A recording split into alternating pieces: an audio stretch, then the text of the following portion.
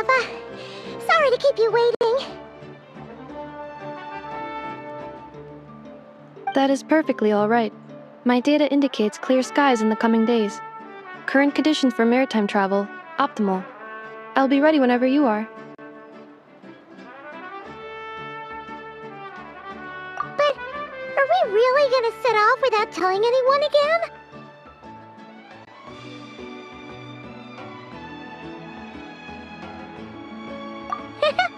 Funny you mention it. You'll never guess who Paimon saw on the way over.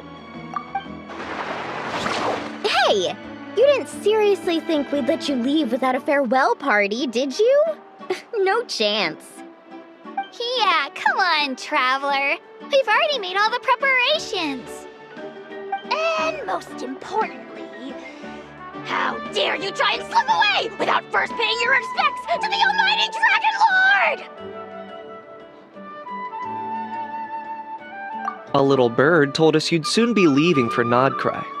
So, we asked Paimon to give us a heads up before the date of your departure.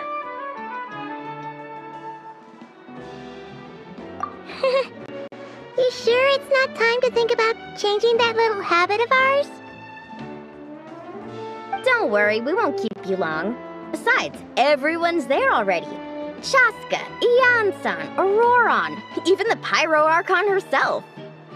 You're invited too, Nefa. Shilonen has a special gift for you.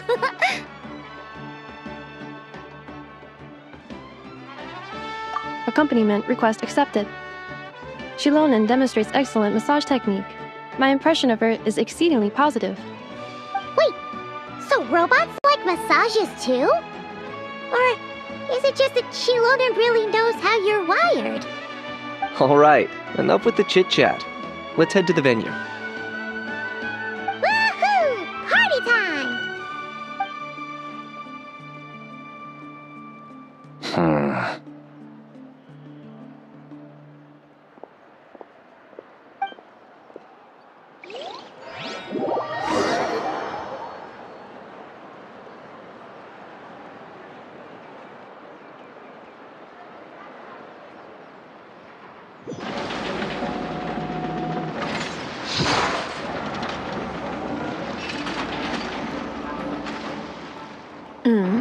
Spit it out, then. They've set off. Just as my calculations projected. About time I met this variable in person.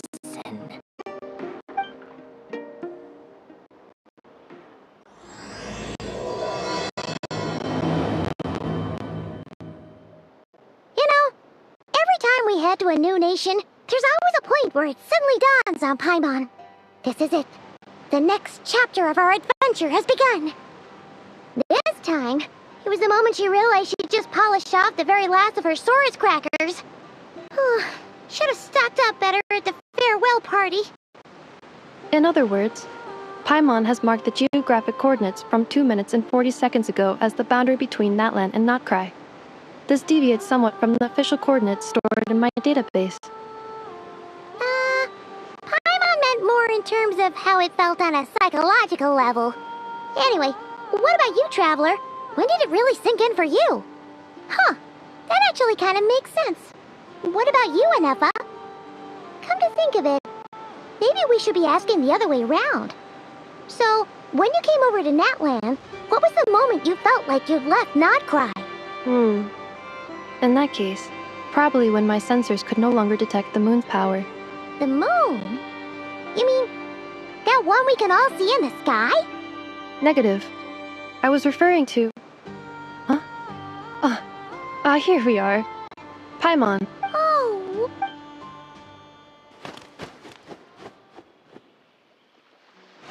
Paimon, Traveler. Welcome to Notcry.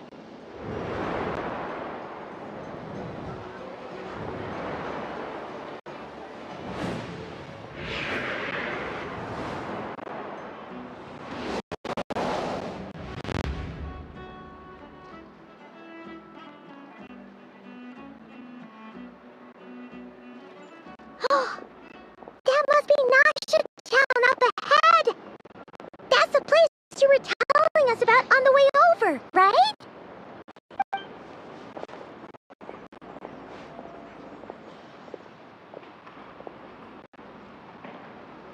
That is correct, Paimon. It is also the most bustling commercial hub in all of Notcry.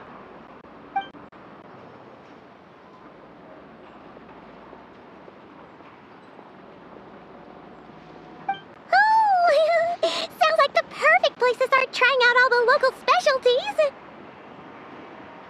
Huh? Is something up, traveler? Paimon, this is where our spaceship landed when Ether and I first arrived in Tevat. Huh? Are you sure? But how come you've never mentioned that before? Seems pretty important to Paimon. Well, because those memories are really hazy. All I remember is Ether waking me up and us leaving the ship. But just now, setting foot on this land, I felt something. The kind of power I sensed in those moments. Are you referring to Kuvaki? Kuva, what now? The locals refer to it as Kuvaki. It is a unique elemental force found only in Notcry, or rather, a pure, primordial form of elemental energy. That is correct. Another similar concept I have found in my database is the primordial sea. Legend has it that long, long ago, the moon that shines in the sky above us once rose from the land of Notcry. Modern geological surveys and meteorite studies conducted in the region have since supported this claim. So, when you mentioned being able to detect the moon's power earlier, you were referring to Kuvaki?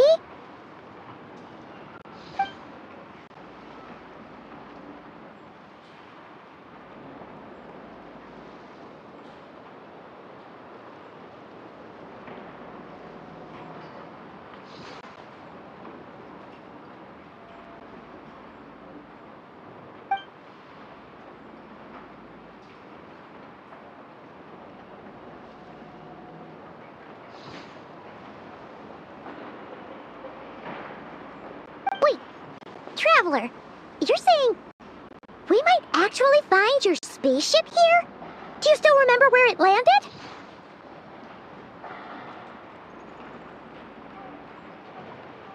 Notcry is surrounded by the ocean. In other words, it could have been anywhere along its coastline.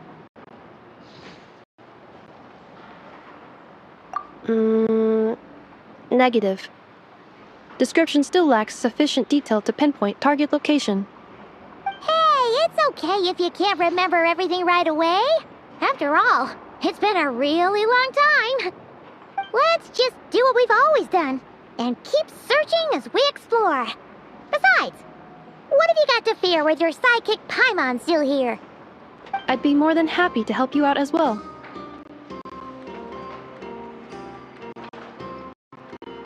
Our pleasure. Anyway, just knowing that your spaceship's here in Notcry surely counts as a big step forward, huh? Like we've crossed another boundary? Paimon couldn't have put it better herself. You sure are a quick learner, Inefa.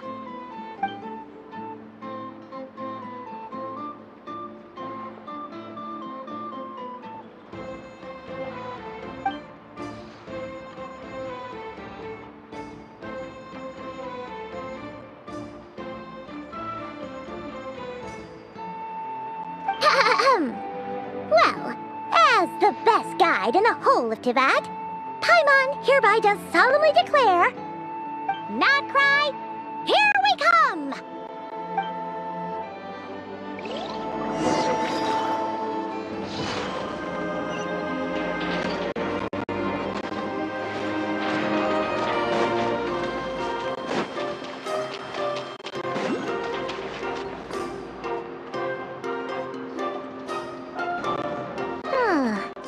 It just occurred to Paimon, if we were looking to put out a missing spaceship commission, or to learn more about Notcry, wouldn't it make sense to drop by the Adventurers Guild? The guild is located in Nasha Town. Simply follow this road, and you'll reach it.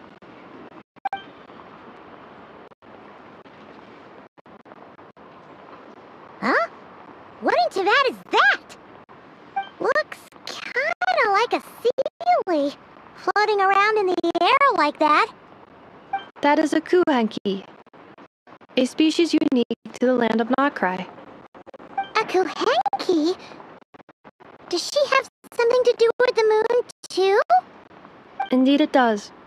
According to the Frost Moon Scions, the indigenous inhabitants of this land, the kuhanki, are said to be familiars of the moon goddess, leading those who walk in the moonlight's glow to things of great importance. The moon goddess? Don't all people here worship the Tsaritsa? Although Notcry lies on Snezhnaya's border regions, the people here have held their own unique beliefs since time immemorial. As I mentioned, everything in this land shares a deep connection with the moon and the sky above. The beliefs of the Frostmoon Scions seem to date back to the civilization of the angels. According to the documents in my database, even the 7 Archons did not exist at that time.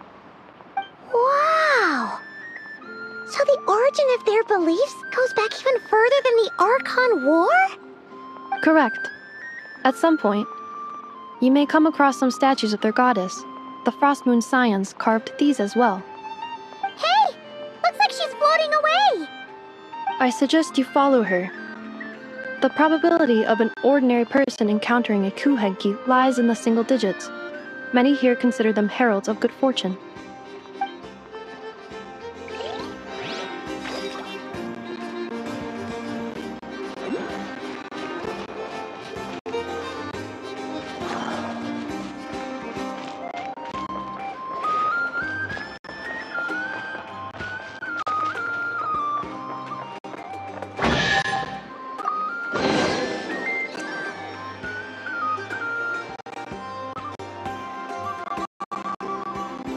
Is this a travel guide? Huh. It actually led us to something useful.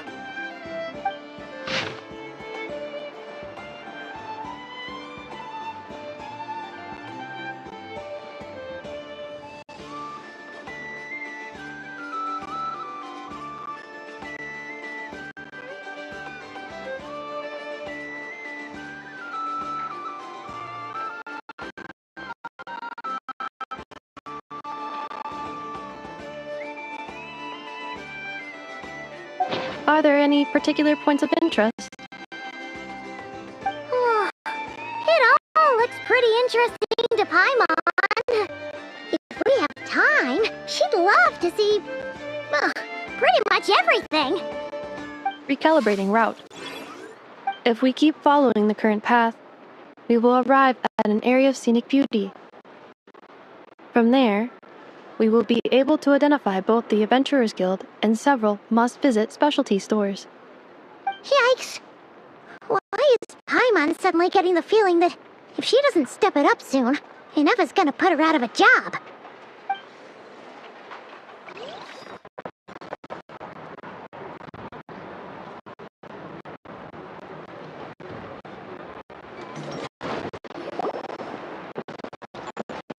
Wow!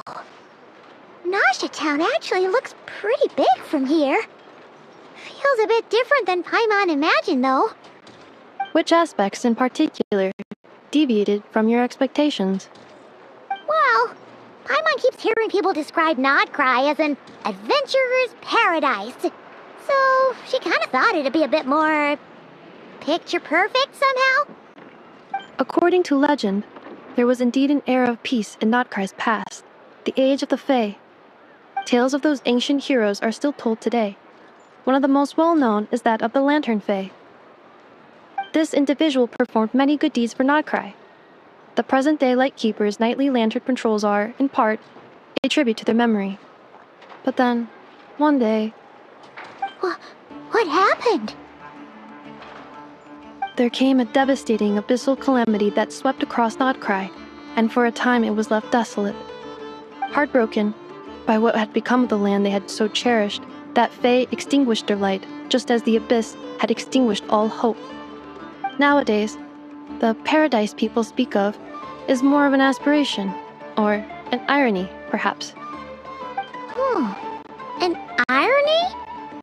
Today, no official authority governs Notcry. In theory, at least, it is somewhere a person can do whatever they wish.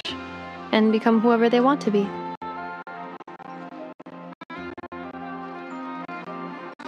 The Adventurers Guild is just over there, in Nasha Town's Central Plaza, and the flagship tavern is over that way. Hey, what's that building over there? You know, the biggest, tallest one. That is Aino's Boom and Blast Kuvaki energy cannon. It gets activated when the wild hunt threat level outside Nasha Town reaches a certain threshold. But according to the scan I just ran, the energy cannon appears to be malfunctioning, likely due to a recent discharge. The wild hunt? Isn't that the abyssal calamity you mentioned that's specific to Nodcry? It is a phenomenon that has been occurring for several centuries now. Yet the time and location of wild hunt attacks are seemingly random. At first, it was more of an old wives' tale that adults used to scare children. If you don't start behaving, kid, some night, the wild hunt's gonna come for you. Listen, do you hear that? That weeping in the fog? Those are the cries of a young woman being dragged away. You're saying people actually hear things like that? I have not witnessed enough wild hunt attacks to give a statistically sound answer. But the oldest legends say that all people saw was the ghostly shadow of a woman in the mist. It wasn't until later that it became a full-blown calamity. Abyssal monsters and all. Oh, when you put it like that, Paimon's really gotta hand it to Aino. Not only did she repair you, but she's even built a giant cannon to keep the wild hunt at bay. Absolutely. Aino is very impressive indeed. Anyway, according to my schedule, it is time I took you over to the flagship. Oh, sure. After all, we shouldn't keep Barca waiting. Well, Paimon's not sure if he'll actually show up at the bar this early.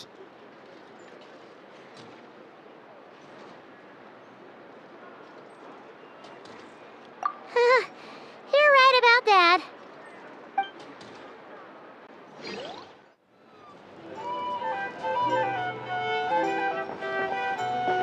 Here we are, the flagship. Varka told us to meet him here in his letter, right? Let's see. Varka? Varka!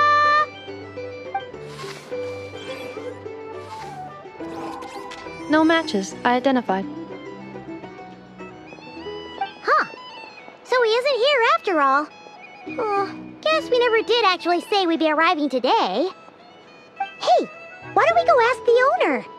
If what they say is true, Barca's drinking prowess must have left quite the impression.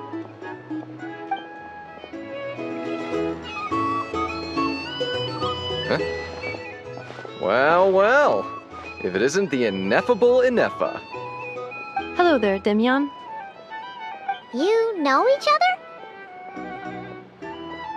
Of course! Ineffa's a regular here at the flagship.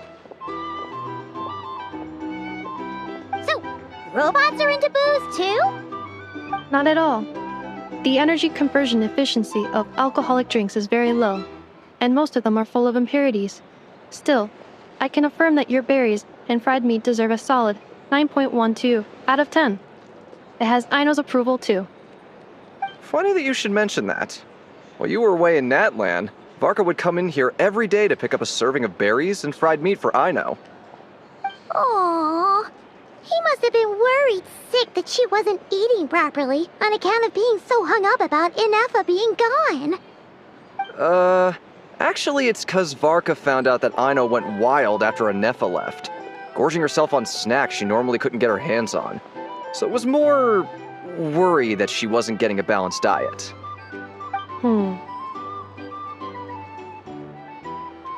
I think I might have just put my foot in it. Anyway, since you're back from Natlan, these two must be the ones Varka mentioned. The Traveler and Paimon, yes? Yep, that's us. So, from the sounds of it, you must be a close friend of Varka's too. Varka? Goes without saying. After all, he's the only one around here who's ever managed to stay standing after 10 rounds of the roulette special. Paimon Paimon can't believe he's made such a name for himself. Though, guess it's hardly surprising how.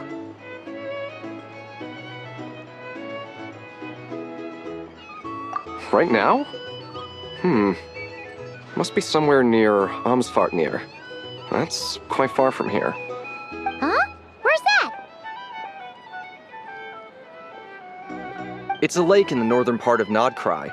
Word reached him of trouble brewing around those parts, so he took his knights to check it out. Oh.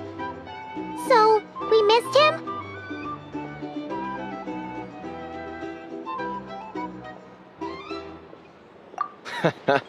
Varka knew you'd say that.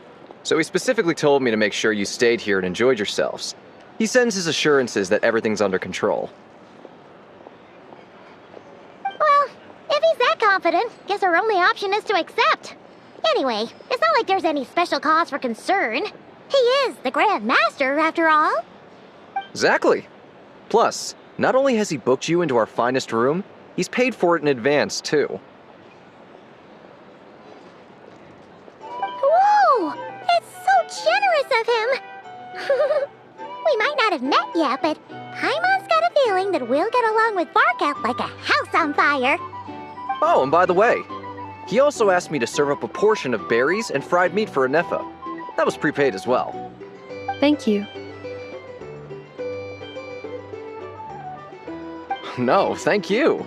I'm the one who should be grateful for your business. Traveler, Paimon, why don't you go ahead and drop off your luggage? I can use this time to go pick up some components that Aino asked me to bring back. Sure thing. Besides, now that we've got ourselves a map, once we're done unpacking, we might as well go for a stroll ourselves. Why don't we meet up again later? Oh. So you no longer require navigational assistance? No worries, we should be fine. We've got a rough idea of our way around town, so Paimon's reasonably confident we shouldn't get too lost. Thank you. This translates into an approximate time saving of 30%, meaning I will be able to see Aino about 45 minutes earlier than previously projected. Oh, right. You must miss her a lot, too. In that case, we better get a move on.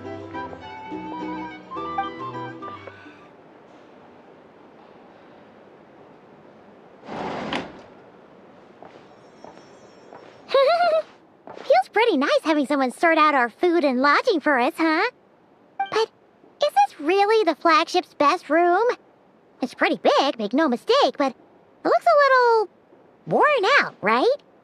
Though, to be perfectly honest, that feels right at home with everything else we've seen of Nasha Town. You mean it's got something to do with Nodkrai's history? Oh, that makes sense. But what exactly was this calamity?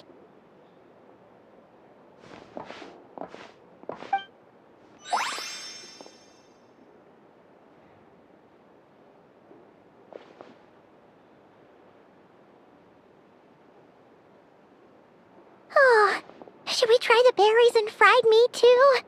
Paimon's getting hungrier and hungrier every time someone mentions it. Oh, sorry about that. Paimon wasn't watching where she was going. Please, there's no need to apologize. If anything, I'm the one who should be sorry.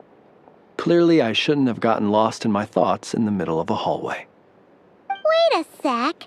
Are you staying in the room next to ours?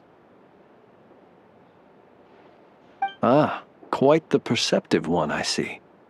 First things first, allow me to introduce myself. My name is Kirill Chudamirovich Flintz, but please, just call me Flintz. Whoa, that's an impressively long name for sure. Ah, is that so? Names like mine ought to have been fairly common in Snezhnaya, at least in the past.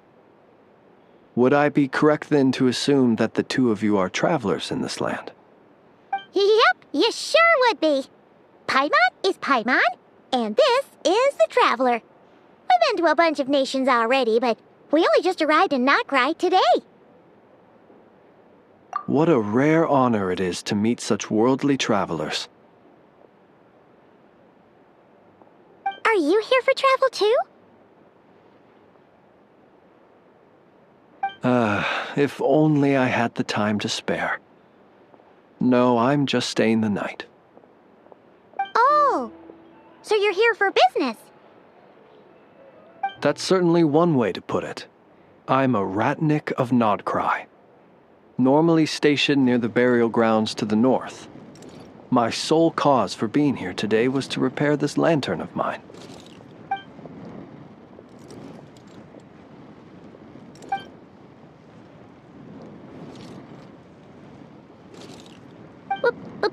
Burial grounds? Your surprise is entirely understandable. Most people cannot even begin to fathom the idea of a life surrounded by tombstones and decay. But if you've heard of the calamitous abomination that is the Wild Hunt, you'll know that in their wake they bring a host of souls tainted by abyssal filth. That then is why we are stationed by the burial grounds, to hold the line where it is most vulnerable. Oh, so it's all about fighting against the abyss. Oh, sounds like a tough job. I thank you for your concern. But in truth, I've long since grown used to it. In fact, I like to think it rather suits me. If anything, I'd say I prefer the peace and quiet of a graveyard to the hustle and bustle of urban life. Paimon sort of gets it now. But even so, she's still pretty sure she could never get used to living in a graveyard herself. For one thing, she'd be too scared to fall asleep at night. Oh, I assure you, there's no need to worry on that account. The kind of ghosts you find in cemeteries aren't too big on talking. But even when they do, they're usually far more discreet than the living.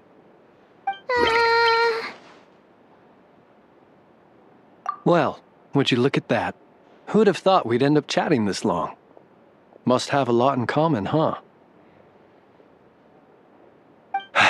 Forgive me, but I must excuse myself, for the time of my appointment draws near.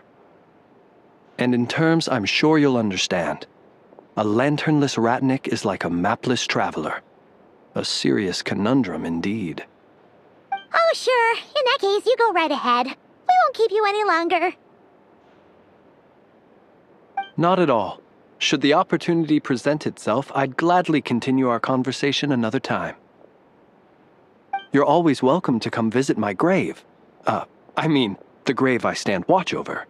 Your visit would bring much-needed light to that place of final rest. Right. Well, if we get the chance. Then allow me to wish you a traditional Ratnik's farewell. See you by the graveside. Ugh. Jeez. What a weirdo. Not to badmouth him at all. In fact, he seemed pretty cultured, but at the same time, kinda spooky? Must be all that time he spent around graveyards.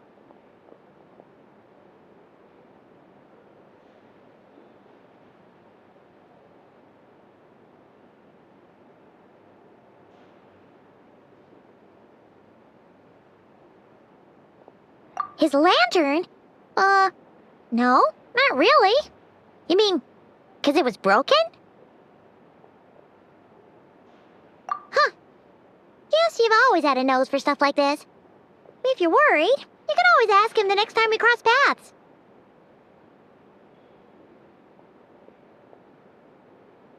Hey, don't you start spouting all that weird stuff too.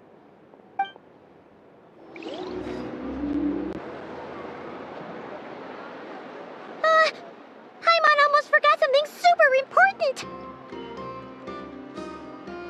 Were we gonna go try out the berries and fried meat?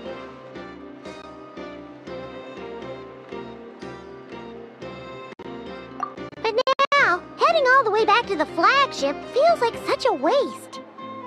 Please, accept today's boon. Come night or day, may the blessings of the moon goddess shine down upon you. Huh? What's going on over there? Wait! Free food? Wow! The people here are so nice! Quick, let's grab some too. Paimon's super curious what their food tastes like. Moonlight illuminates the path before you, travelers from afar. Huh? How'd you know we were travelers? Just now were a song the birds in the sky, singing of your wanderings. You are no ordinary guests, it seems. The birds in the... what now? Forgive me. I should not have laid the words of others out as a welcome mat for our very first meeting. You, too, must be wondering who I am. I am Lauma, moon chanter of the Frost Moon's Scions. Please, as do our followers and other passers-by, accept today's boon. Happy to oblige. Paimon's name is Paimon, and this here is the Traveler. Thanks so much for sharing your yummy food with us. We'll take one each. Think nothing of it. These fruits were the finest we found, delicacies gathered in the wake of the morning dew. It is my hope that partaking of them may lift your spirits to heights anew. The finest you found? Wow! That sure is kind of you, but wouldn't you want to keep those for yourselves? The first fruit of the harvest must be placed upon the moonlight altar, not as an offering to the gods, but as a spark for lost hunters. For it is the blade of the starving that darkness most easily corrupts. As perhaps you have already heard, we Frost Moon's Scions revere and worship the moon goddess. We believe that together, virtue and compassion are the shining light that will lead us all out of the long, dark night. And now, with tides of haughty Fatui swarming into Nodcry, driven by greed and greed alone, more than ever before, we must all unite under the banner of virtue. Ha! Look who it is again. Those unsufferably kind-hearted Frost Moon Scions. Got enough for us too? That's right! 2 servings each! We're starving over here! The Fatui! After what you've been doing to our sacred statues, how dare you even show your faces? Wilhelmina, bestow today's boon upon our guests. You hear that?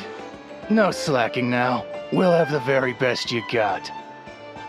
But, my lady, they... Please, you two, accept this meal. But remember this. Kindness is the first lantern left to guide those who stumble in ignorance. Come again? Let me finish. But should they still refuse to follow the moonlit path, then by our frosted blades shall we show them its shadow. You! Hey, look who it is. Tch, whatever. Just you wait. We'll be coming for you next. Huh? Where's the meat? Who wants to eat this garbage? Those stooges really are the worst. Ever since they came to Nodcry with all their weird equipment and built that so-called experimental design bureau, our lives have been turned completely upside down.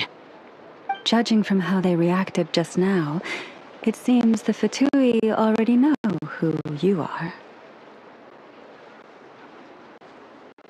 Well, we have gotten in their way in pretty much every nation we've visited, so we're probably at the top of their blacklist by now. I see. Then, on behalf of the Frost Moon Scions, I thank you for the goodwill you have shown us. Because if they had gotten ahead of themselves just now, I'm sure you would have stepped in to help. Just as the birds and beasts put it, your arrival heralds joy to us all.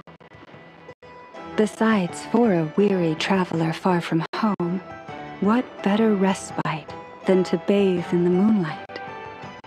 You will always be welcome at the Frost Moon Enclave, the place we call our home. May we meet again in the moon's gentle glow. These are delicious! So refreshingly fresh!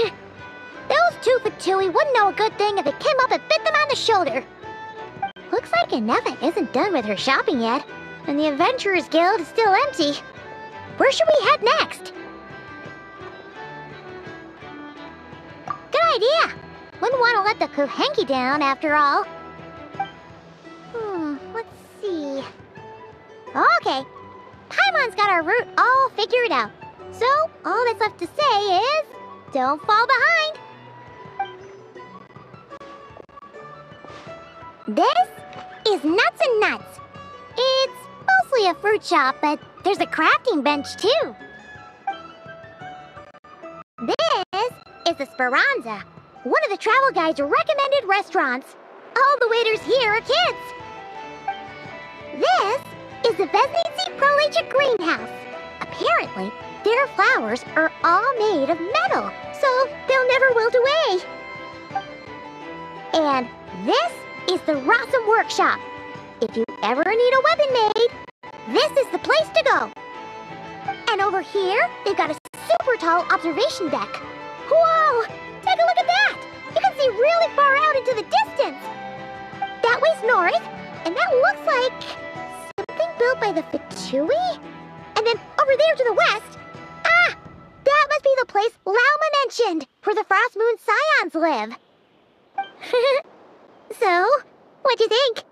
Even if Anefa kinda stole her limelight earlier, this just goes to prove that Paimon's own tour guiding skills aren't too shabby either, right?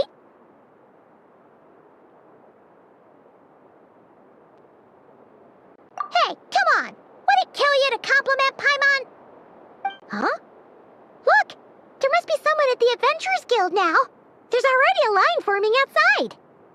Looks like we'll finally be able to ask about your spaceship! Oh, or was there anywhere else you wanted to stop by first?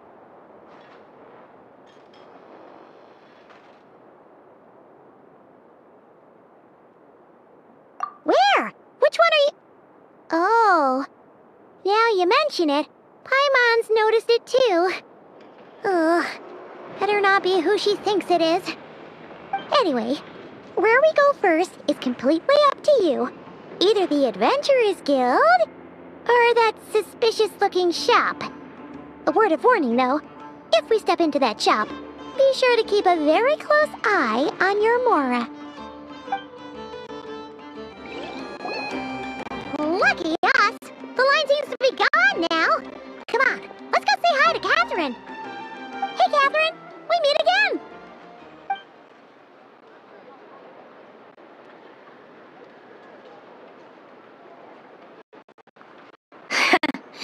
How ridiculous. Huh? They often say that mortals, shackled by their own flesh and blood, may fail to perceive the truth of this world, even when it is right beneath their very noses. Yet I had not expected to have the pleasure to witness such heights of absurdity firsthand. But Paimon must have gotten the wrong person? At second glance, you do seem a bit younger than Catherine. And you certainly sound a lot less friendly. A creator might forgive ignorance, but being mistaken for one of my own creations is beyond all pardon. Look very closely, for standing before you is none other than Marionette, 7th of the Fatui Harbingers. A Harbinger?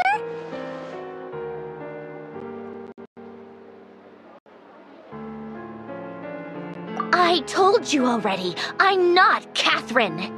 Just how obsessed are you with my machines?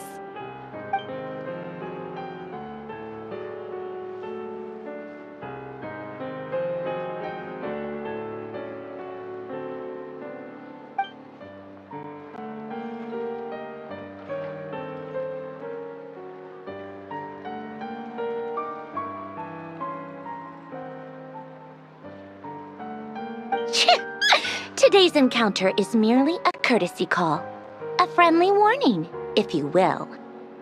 You interfered with my work once before, with that little robot. I let it slide. After all, it was nothing more than a distraction, a side project at best. But we are in Nod Cry now, and as such, I strongly advise you not to stand in the Fatui's way. Otherwise, the next time we meet, I might just have to drop all this meaningless etiquette. Oh, please. You've got some nerve coming out with barely veiled threats like that. You're the one stirring things up here. Oh, perhaps you have misunderstood. Just because Nod Cry lacks a ruler at present, that does not mean it should not be ruled. We Fatui are simply establishing a new order. Yeah, right. More like shady experiments, judging by your massive creepy research facility. I've said what I came to say. What you do next, only you can decide. So why don't you start by using your already limited processing capacity to calculate, and, being the refined young lady that I am, I shall indulge you just this once. Ad Astra Abasask. Welcome to Nod Cry, Dominion of the Fatui.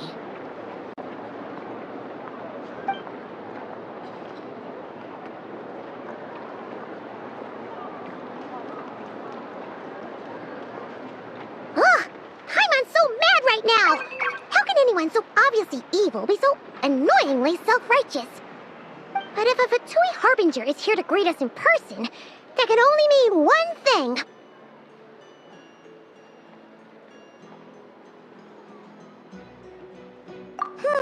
We'll have to be extra careful from here on out. Paimon hates feeling like she's being watched.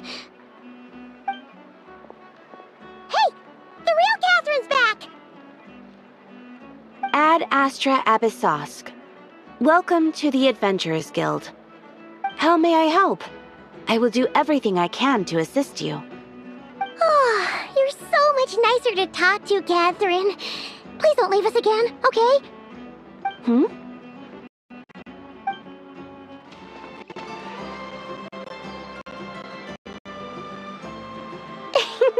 Please, here you go. And if you ever need anything else, don't forget to make the great Lord Sangama Bay your first port of call. Oh dear. So it is the real deal. Of course it's the real deal. Everything you'll find here is 110% real, meaning every one of my deals is as real as a deal can... Wait a minute. Well, if it isn't my two most valued clients!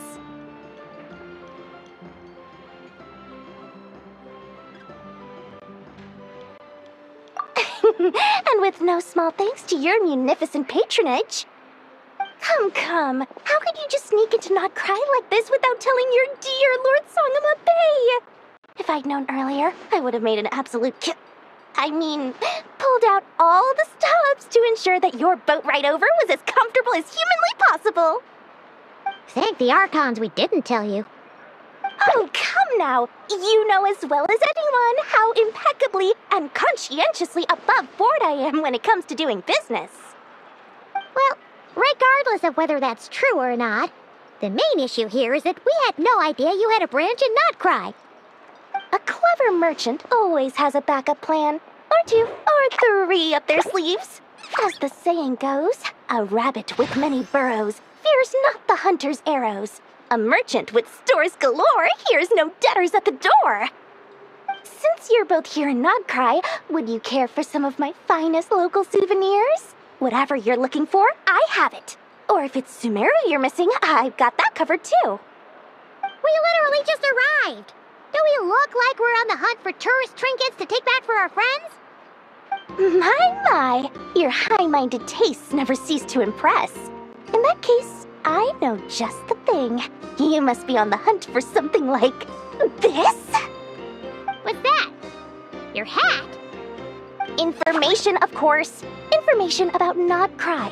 locked securely in the otherwise impenetrable vaults of the Lord Sangama Bey's brilliant mind.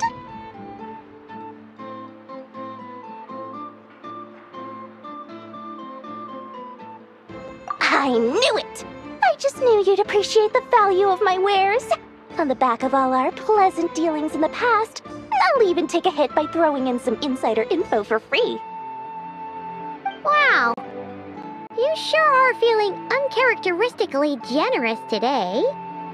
What do you mean by uncharacteristically? I'm the most generous person forget it. Anyway, the long and the short of it is this.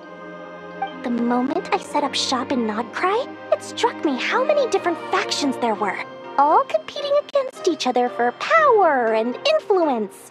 Well, as they say, there's no time for business like a crisis. Things got even more turbulent after the Fatui pulled down 2 ancient moon's remnants. People began to catch a whiff of the coming chaos.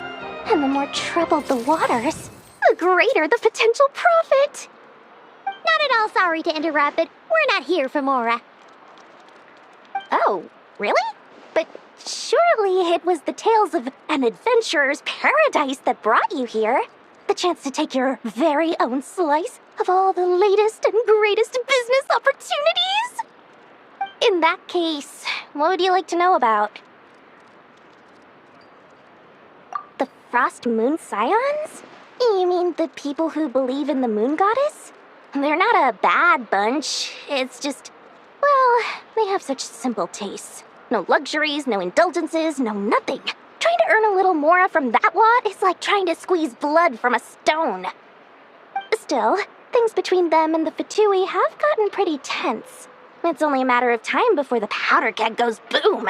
And when that happens, that's when business will start to boom too. Oh, they're an organization set up to keep the locals safe. Apparently, they have a long and glorious history, and they're made up entirely of volunteers. But seriously, a volunteer organization in Nodcry? This place is hardly a magnet for noble hearts. No pay, all work. That's not a business model, and it's certainly not for me. Everyone knows they're here for the Ancient Moon's remnants, but no one's sure why they pulled them down in Nodcry of all places.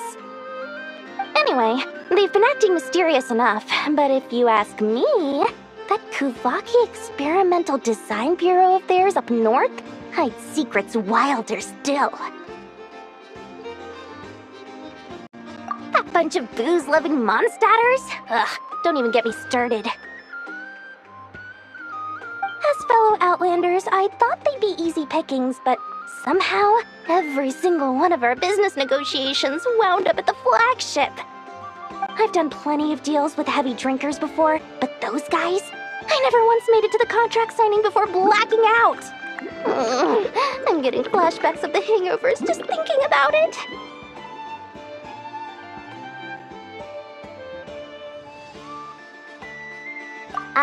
What now? A spaceship? Nope, never heard of anything like that. Don't you two get involved in any big business here without so much as a heads up, you hear me? At the very least, consider letting me in as a key investor. Oh, I almost forgot to mention. Sooner or later, you'll no doubt end up doing business with some other merchants in Nodcry. And someone's bound to mention a place called the Curatorium of Secrets. Listen to my advice. Do not, under any circumstances, go there, no matter how much trouble you're in. The Curatorium of Secrets? What do they get up to there? Just a place that handles all kinds of disputes. But the owner will charge you an absolute fortune, and she has a temper to match. Nothing like your friendly neighborhood, Lord Sangama Bey. You're not just saying that to stop your competition from undercutting you, right? When did that little pipsqueak get so sharp? And after I gave them all that info for free just to win them over. What do you mean? Of course not. I'm only thinking about your wallets. I mean, on behalf of your wallets. You're really not convincing anyone, you know. All right. Business is a cutthroat business. I won't argue with that. But I'm not lying about that boss lady. Not only did she make it into my top 3 people not to mess with in Nodcry, she's also in my top 3 people most eager to trade in favors. Seriously? It feels like you're just bad-mouthing your rival now. Fine. If you don't believe me, go see for yourselves. We might both be from Sumeru, but compared to hers, my conscience is so large, why, it could fill 3 whole palaces of Alcazar's array. But when you realize what I'm saying is true, don't say that good old Lord Sangama Bay didn't warn you.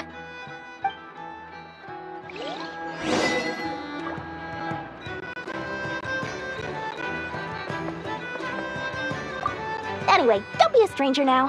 We might be a Nodcry, but don't forget, Dory's doors are always open for you.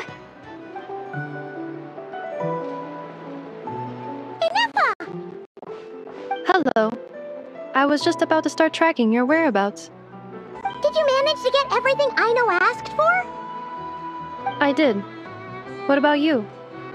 Do you need me to navigate or introduce any more places around town? Not for now. We've seen most of it already. We probably need some time to process everything we've learned, though. Any progress with the spaceship? No. Catherine came back just now, so we asked her, but even she hasn't heard a thing. One possible explanation is the vast stretch of time that has elapsed. Additionally, given the limited resources available in Nodcry, it is entirely plausible that the wreck was scrapped for parts, or even mistaken for a pile of broken machinery. Aww.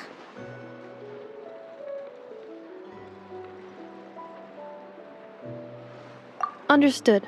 In that case, why don't we go ask Aino together? After all, she was the one who salvaged me, ancient dragon technology and all. If there really are any unusual parts floating around Nodcry, there's a high chance they've passed through her hands at some point or another. Good point. And since you keep mentioning her, we're curious to meet this whiz-kid mechanic too. Understood. Then I'll handle navigation as before. ETA at the Clink Clink Krumkake craft shop. 34 minutes ahead of schedule. Oh no! There's a little animal trapped over there! Let's go help it out! Huh? That's weird. Why isn't it responding? The tides of Kuvaki affect everything in Nodcry. So much so that many creatures have evolved a kind of dependency upon it, growing stronger or weaker as it waxes and wanes. This little animal must have been caught here unprepared. So you're saying we need to use Kuvaki? Paimon will leave it to you guys then. Don't be scared! We'll get you out of there soon!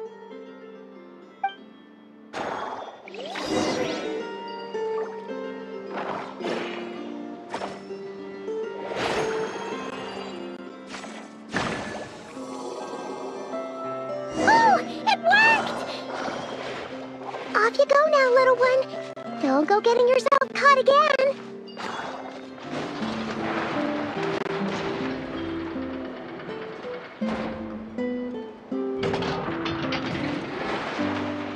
Here we are.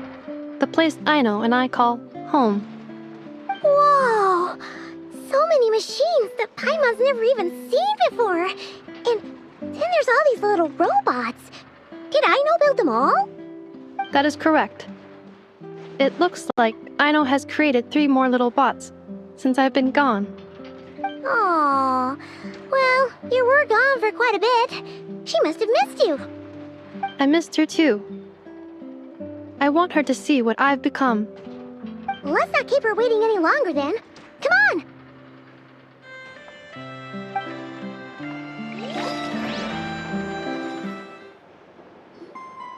Aino, I'm back.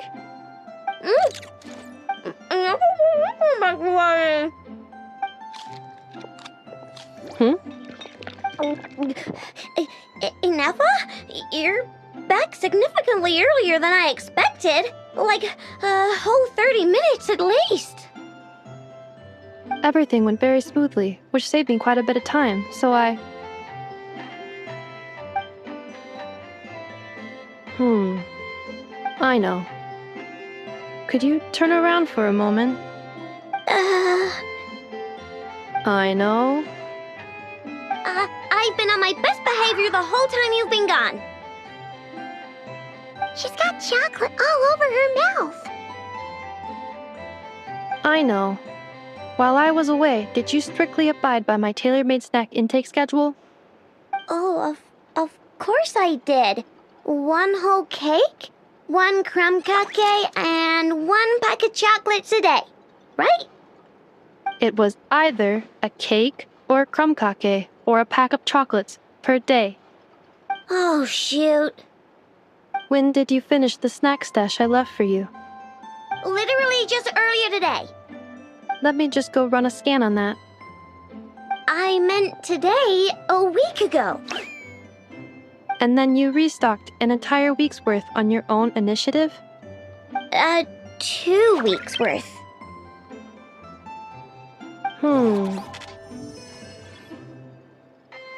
Why does Paimon feel like the roles in this household are pretty much the opposite of what she imagined? Calculation complete. Aino's recommended snack calorie intake for the next 4 weeks. 0. No fair! You're a meanie, Nefa. This is what happens when you break an agreement. Oh, come on! Don't do this to me! I only ate a teeny bit extra every day. Just a teensy bit extra. That is objectively not a teensy bit extra. Oh, seriously? If you'd only arrived half an hour later, I would have had everything cleaned up and you wouldn't have noticed a thing. But now that I think about it, you even said you'd come back a bit earlier than you did, so I wouldn't have to worry. But then, you were away so long, and I was so worried about you. And that's the only reason I even... Oh. I know. I am very sorry to have kept you waiting. I'm back now. Welcome home. Oh. So, will I be able to keep eating snacks as usual now? Negative. Okay. Well, given that I am later than I initially projected, I'll let it slide. But just this once. Thanks, Nefa! You're the best! I know. Allow me to introduce. It's the honorary knight and Paimon! I know. Uncle Varka talks about you guys all the time. Nice to meet you, I know.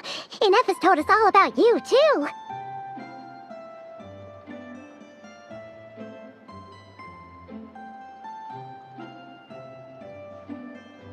Huh? Really? She actually said that about me? Well, she's not wrong. Oh yeah, so, you're here to see Uncle Varka, right? A couple of days ago, he suddenly said he had to head out on business, and that he might not be back for a while. He asked me to let you know if I saw you. Yeah, we heard about that at the flagship. Did he say what he was doing? Nope. Just told me to take good care of you guys and make sure you feel right at home. Oh, shoot. Please, take a seat.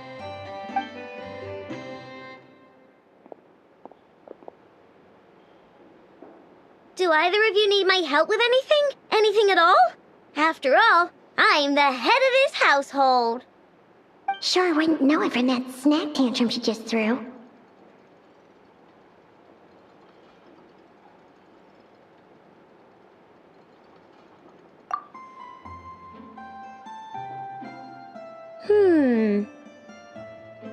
A spaceship, huh? From outside to that? Exactly. So, ring any bells? No. Oh, you sure? Nope means nope.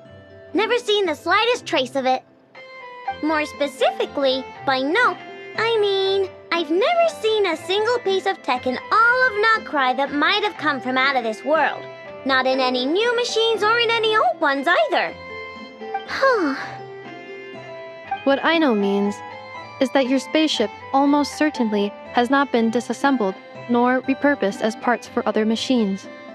Oh, so that's what she was getting at. Yep. I've taken apart pretty much all the fun stuff in this city at one point or another, but I don't recall ever seeing any components that were anywhere near that special.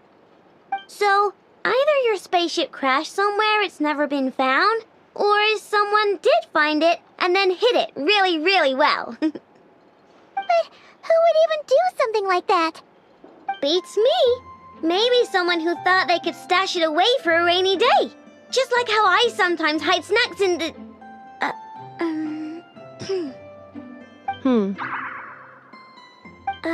Anyway... Long story short, I definitely haven't seen anything like that. Besides, sounds like it would practically be ancient history by now. If anyone still has any leads on what really happened, it'd be the Frost Moon Scions. The Frost Moon Scions? Huh? Haven't heard of them yet? Didn't Inefa tell you about their rituals? There wasn't enough time to delve deeper into their history and traditions. What kind of rituals are we talking about? I've never actually seen them myself, just heard bits and pieces here and there. They say that each of their moon chanters has had access to an ancient relic that lets them see the true past.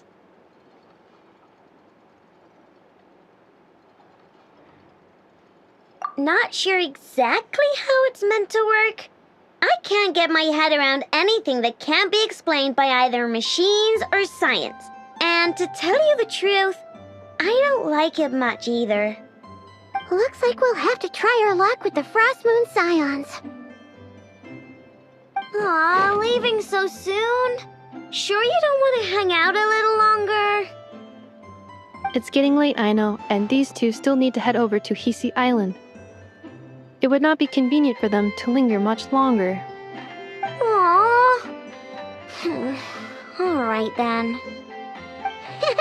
Don't worry, we'll be sure to drop in on you as often as we can. Really?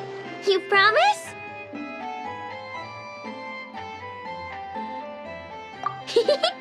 Sounds like my type of visitors. You're welcome anytime. I'll be staying to look after Aino today, so I won't be going with you. Hey, don't sweat it. We'll find our way just fine. I'm glad to hear that.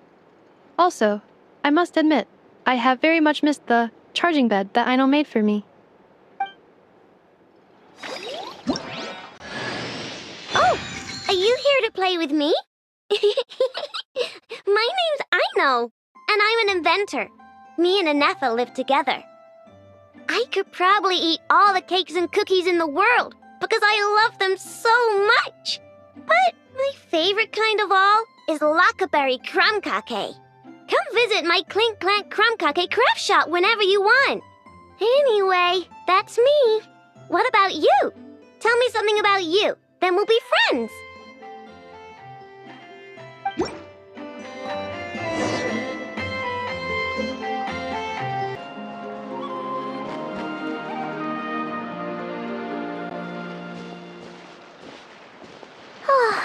Seeing Inefa and Aino reunited like that sure was heartwarming.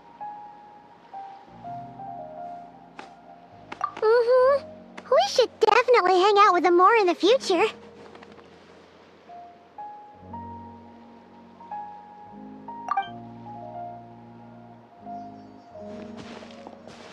Speaking of homes, we must already be close to where the Frost Moon Scions live. The vibe here feels different, just like the scenery.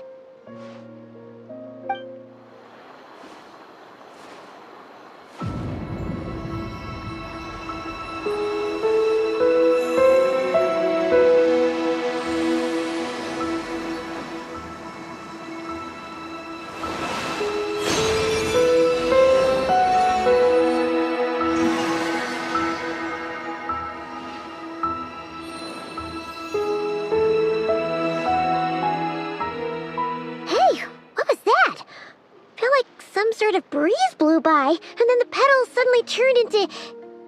Huh? Is that a Kuhenki? She looks different from the ones we saw before. Hey there! What's your name? Huh. Doesn't seem able to speak.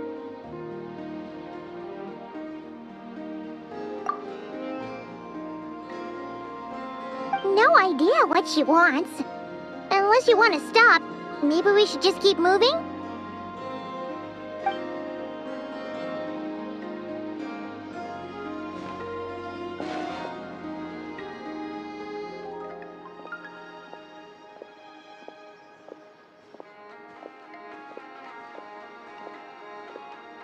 She's following us! Go on. Go on now. We've got stuff to do. Best you find someone else to hang out with.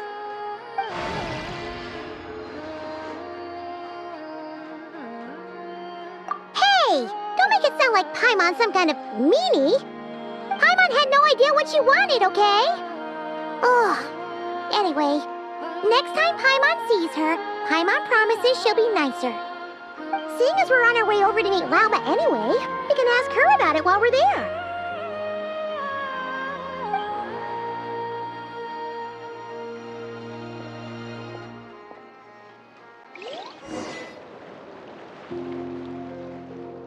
Huh?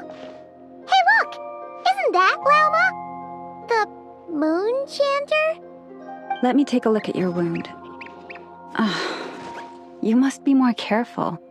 Doesn't matter how much of a rush you're in, your safety always comes first. Oh, you're back too. How was your day? You what?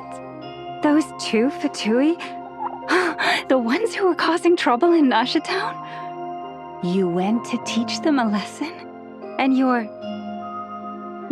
put that in their food? You naughty little thing! How could you do that? They didn't notice. That's not the point. You mustn't do that again, okay? Next time, at the very least, bring a few of your friends along too. You'll be an easy target if it's just you on your own. Hey, Lauma! Still remember us? Oh. It's the Traveler and Paimon, isn't it? Welcome to Hisi Island. Not at all. Those who come with kindness in their hearts are always welcome with the Frost Moon Scions. Were you just talking to those animals? I was indeed. The Frost Moon Scions bloodline is unique. For throughout our history, there have been many among us who could communicate with all living things. What was that? Oh, is that so? She says she was trapped in a plant earlier, and that you were the ones who rescued her. She wants me to thank you on her behalf. Oh, it was nothing. Barely lifted a finger. If you both are free, why don't you join us at the Frost Moon Enclave for dinner? Consider it a small token of thanks for your kindness. We'd love to! And actually, we had something we wanted to ask you anyway.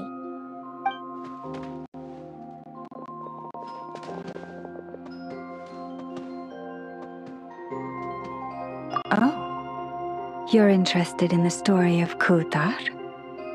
Kutar? Yes. Kutar is our moon goddess. The moon maiden who guides us. But up close, this one somehow seems a bit different from the one in Nasha Town. It's like it's more... natural? Or like... more harmonized in its design. That is because ever since the Fatui arrived in Nodcry, they have been modifying and defacing our statues as they please. These statues were made by the Frost Moon Scions who settled here hundreds of years ago, crafted from the very finest Lunasol stone.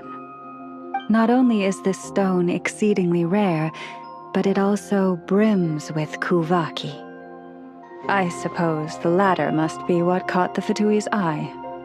For a time, we put up fierce resistance, but now, this is the only one left that still retains her original form.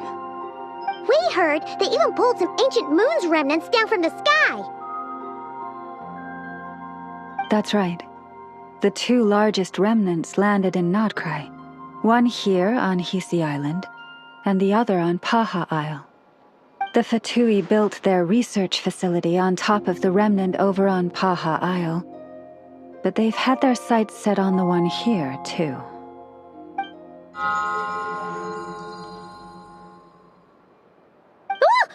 Oh! It's that little Kuhenki again! Surely that can't be. Hey! We've been wondering what was up with it, too. It just appeared out of some petals and hasn't stopped following us since. No, that is no ordinary Kuhenki. These we name Luonnotar, beings born from the moon goddess's blessing. Can you understand what it's saying? We honestly haven't got the slightest idea why it's been following us. I'm afraid not. I cannot fathom her thinking any better than you can. Sometimes a long time must elapse before the moon goddess's blessings turn into Luonnotar. Perhaps you two were simply there to witness that transformation. Oh, maybe. Legend has it that the Luonnotar bring good fortune. Given that she seems to have taken a liking to you both, why don't you let her come along with you? Really? Then you can start by helping us find some more treasure chests along the way. Capiche?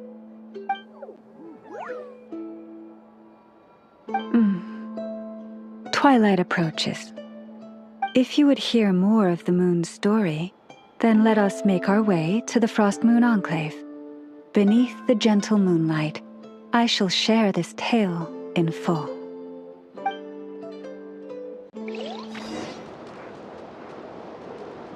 Lauma, you have returned. Wilhelmina, this is the Traveler and Paimon. Kindly arrange for 2 additional dinner settings for our honored guests. Of course, my lady.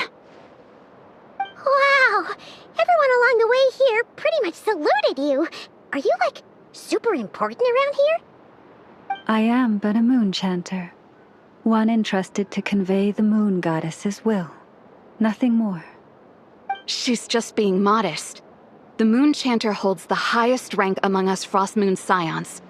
Lauma is our leader. Wilhelmina? I know. I'll send word to the kitchen. 2 meals coming up. Whoa! Paimon had no idea you were such a big shot. It is merely that the unique traits of our bloodline have manifested themselves especially strongly in my person. That is no accomplishment of my own. Please, follow me this way.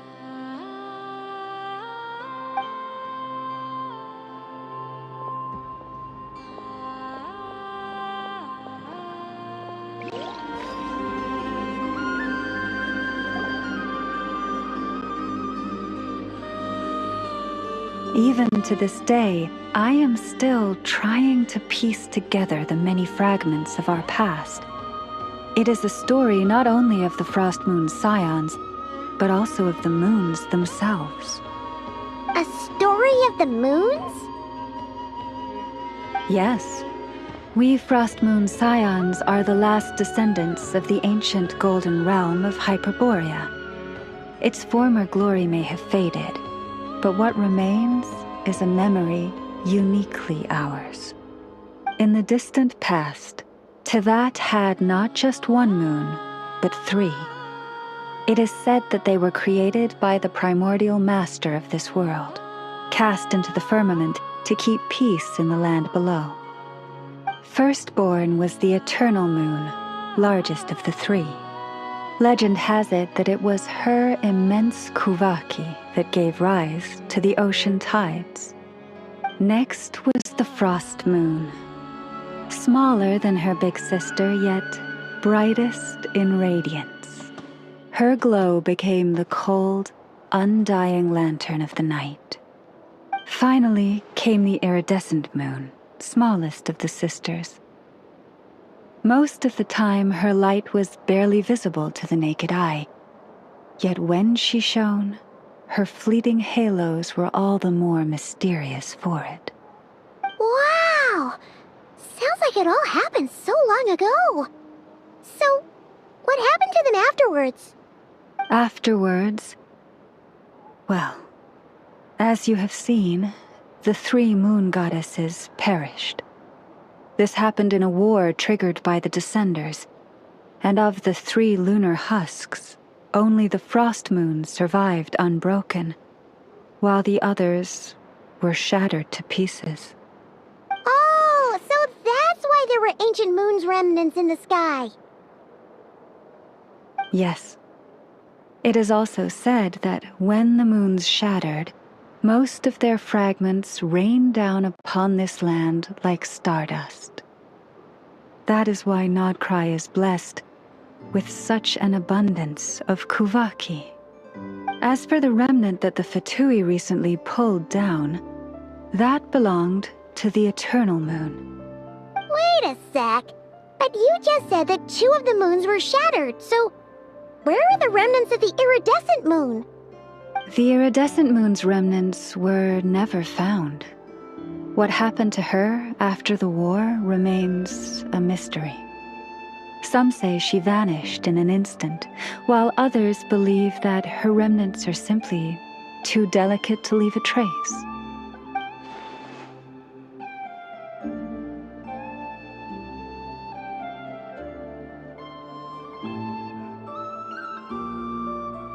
Yet, though the era of the 3 moons has long since faded into legend, successive generations of Frost Moon scions have always passed down a prophecy that one day the moon goddess would return. And in the end, that prophecy did indeed come to pass, though not quite. Lady Lauma! Lady Lauma, are you there? Cappy, what is the matter? Lady Lauma, it's my daughter, Karina. Her illness. Take me to her, right away.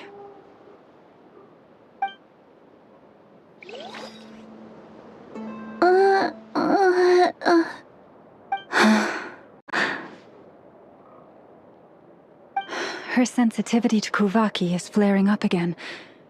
After her last treatment, did you follow my advice and seek medical help in Nasha Town? But those doctors are all Snezhnayan. They're outsiders, compatriots of those brutes who invaded our homeland. How can we possibly trust them? Not all outsiders are enemies, Cappy. They've been treating this condition for generations. They have the experience we lack. But we're Frost Moon scions. Should we not remember what the outsiders did to our moons?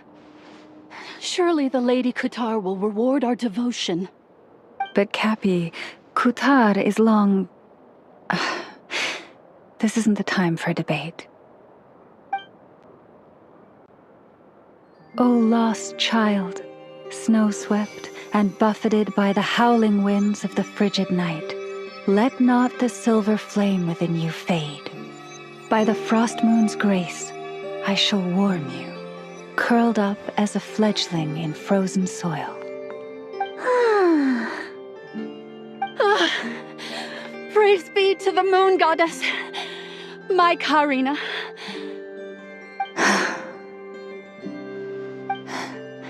Remember, she must take powdered laka berries daily. It will ease her symptoms.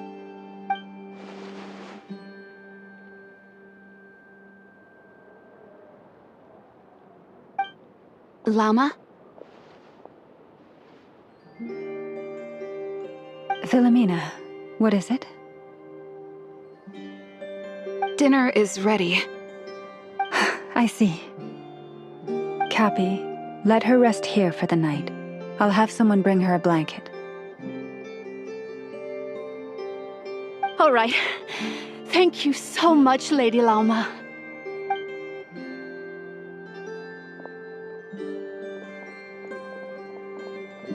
Will she be all right?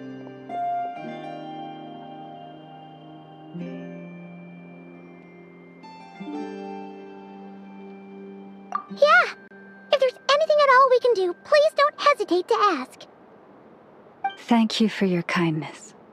For now, though, Karina should be fine. She'll be feeling a lot better tomorrow.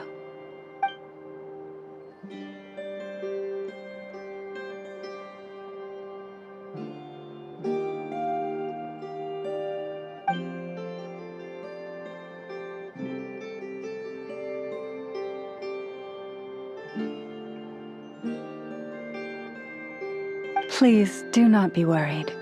Come, let us head to dinner. I believe you still have some questions for me.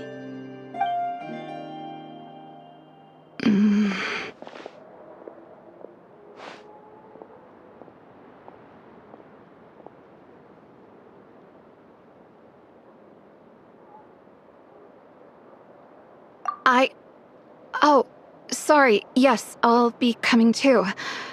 I was just thinking about something. Oh? Lauma makes such an unshakable moon chanter. Calm, capable, someone we can count on. Deep down, though, I know she's been quietly carrying the burden for the rest of us. Traveler, Paimon, believe me when I say that as a fellow Frostmoon Scion, I do worry about Lauma. It's just that sometimes it's hard to say it to her face. Could I ask you to look out for her? I can tell she really trusts you. I fear that would stress her out even more. Sometimes I really admire her strength, but at the same time, I can't help feeling powerless myself.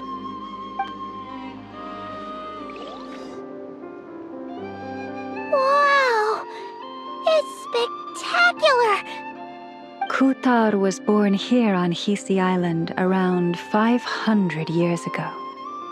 As it just so happened, a priestess of the Frostmoon Scions witnessed the moment of her birth. Instantly realizing that this was the prophesied rebirth, she quietly recorded the event and carved this statue to honor that miracle. According to legend, Kutar's birth was accompanied by the sudden appearance of many Kuhenki, who wove the moonlight that bathed her into silken vestments fit for a goddess. Hey! It's like it knows we're talking about it. From that day forth, the Kuhenki have been regarded as Kutar's familiars. Some believe that their habit of guiding travelers to hidden treasure stems from an instinct. The same one that not only drives them to protect the moon goddess, but also to make her smile. After all, according to the records, Kutar always looked lonely as she gazed up at the distant moon.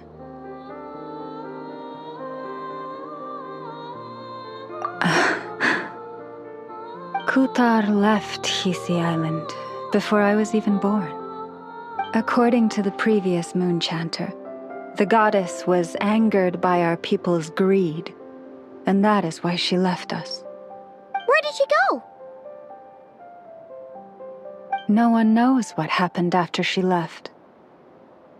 But just a few months ago, after those 2 ancient moon's remnants fell from the sky, she was spotted on Hisi Island once more. And the Fatui have been harassing and threatening us ever since. Judging from what they've said, our moon goddess is actually their missing harbinger, Columbina, The damselette. The damselette? But isn't she number 3 amongst the Fatui Harbingers? So she's actually the moon goddess. Why would she join the Fatui then? That too is a question I've struggled with. But even at the best of times, understanding other people's choices is difficult, let alone those of a goddess. Plus, forgive me, there I go again, rambling on about our history. But you came here to ask about the sacred relic, didn't you? Honestly, Paimon's not sure which part she's more curious about now. Since ancient times, the Frost Moon Scions have had in our possession a special fragment of the ancient moon's remnants. A piece in which I sense a power unlike any other. Successive generations of moonchanters have all detected a divine presence within it. We call this unique remnant the Moon Marrow. We heard you can use it to see what happened in the past. What is it in particular that you seek from the past? Well, basically, to cut a long story short, the traveler here is actually from outside of Tibet. Oh.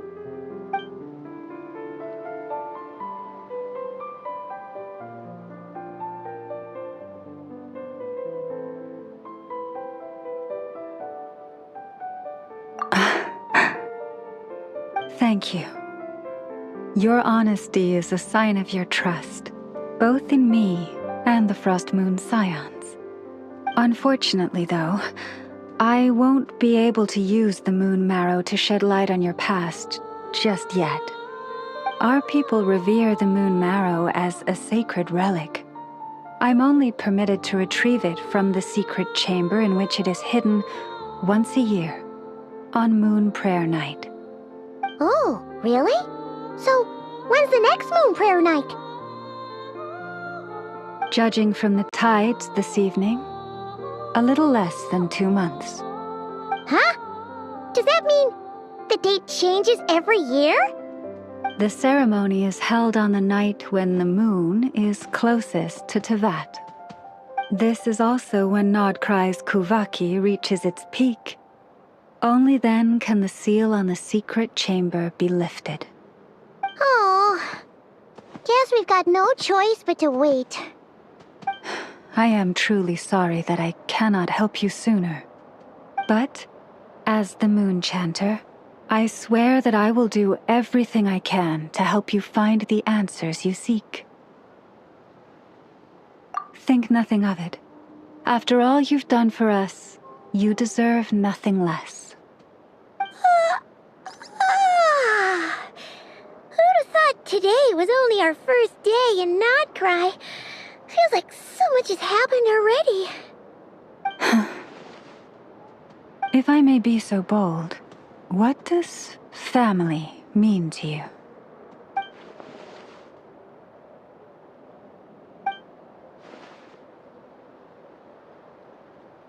If you are aware of something, a secret that could hurt your family, would you be honest with them, or try to hide it?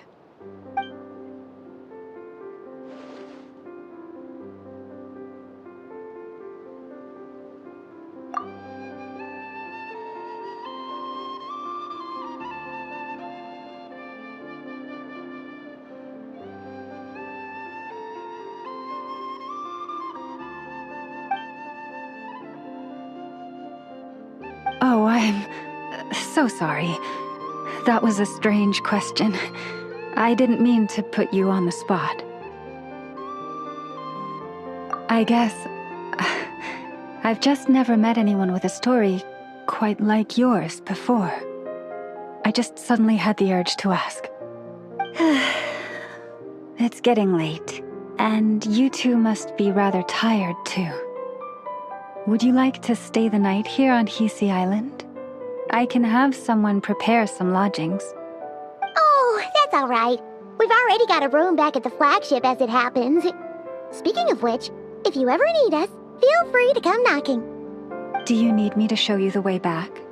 No worries. It's quite a way, and you should get some rest too, Lauma. We'll make sure to be careful. Understood. Then I won't keep you. May your first night in Nodcry pass in stillness and peace.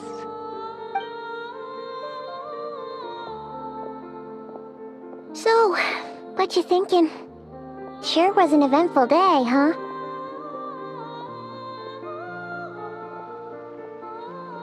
The good news is, we're not at a dead end in the search for your spaceship yet. We can always learn more about this place while we wait. The usual drill, huh? Paimon's really getting sleepy now. If she gets too tired to fly back, you carry her, okay?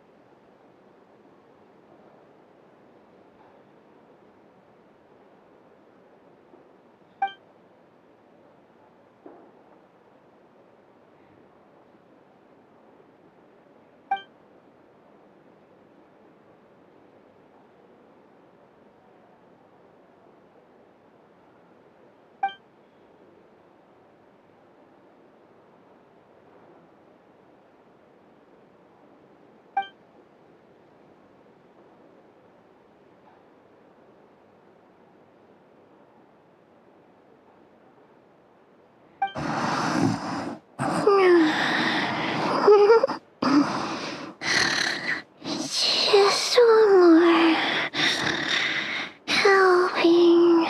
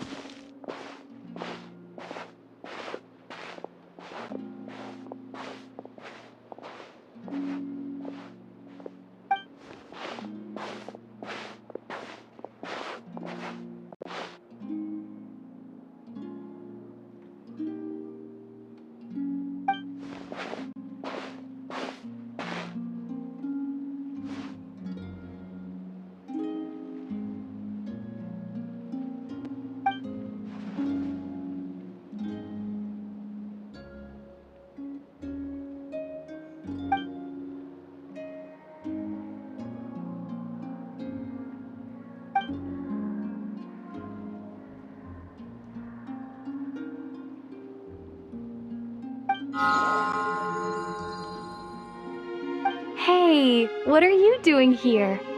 Oh, these flowers. I remember. When you first appeared, there were flowers like this all around you.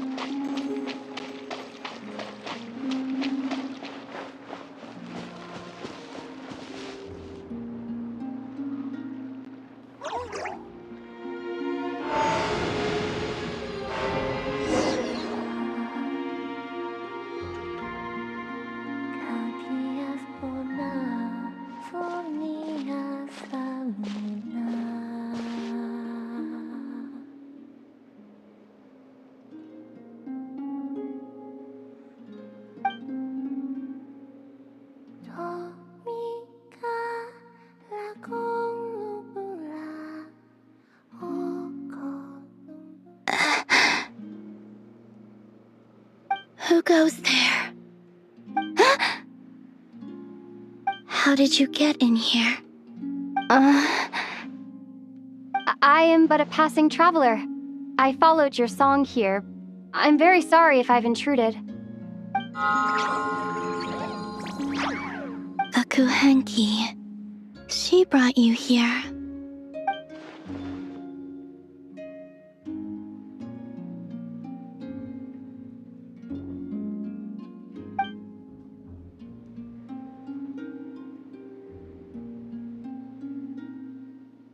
May I ask, are you the one they call Kutar? And the harbinger that the Fatui referred to as the Damselette? The Fatui? Are you here at their behest?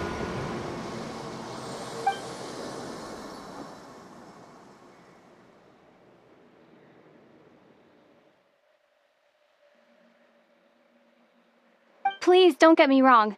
I have no intention of doing anything for the Fatui. I just wanted to ask you about Nodcry.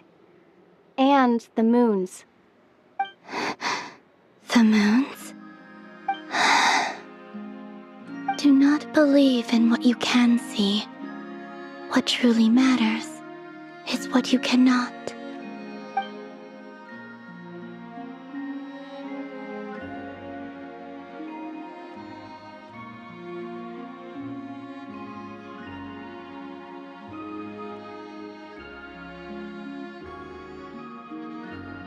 What do you mean?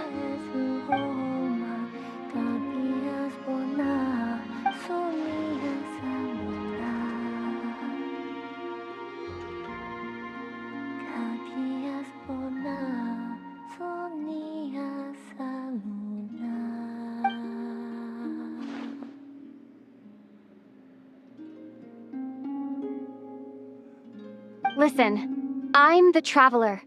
I'm on a journey through the nations of Tevat. Hello.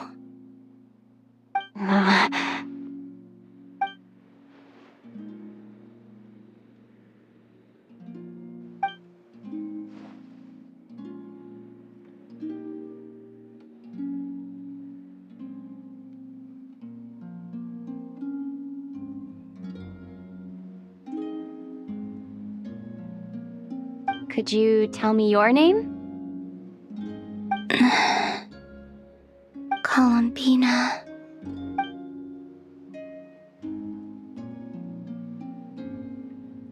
Kutar, the Damselette, the Moon Goddess. Pick whichever takes your fancy. I do not know my own name.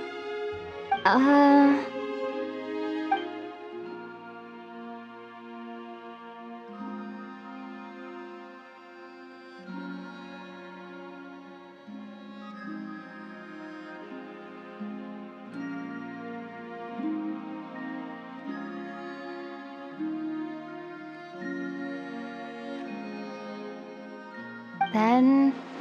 Columbina. Hmm?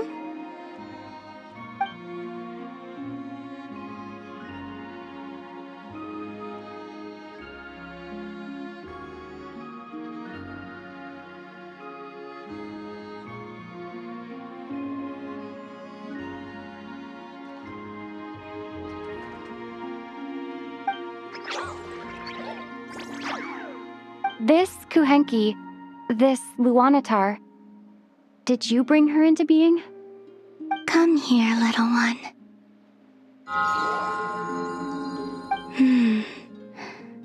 The trace of a blessing, but not one of mine.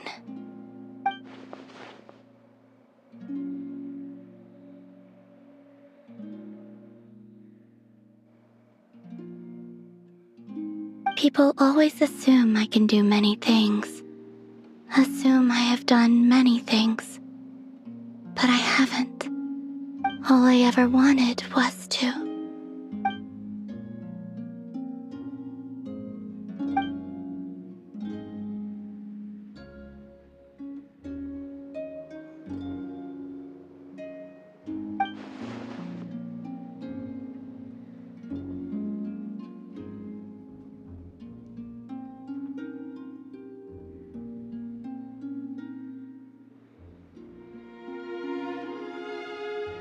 It's about time I got going. I'm very sorry for disturbing you today.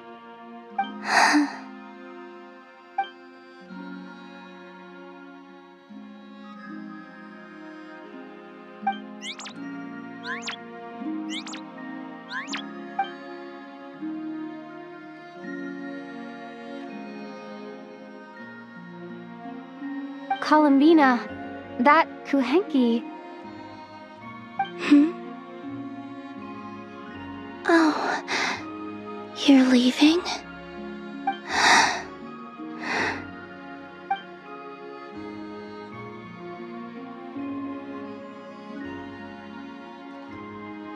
Go then.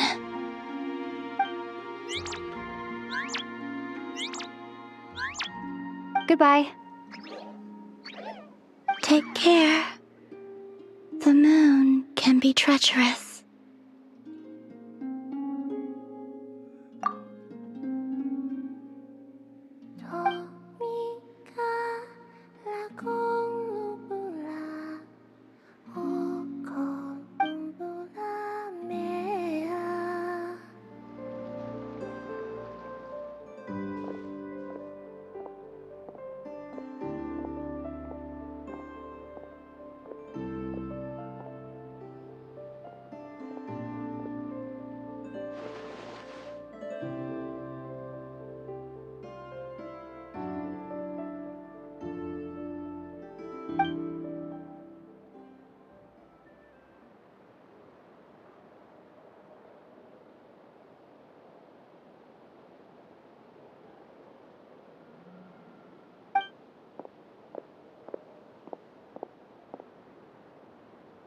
Wait, is that...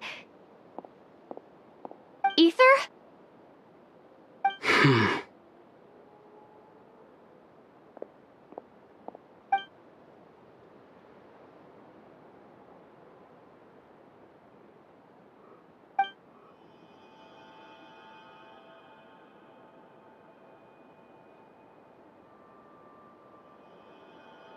Ether!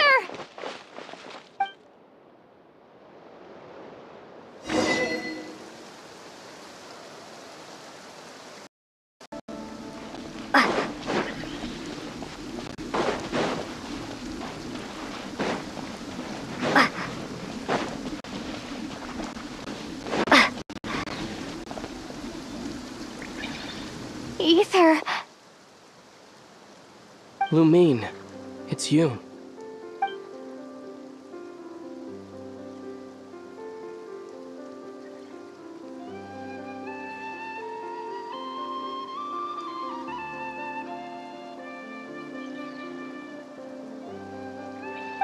Why are you here on Hisi Island?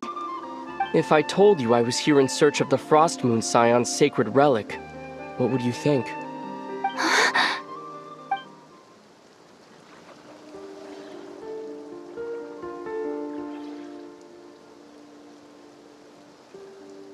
Are you also here to uncover the truth about our past? That's right. What happened to us in the past? How we came to Tevat? Why our spaceship crashed here? There are things I want to know too.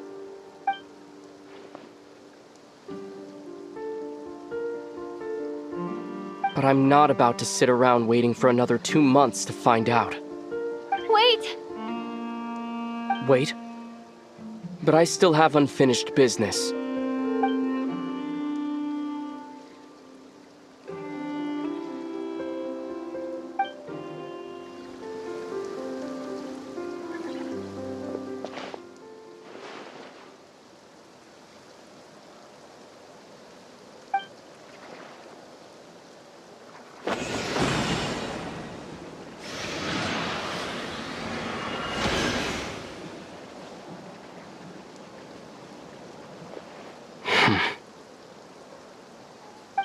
on a second.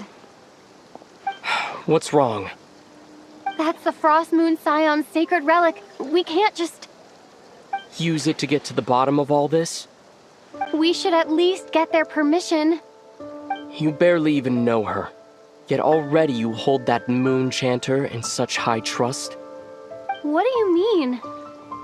She told you that the seal can only be broken on Moon Prayer Night, when the flow of Kuvaki is at its peak, yes?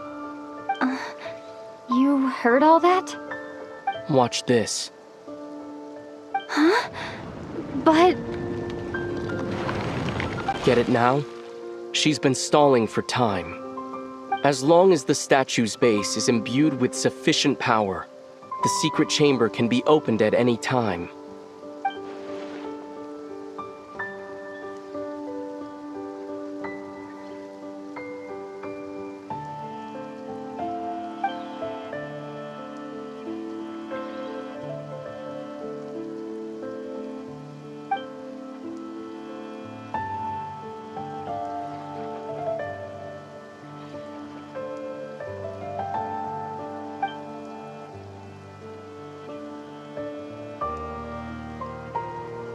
Is it such a sin when I don't put all my cards on the table for you, but not when someone else is doing it?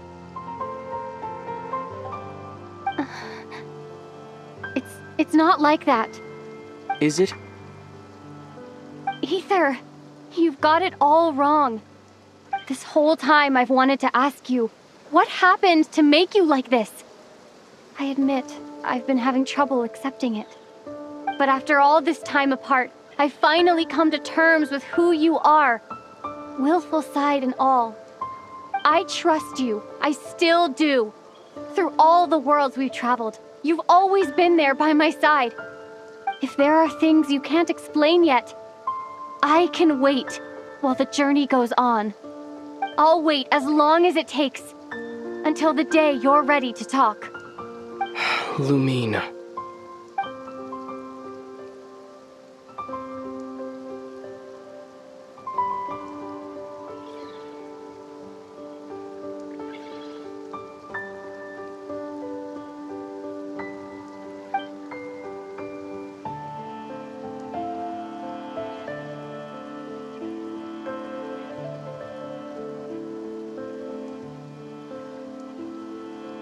I'm not looking to borrow the Moon Marrow simply because of our past. It holds answers about the very origins of Teyvat. I've always believed that if you want the truth, you have to see the whole story for yourself. I'm not asking you to trust me, Lumine. Just don't try and stop me. If this choice weighs on your heart, then let me go in alone. Forget this meeting ever took place. A bit late for that now. But maybe this is the chance I've been waiting for all along. Even if it fades with the morning light. I want to go with you. You sure? Yeah. Then let's go. Ether. It's been ages since we went on an adventure together. I can't wait. Really? You think I'd lie to my little sis? From what I understand, the path ahead is likely to be full of trials and challenges. A deterrence against intruders, and a test for those who truly seek entrance. Nah, I doubt the two of us will have any problems. I agree. Still, if we get separated, things could get tricky. Best we move together and watch each other's backs. Even the sound of your footsteps takes me right back. As a warrior, as a traveler, as... Looks like this is the first trial.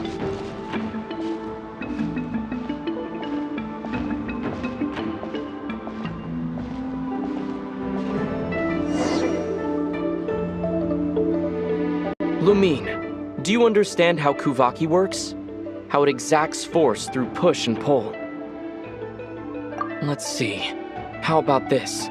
I'll temporarily neutralize the Kuvaki on the cliff face and move the platform into the center. Once it's in place, you'll need to utilize the repelling force of Kuvaki to reach the other side. Okay, I'll leave it to you then.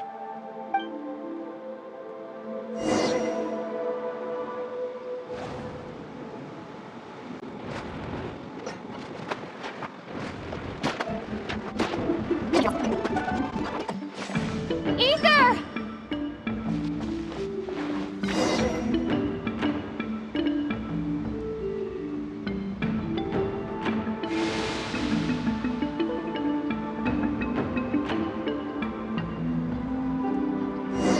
We make a pretty great team, huh? Just like the old days. A wide open space. Must be in for a fight.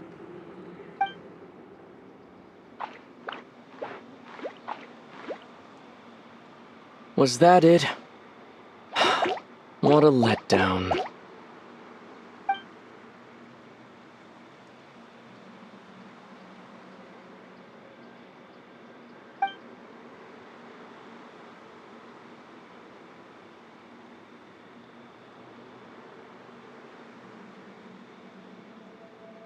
Lumine, What is it? why are you looking at me like that? Those enemies were weak, were they not?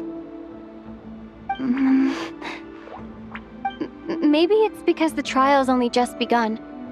Actually, I've got an idea. Why don't we have ourselves a little friendly competition? Let's see if your journey has made you rusty. You're on.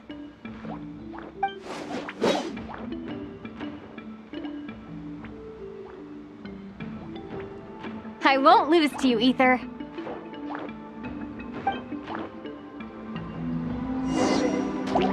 If memory serves, I used to come out on top more often than not. You sure you're alright? Seems your memory's slipping, Ether. Save it. We'll know who's stronger soon enough. Let's see what you've got.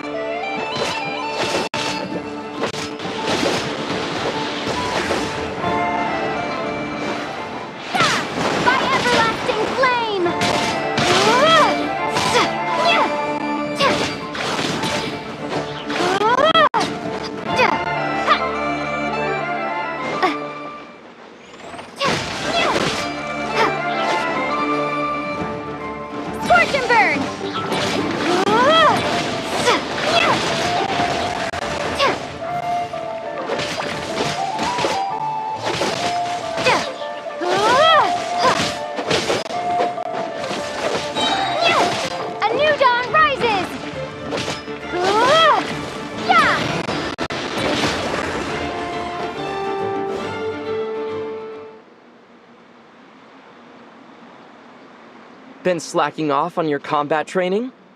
Or has no one been around to keep you in shape? No, I just wanted to let you win. Been too busy practicing your excuses instead, huh?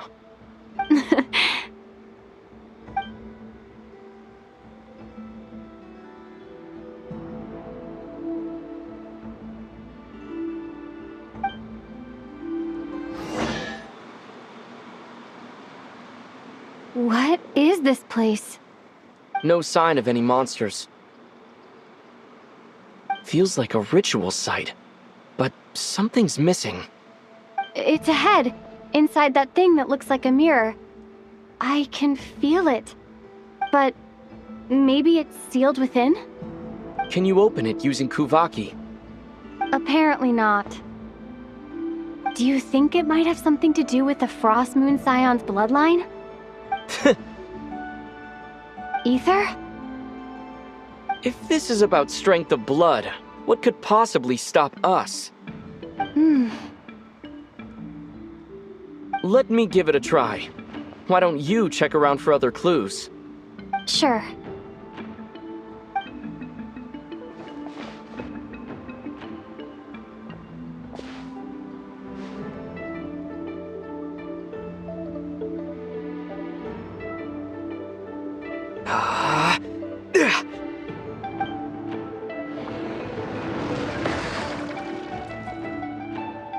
Found it.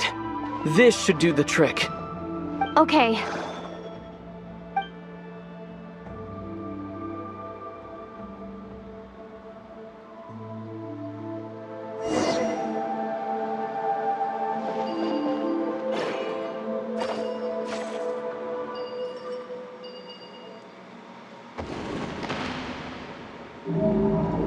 Yep, that got a reaction. That's one down.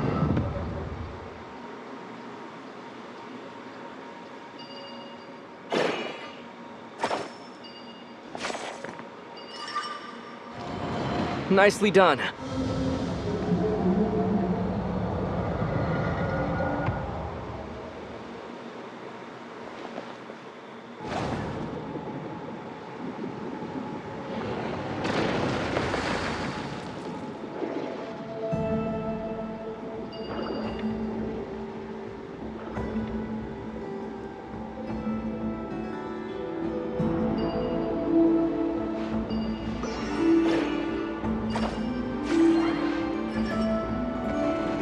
You've got this. One more to go.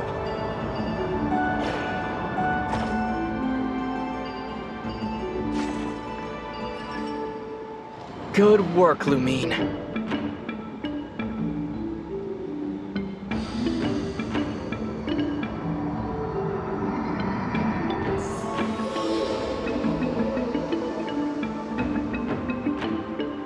The door's open.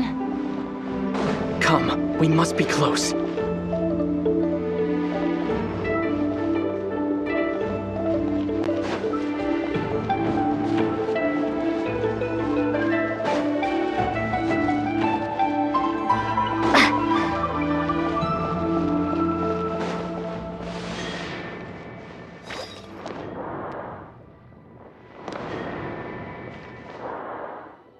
Stay on your toes now. Have you considered that I might be the more experienced between us? Is that so?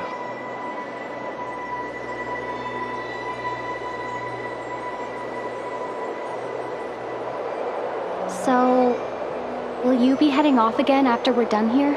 Maybe. Maybe not. Another cryptic response.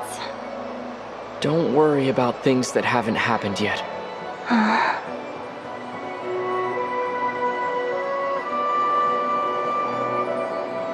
At the end of all this, what do you think we'll find? Whatever it is, we can handle it. What about the end of our journey? That's not something we need to worry about right now.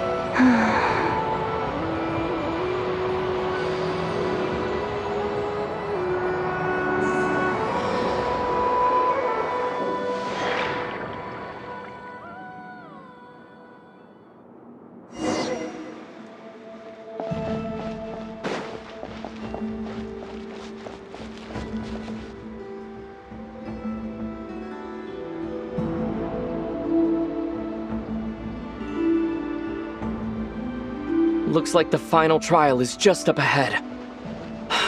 Ready for battle? When have I ever not been? What's wrong? Going on an adventure with you side by side, it's been so exciting. But at the same time, it just feels surreal, I guess. Maybe because it's been so long. You know, this is only the second time we fought together since the day we both woke up in Teyvat. Maybe that's it. Lumine, let the light of our blades come together once more, just like they did in the past. Ether.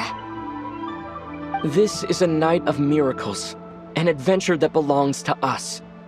Let's not weigh it down with worries and regrets. This is our adventure.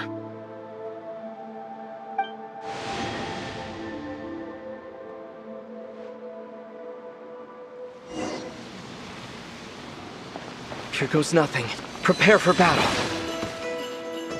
Stay focused! Dodge its attacks!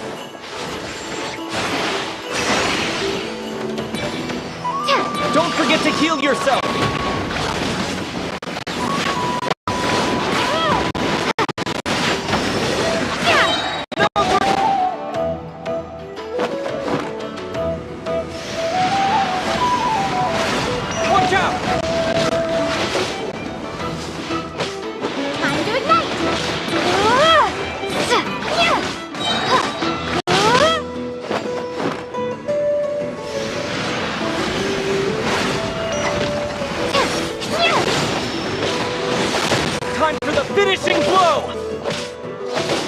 focus!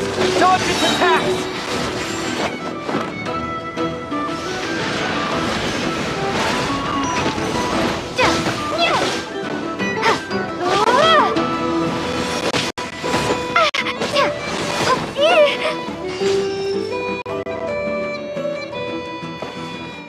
It's over. Nicely done. Flawless execution. Couldn't have pulled it off without your backup. Not too shabby at all. As for what you were saying, yes, I should have come to see you earlier. Or at the very least. Spent more time with me, going on adventures like this? Something like that. Instead of just running off and expecting you to follow my trail. Wait a sec. That's not an official apology, is it? That goes without saying. Come on, time to claim the treasure we came for.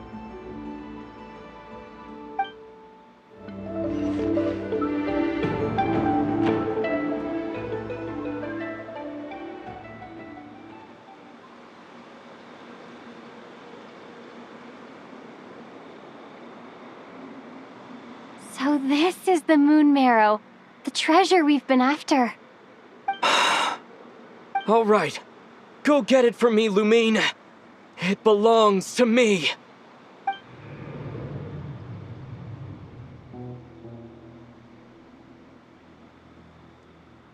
What's wrong, Lumine? After everything we've just been through, you still don't trust me?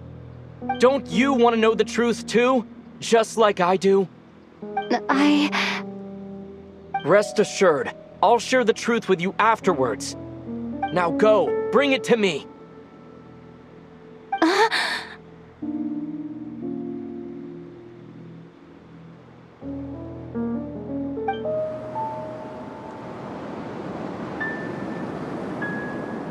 What's going on? Where did this fog come from? Ether!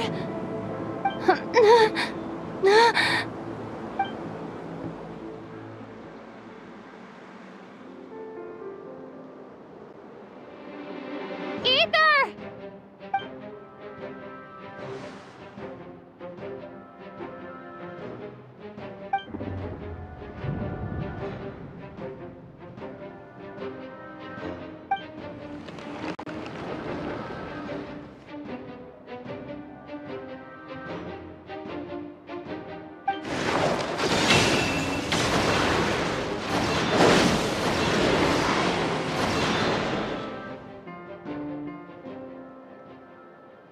Ether! Huh? Huh? What are you doing here?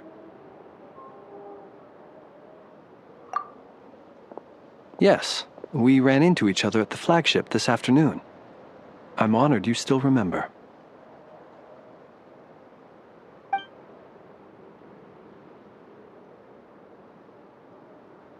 Are you looking for something here?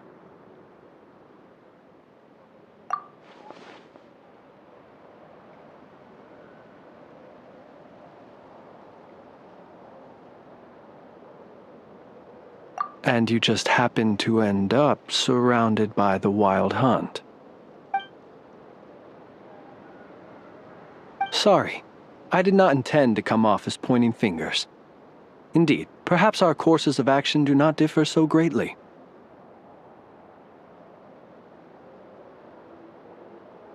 Not exactly. We Lightkeepers are accustomed to patrolling at night. A long-held tradition, you understand. I was just passing by when I noticed that the Wild Hunt had struck. So I simply did what I am duty-bound to do. As a matter of fact, I just saw someone leaving in quite the hurry. Was that your companion?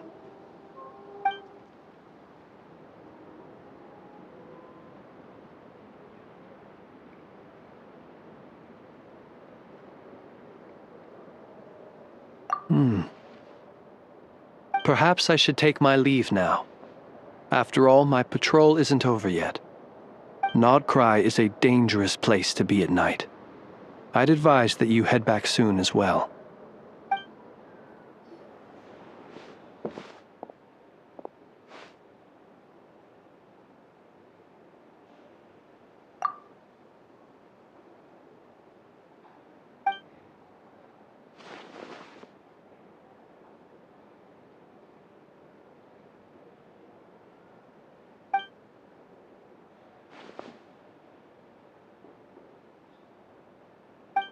woke up and saw you were gone, so she made you a cup of berry juice to help you sleep.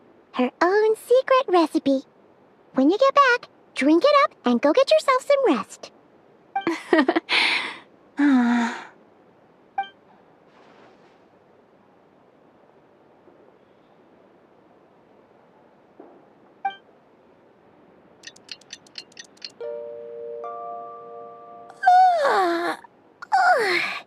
Good morning? If now still counts as morning. When did you get back last night? Did you sleep well?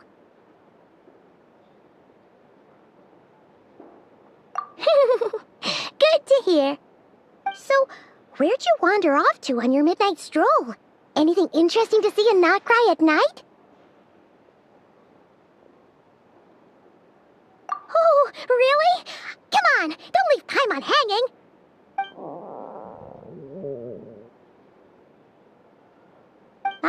All right.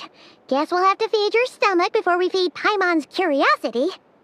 Let's go grab something to eat while we talk.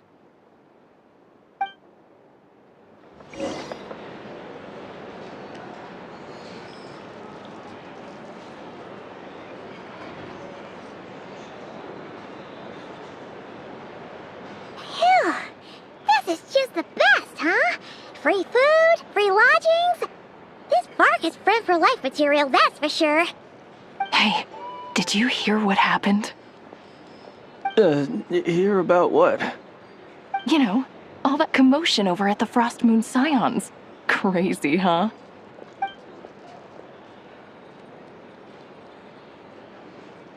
Huh? What happened? See what I mean? Completely oblivious to what's going on around you. The sacred relic of theirs. It's been stolen.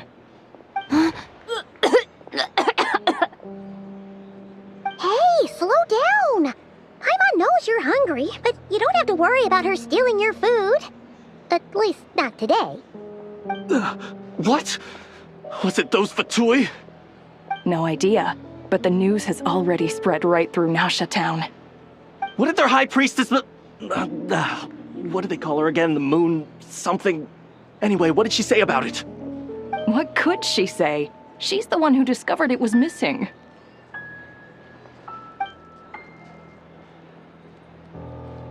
She was in Nasha Town first thing this morning, hoping to launch a joint investigation with the Voynich Guild. Whoa! Did you hear that? Lauma and the others, their sacred relic's been stolen! Who in Tivat would even have the nerve? Paimon bets it was that bunch of good-for-nothing, rule-breaking, troublemaking Fatui!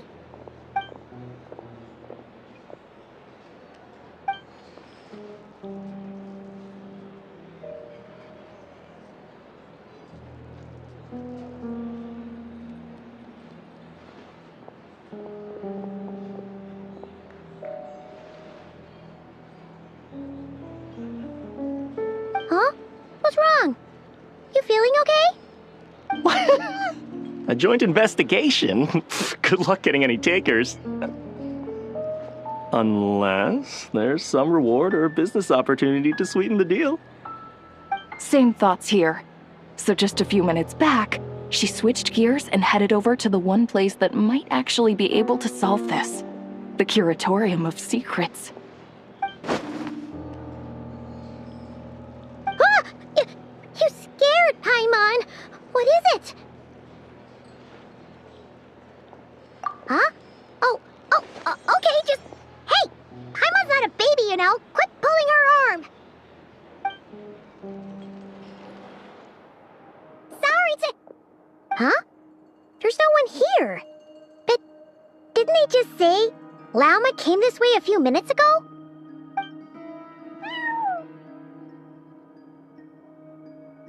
No one except for a cat watching over the front desk. Excuse... meow? Are we supposed to check in here?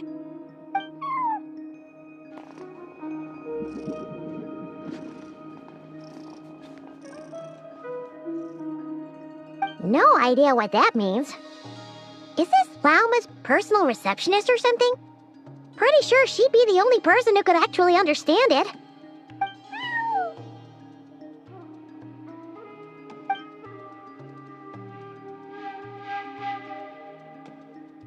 Huh?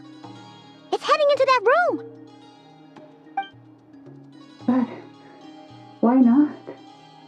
Like I told you already, that's just... Huh? Another client.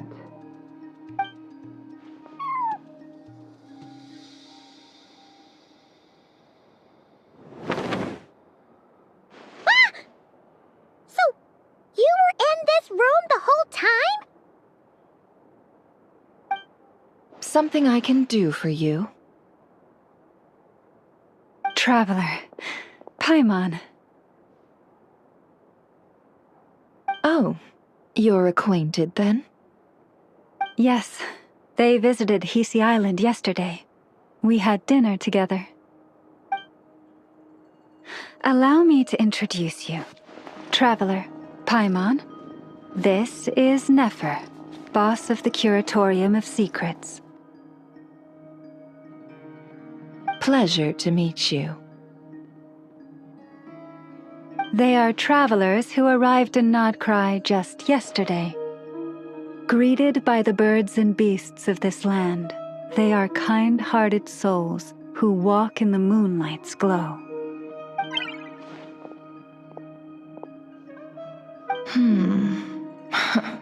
Interesting.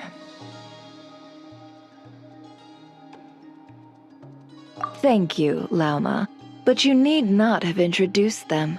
They are great heroes, renowned throughout the nations beyond our borders.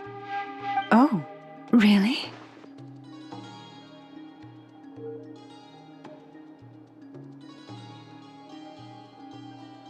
Do not forget, I deal in information.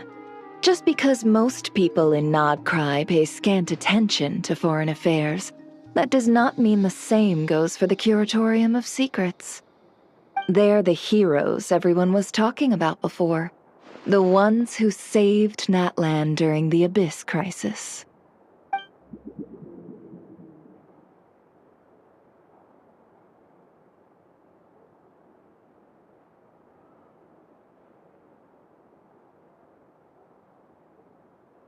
I see. We Frostmoon Scions seldom leave our domain, so I had not heard of your heroic deeds. Please, forgive my ignorance. It's no big deal. We were hoping to keep a low profile anyway. If we had to list all of our titles and good deeds, we'd be talking till sundown, and then some. Huh? What's wrong? Still not feeling great? So, what brings you both to the Curatorium today? Oh, so basically, we were just eating when we overheard people talking about how the Frostmoon Scion's relic had been stolen, and then she dragged Paimon over here. I see. Ah, I see. So you came over here because you were worried about Lauma. A combination truly befitting of great heroes. Strong at arms and pure of heart.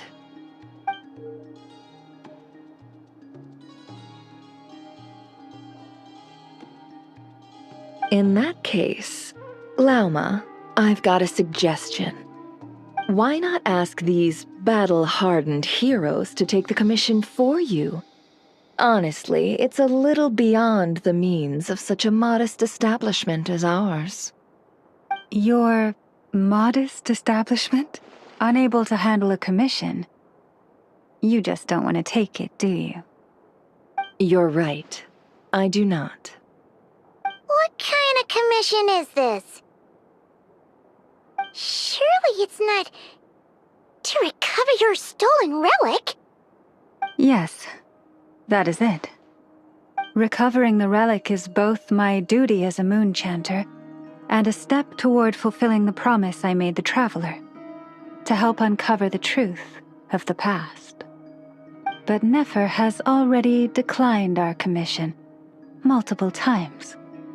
And yet, just as it always has, the moon will continue to illuminate the sky above the curatorium. Come night or day, may the moon goddess keep you. Enough of that.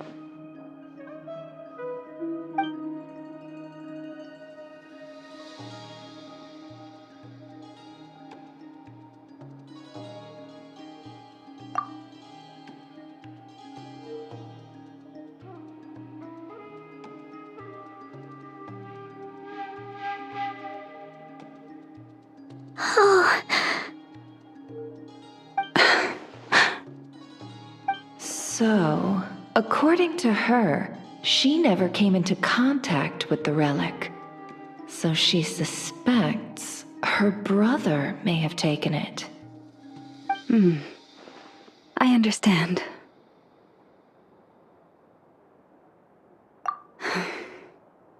The Frost Moon Scion's secret chamber has remained hidden from the world for generations. But the reason outsiders are forbidden entry is not only to prevent theft. Within the chamber lie ancient trials, challenges designed to test the worthiness of those who enter. To intrude without rightful cause is a most perilous act indeed.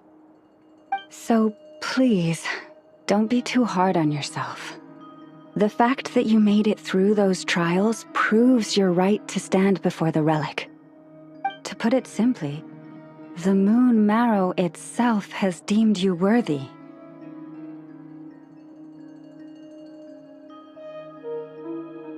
No. Your honesty tells me everything. You never sought to take the moon marrow for yourself. As for what happened at the end, I suspect the chamber's protection mechanism may have been activated. Among those who entered the final chamber, there was either someone with impure intent, or else an abyssal presence. The Abyss?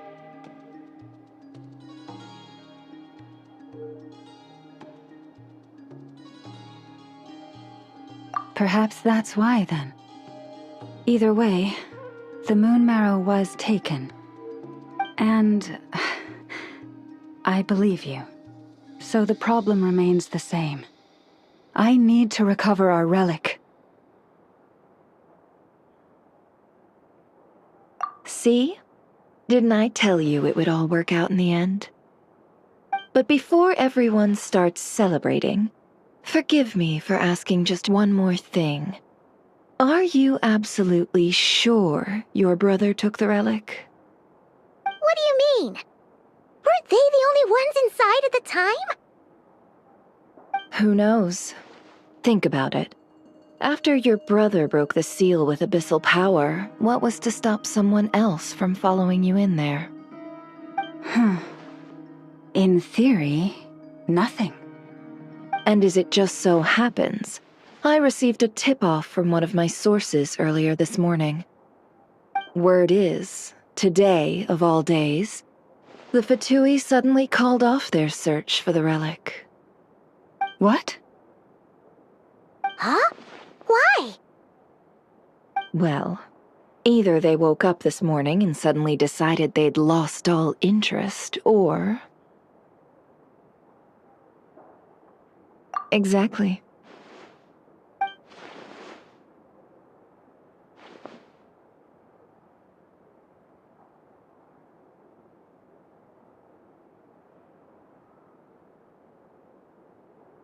Are you wondering if your brother might be in cahoots with the Fatui? Which is why I asked, are you absolutely sure your brother took the relic?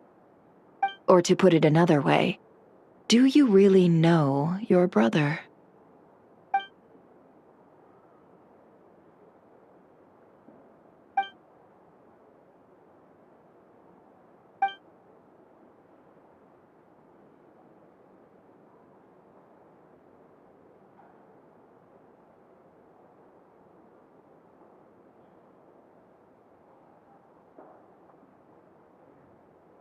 In other words, it's highly likely that the Fatui already have the moon marrow.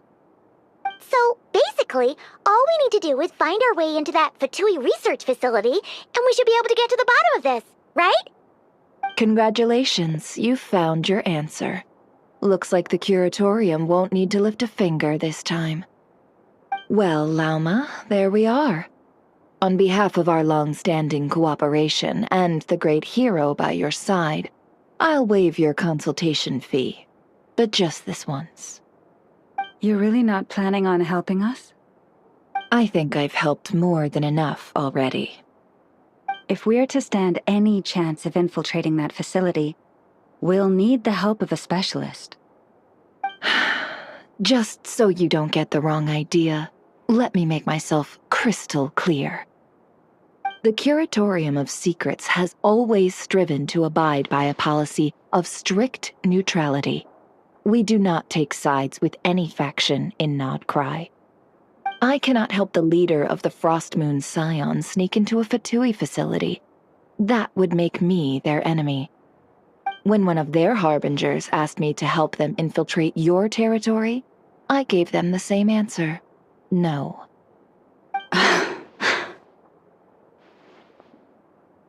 All right, I understand. But I do have one final request.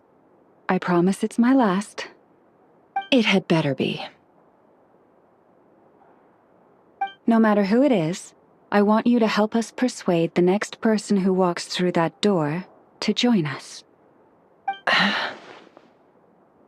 What is she up to? You're that desperate for help? What if it's a member of the Fatui? It doesn't matter. You're welcome to tell them everything, even about our plans to infiltrate the Experimental Design Bureau. All I'm asking is for you to say one thing, just one thing to help persuade them. If you do that, I promise I won't ask you for anything else. Made up your mind? Fine. Fine, I'll play along with your little game. Besides, as long as I'm not personally involved, no one can accuse us of taking sides. Boss, I'm back!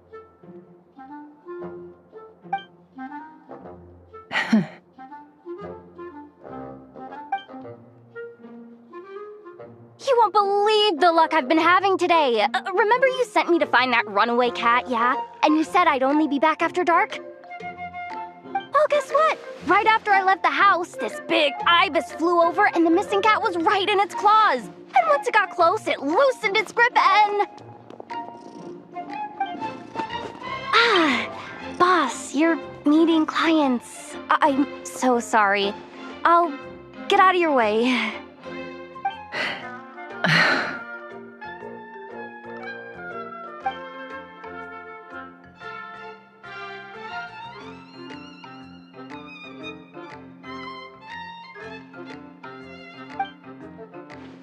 Yehoda, dear, come here.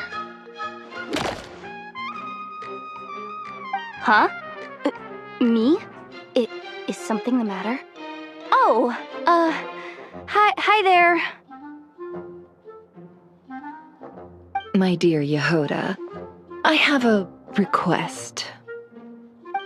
Yikes! Why does the boss sound so scary? Did I do something wrong? Would you be so kind as to accompany these 3 delightful clients of ours and help them infiltrate the Fatui's Kuvaki Experimental Design Bureau? What is going on here? Boss usually just says things like, hey, go do this, or you, go take care of that. Why is she being so scarily polite? And wait a sec. The Fatui's research facility? That's basically a death sentence. Made your mind up yet, my dear?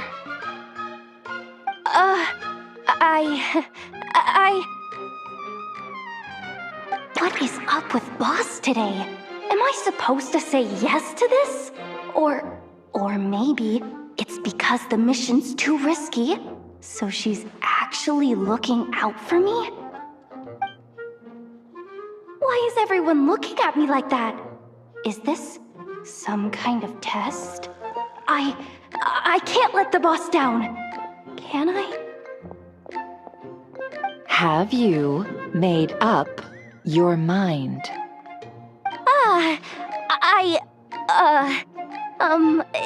That's... Sure, why not? Really? You really don't mind helping us? Huh? Oh, yes. I mean, no. Of course, I guess I do.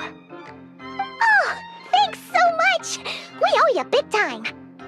On behalf of the Frost Moon Scions, too, thank you, Yehoda, for your help. What the? Seriously, what just happened? Why does the boss look so fed up? Oh no, was I supposed to turn them down? All that mentoring, time spent teaching her how to deal with different factions. In one ear and out the other. Never. You got what you wanted. You promised that was it.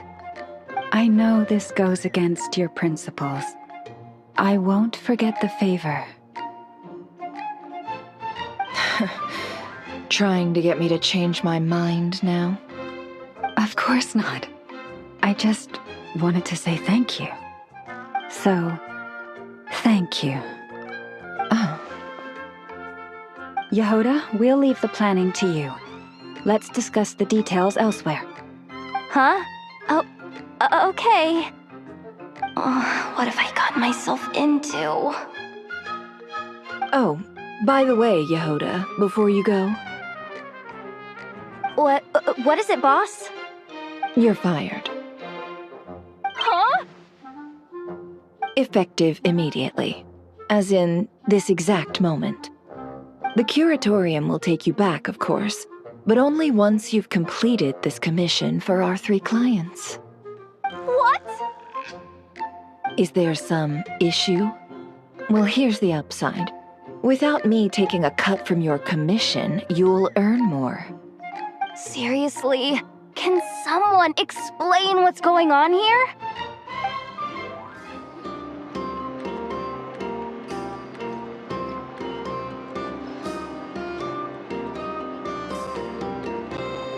Are we sure Yehoda's alright? She looked totally crushed just now. She'll be fine. She's just in shock. But one thing's for sure. The Curatorium's professional standards are beyond question. The fact that she only requested 1 day to prepare says it all. As an apology, I'll ask my animal friends to help her out more often in the future. Also, thank you for being honest with me. It means a lot.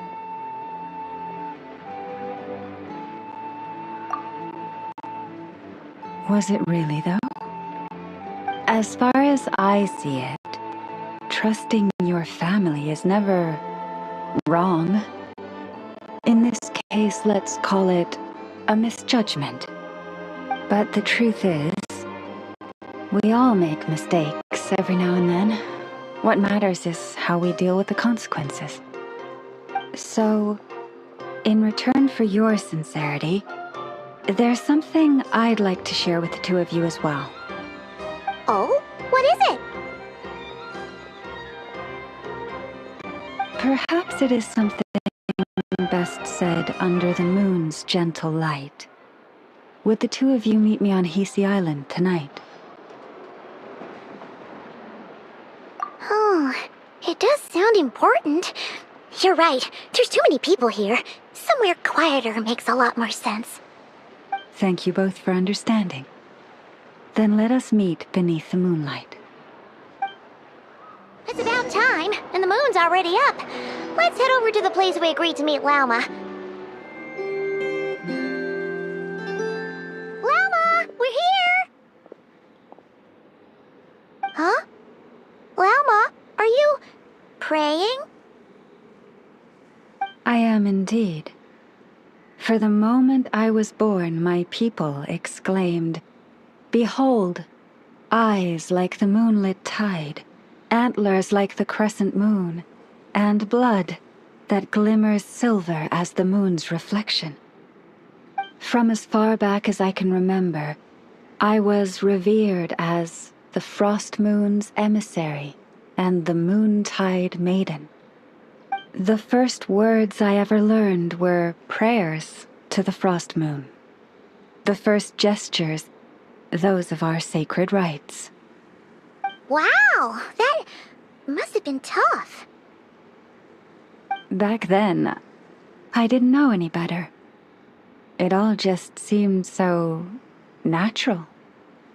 The Frost Moon Scion's bloodline has long since begun to run thin. Nowadays, even those of us with antlers are few and far between, let alone those attuned to the power of Kuvaki. But I...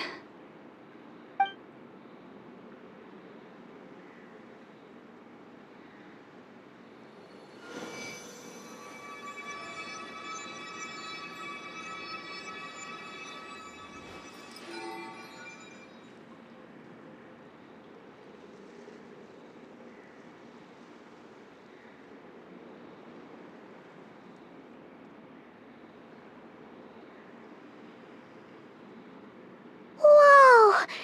Your antlers are so pretty. They say it's an extraordinarily rare condition. Once in a century, if that. I am unusually sensitive to the moonlight, as well as to the Kuvaki's ebb and flow. As a child, I could barely sleep because of it. Oh no! It was that serious? To others, fluctuations in Kuvaki are something you easily get used to, like a gentle tide lapping away at the shore. But to me, that same tide is a towering tsunami, a surging swell crashing against me. Of course, as the years went by, I learned how to suppress my senses and my power, enough to keep it all from overwhelming me. But because of that, I also had to walk the path of concealment. Concealment? From the moment I was first taught to pray, my kin would point up to the night sky telling me, that Lauma is the Frost Moon, the last of the moons, the sole surviving truth. But I would ask them in response, why? Why can't I feel anything from it at all? Later, I came to understand that they simply could not tell where the real tide was coming from. They couldn't sense it. The true moon beyond the sky's veil.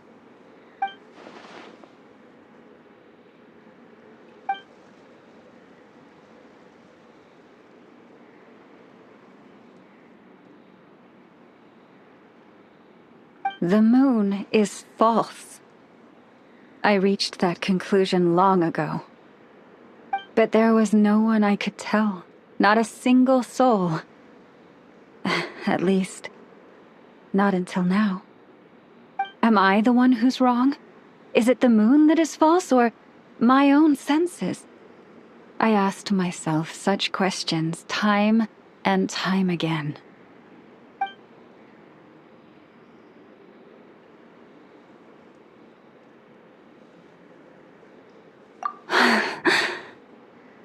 Thank you. When you called yourself a descender, I had a feeling you might be able to confirm what I had always suspected. And now that you have, it's exactly as I imagined. I feel relieved. Oh, Paimon kinda gets why you couldn't tell anyone now. It's not easy to change people's minds on something they've believed for hundreds of years. That's what I meant by concealment. I knew too much, so I had no choice but to keep my people in the dark. Every prayer I offer feels like a lie to keep myself going.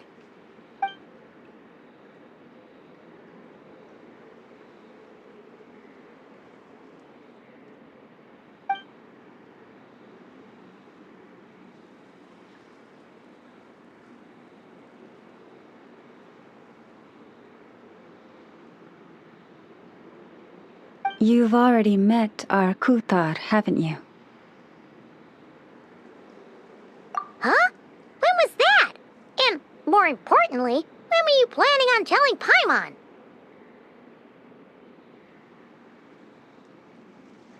Ah, no wonder.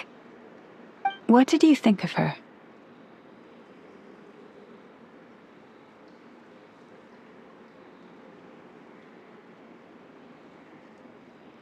What exactly do you mean by up in the clouds? I understand what you mean. She is quite indifferent to the world outside herself. But I find it hard to hold that against her.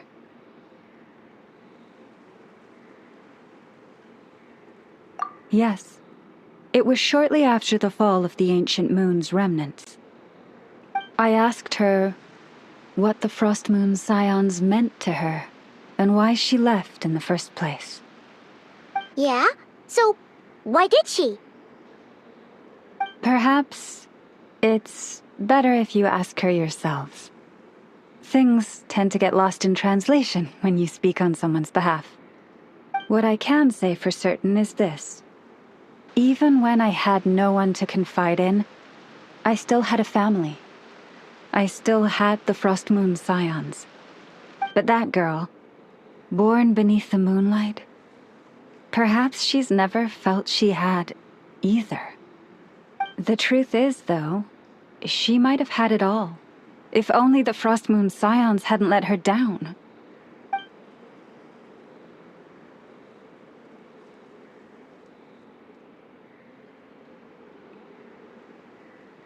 The Frost Moon Scions now walk a path of error. They offer their prayers to a false moon, and to a goddess who can no longer answer them. I want to change all that. But with the Fatui closing in on us day by day, the Frost Moon Scions must stand united, now more than ever. I just need to wait for the right moment. Lady Lauma! Lady Lauma!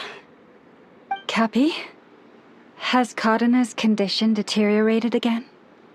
Traveler, Paimon, we'll have to continue this conversation later. We'll come too!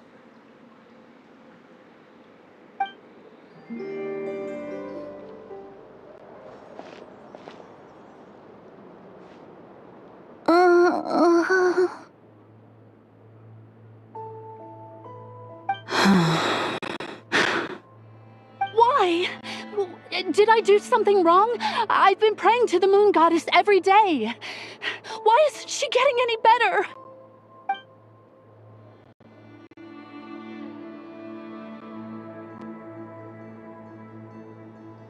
Cappy, I need you to wait outside. I'm about to start her treatment.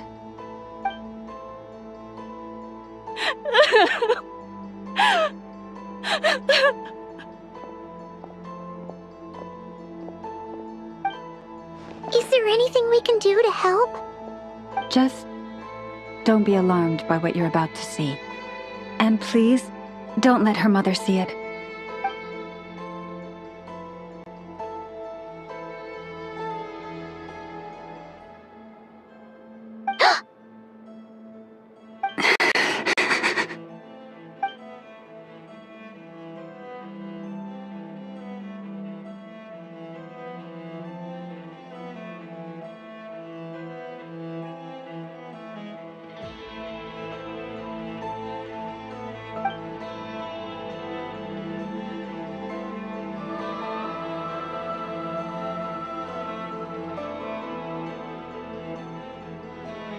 Shh. Please.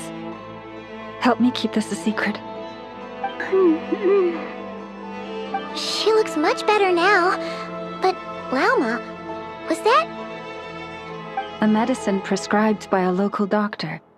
For ordinary people, my blood has the power to counteract any adverse reactions to Kuvaki.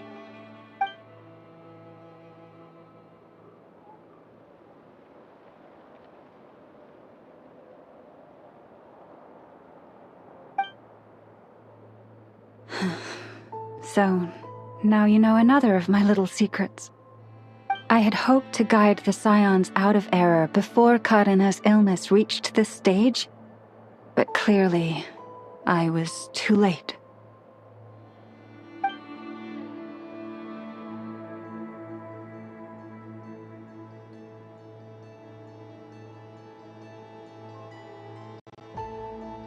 My life is as hidden from sight as the far side of the moon.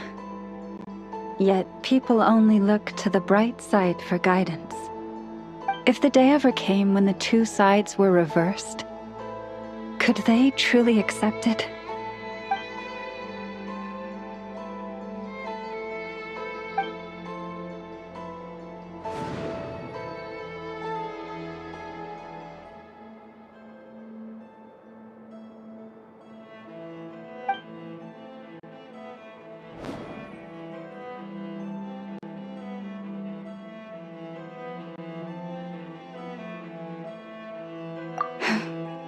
Hearing you say that puts my heart at ease. And if there's anything we can do to help the Frost Moon Scions, just let us know. Our priority right now is reclaiming our relic from the Fatui. But I now understand that the day I will tell everyone the truth is no longer far off. Wow! Paimon would never have guessed Llama had all that bottled up inside. Hey! Watch your step! Ah! What's wrong? Oh, you scared Paimon. You scared me there too. Almost stepped right into one of my traps.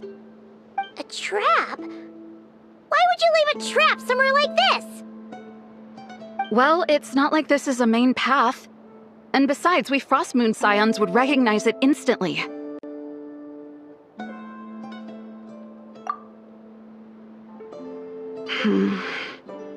Alright. You don't seem like you're with the Fatui, so I guess there's no harm telling you. Lauma asked me to set up these traps to keep the Fatui at bay. Oh!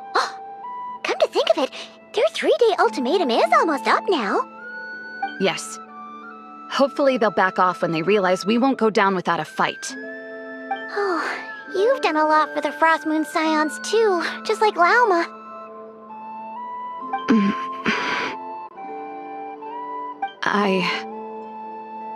Philomena? It's nothing. I was just wondering if any of this is really worth it. What do you mean?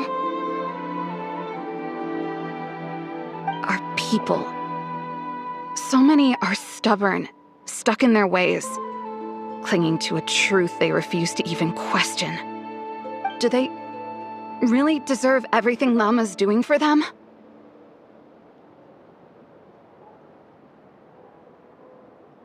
Afraid. Huh. I suppose. Maybe you're right. No. I shouldn't be saying this. Just forget it, okay? Bye. Huh?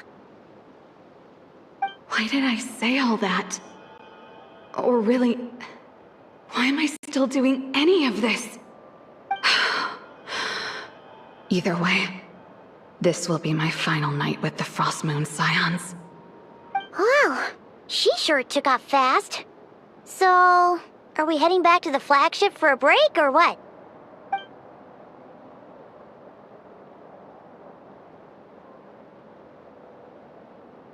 Wait, you're not thinking of visiting that damsel led up in Cloud Cuckoo Land, are you?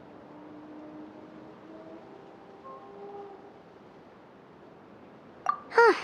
Given who she is, pushing her won't get us anywhere. Hey! Why don't we... Let's bring her something tasty! If she doesn't want to talk, we'll have to win her over with food. Hey, no harm in trying. At the very least, it shows we're trying to be friendly. Let's see...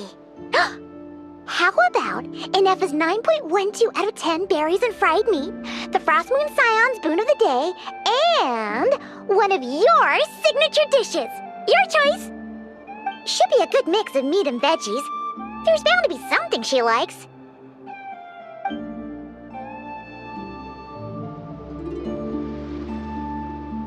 Alright, food's packed and ready. This is the place, right? Why does it feel like we're going to visit a patient? Oh, no. Take this seriously, Paimon.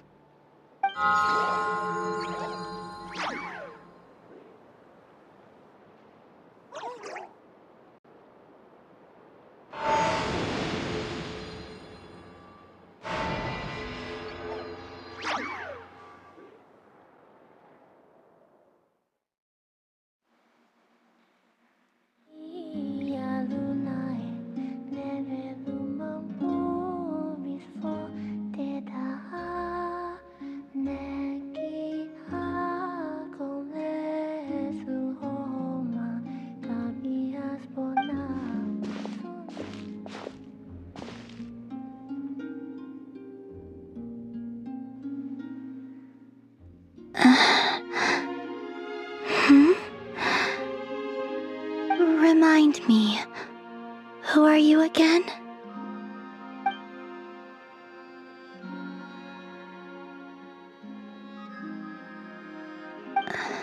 A different one floats by your side today. A different one? What's that even supposed to mean? Oh, there goes Paimon's perfect conversation starter. Hi there. Paimon is Paimon, and this is the Traveler.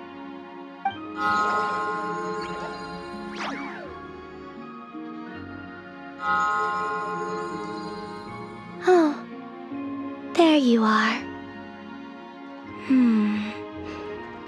Between the two, I suppose you're cuter. Wait, what does she mean Paimon's less cute than that floaty thing? Columbina. What is it? What's your favorite kind of food?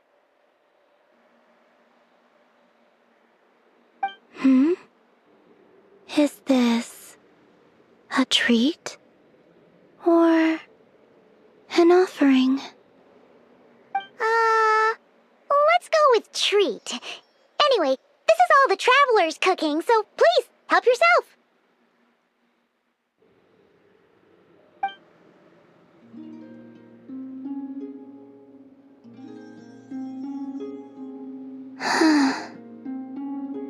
Oh, that wasn't exactly a yes, but she didn't turn it down either.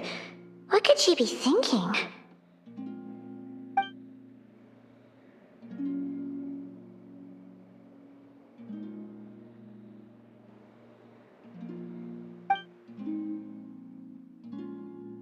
So, what do you want to ask?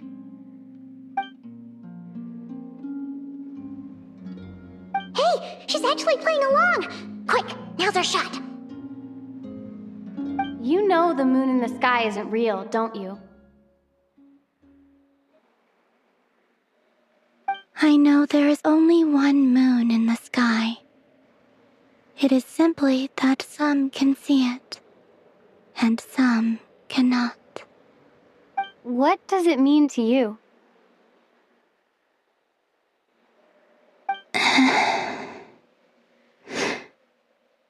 The missing prologue. What?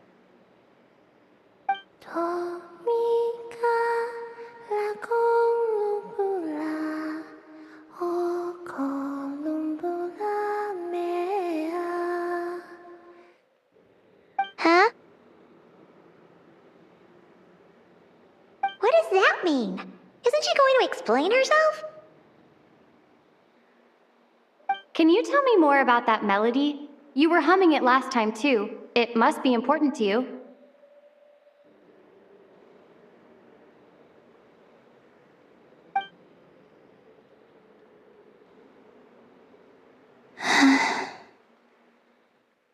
It is all I remember from the moment of my birth. melody, a few lines of lyrics, like a lullaby from a foggy dream. Oh, so who was singing it? I do not know. I have nothing else, just that song. Huh? And the Frost Moon Scions who found me, they had nothing either but hope. Before I even knew what was happening, they were already calling me their goddess. And I had no reason to decline. Like two lost infants unknowingly exchanged, I adopted their faith, and in return, they adopted me. But my adoption drops you into the story halfway through. What came before was scribbled onto the wrong pages, never even bound into the book. That sense of something missing only served to nurture their greed and doubt. And thus, I came to realize that this place was never truly my home. Greed and doubt? O Moon Goddess, forge weapons for us, drive out our enemies, and expand our lands. O Moon Goddess, heal our wounds, ease our suffering, grant us strength. They asked for everything, and I obliged. Until the day came when no answer could be given. If mortals can turn to the gods when they are powerless, then who do the gods turn to when they have nothing left to give? You've got Paimon there. In those days, the Frost Moon Scions cared more for faith than for truth.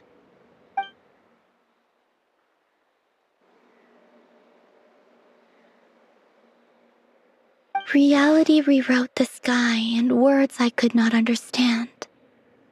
I did not want to read a tampered version, so I simply stopped looking. The real beginning of my story lies up there, on the moon, forever beyond my reach.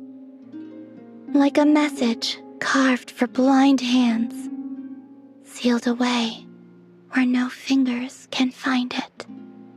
Huh. So that's how it is.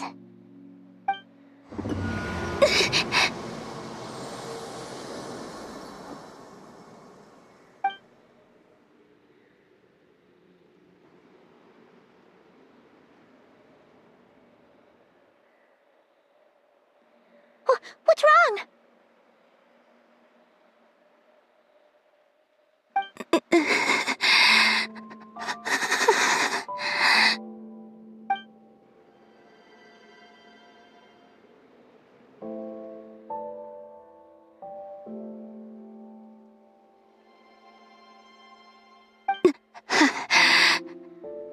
You should go. What, now? But you really don't look well. Did something just happen? Is there anything we can do to help? No. Aside from answers, I have nothing else to give you in return. This is the price of running away from home a second time. Running away from home?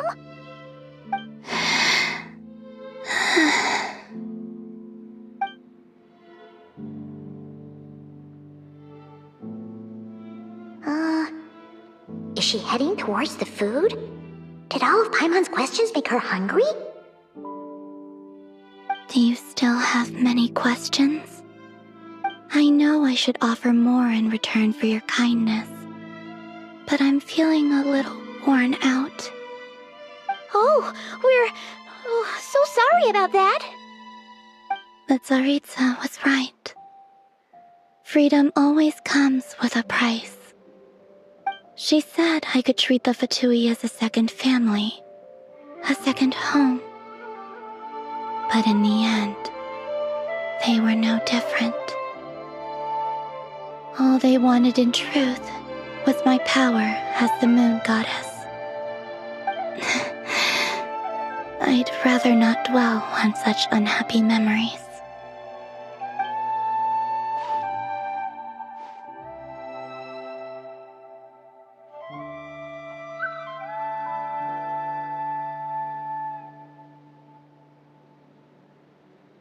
I have fulfilled my promise to the Tsaritsa, though it has used up much of my power. So you see, this has nothing to do with betrayal. So, you're just staying here for now, resting and recovering your strength? Yes. What about these flowers? They have grown in Nodcry for many generations. They're highly sensitive to the ebb and flow of Kuvaki.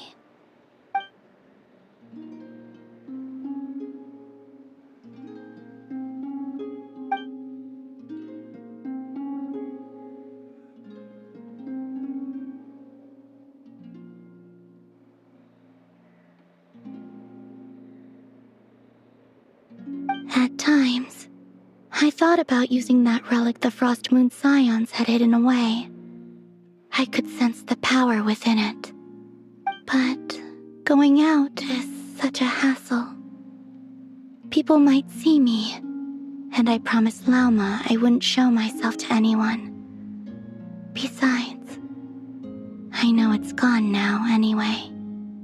Really? Lauma asked you to stay in hiding? Uh-oh, she's looking back at the food again. But Paimon's still got some little crumb cookies here. You could have these for dessert if you wanted. Lauma said she wishes to change the Frost Moon Scions, which is why she asked me to stay out of sight. I don't really understand what she meant, and to be honest, it's not something that concerns me. But I wasn't planning to see anyone anyway. If they found their way here themselves, that's hardly my fault.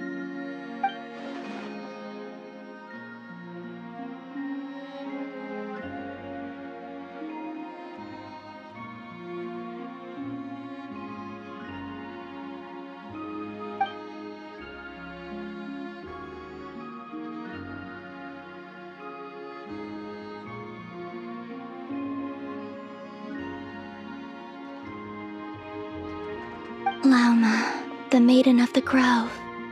She is quite unlike any Frost Moon Scion I have ever met before. After hearing my story, she actually apologized for how the Frost Moon Scions treated me back then. She told us she feels like she's been living on the far side of the moon. Is that so? I actually got the opposite impression. She's been keeping her true power hidden away, afraid that people might be dazzled by its brilliance, and that they'd no longer be willing to look her way.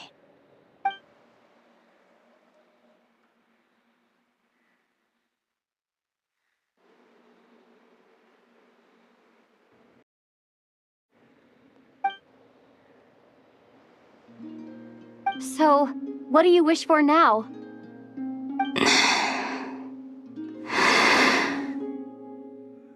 I wish to return to the moon, to the home where my story is written. Right now, that is all I wish for.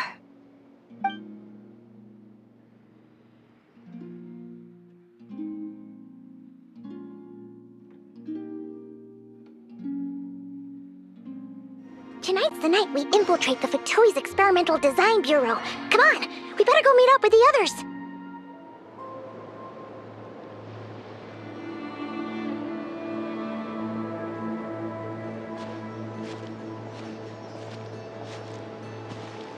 Huh? How come you're here by yourself, Lauma? Where's Yehoda? I haven't seen her. Seriously? Don't tell Paimon she's ditched us on our first mission together. I don't believe so. Nefer and I have our differences, but that shouldn't interfere with our shared objective. Recovering the relic is my duty, but as far as she's concerned, there's plenty to gain here too. In Nodcry, it's common knowledge that the Curatorium has a nose for profit and opportunity, the same way aphids flit from flower to flower in a never-ending quest to make honey. Huh. Sounds like you know her pretty well.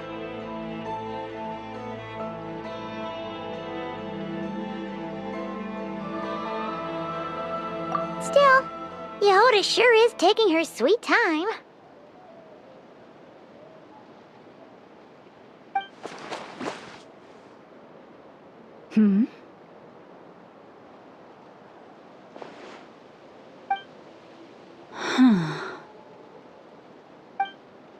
I believe we may have misjudged and underestimated Miss Yehoda. Huh? What do you mean?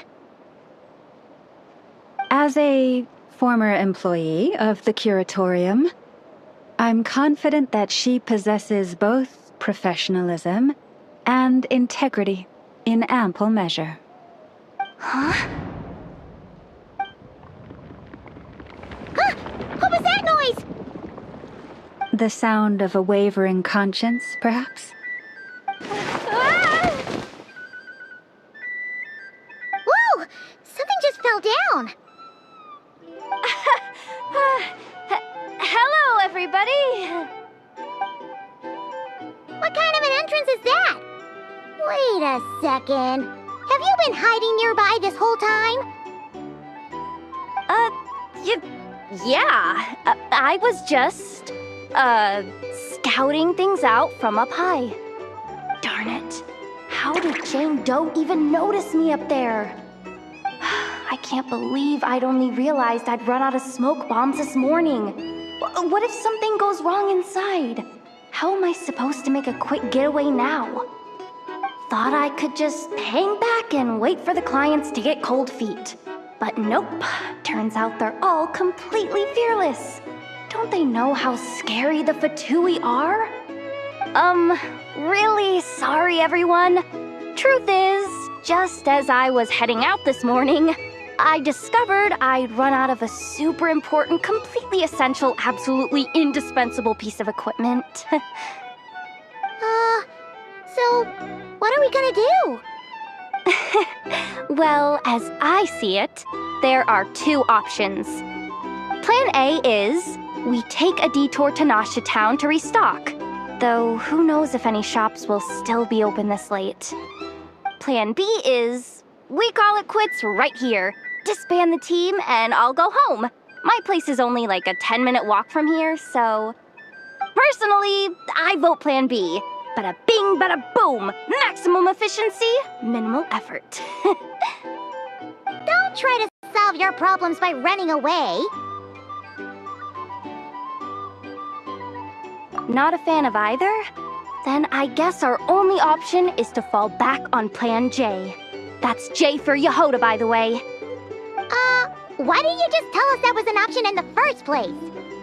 Come on, that would have totally ruined the surprise. Boss pulls this trick all the time, and it's always the clueless ones who end up praising her to the skies. Feels like you just threw shade at a whole lot of people. I have faith in your professionalism, Yehoda. You don't need those flashy tricks. Your abilities alone are more than enough to earn our respect. Huh. This Jane Doe sure has an eye for talent. Speaking of which, maybe it's time I started calling her something nicer? You really mean that, Jane? I mean, Lauma Doe?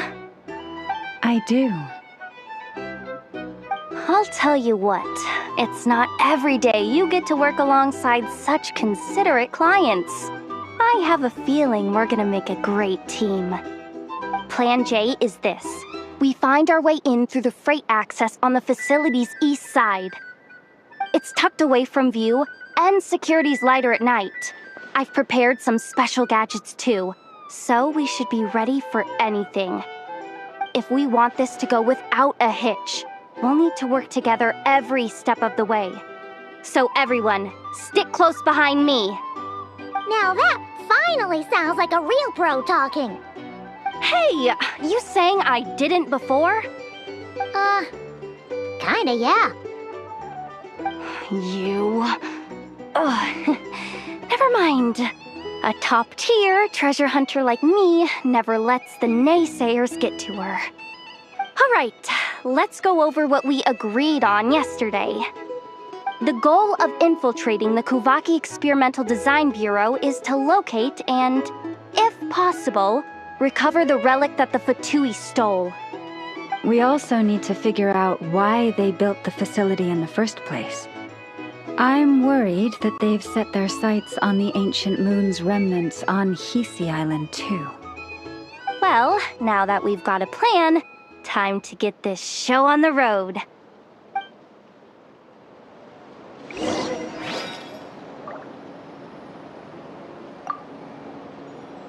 Everyone ready? Yeah? Then, let's move. All right then, let's get this job done. Go, go, go! But make sure you stick to the side.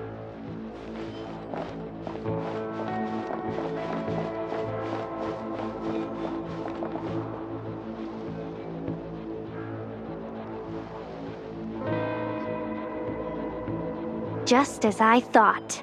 There's a gate controlling access from the outside. Good thing I brought this keycard, huh? Well, technically I stole it. But no need to tell them that, right? Blame that chump who thought it was a good idea to get wasted at the flagship during work hours. Ooh! Is it top-level clearance? Of course, that goes without saying. Let me read it out loud for you.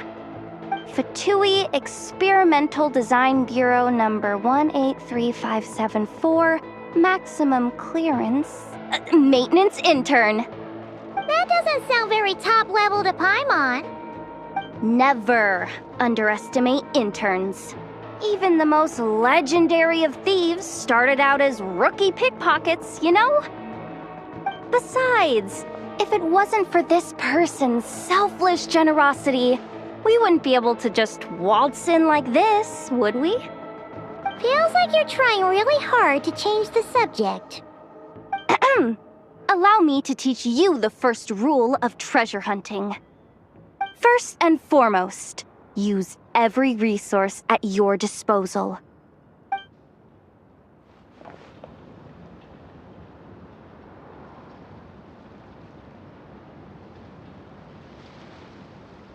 I get it now. It's like a pair of light bulbs just lit up in my head. What did you just get? The blue light, aka Plan A, is telling me to take the path along the left side. It'll be a lot stealthier, but that might mean a bit of a detour. The red light, aka Plan B, is saying, just charge straight in. But that'll mean dealing with, like, a dozen sentry bots already powering up. Although, I might be able to switch them to training mode. Their attacks will be weaker, but we'll still be in for a fight. Can't you just put them in sleep mode? Hey, I told you, I'm just a maintenance intern. Give the new recruits some time and space to blossom, will ya? We're still pretty close to the entrance. Surely they'll call the whole thing off once they see what these bots can do. Anyway, I say we go with Plan B. Either way, I won't be doing any of the fighting, so the shorter route sounds good to me. If we can avoid fighting at this stage, we should. Plan J is to call it a night so we can all make it back to bed before sunrise. After all, the deeper we go, the more dangerous this is gonna get. So we might as well give up while we still can.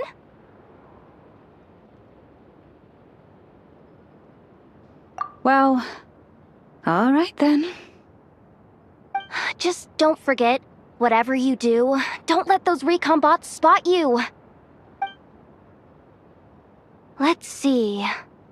No kidding. Anefa told me about something like this before. I can't believe that dumb robot actually helped me out for once. All you gotta do is... this. And the recon bots will be reassigned to another position. That way, when it's time to move forward, the path will be clear.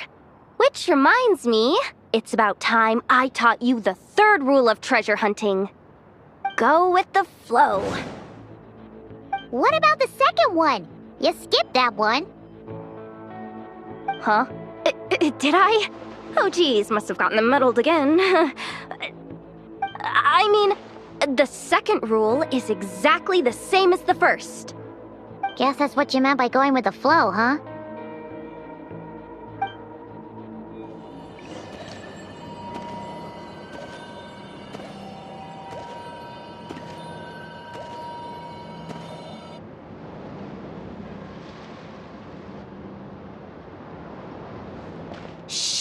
There's someone up ahead. Has the lockdown been initiated? Move it, soldier! The cargo has already been transferred. The lockdown procedure is complete, Commander. That sector is now fully sealed. The night shift. Just our luck. Don't they usually handle deliveries during the daytime? There's not supposed to be anyone here. We've come this far already, and they're really trying their best. If I suggest backing out again, it's not gonna look good. Come on, brain. Think!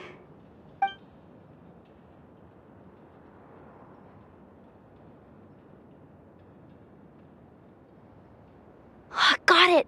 The freight shaft to the upper levels. We might have a shot there. Let me see.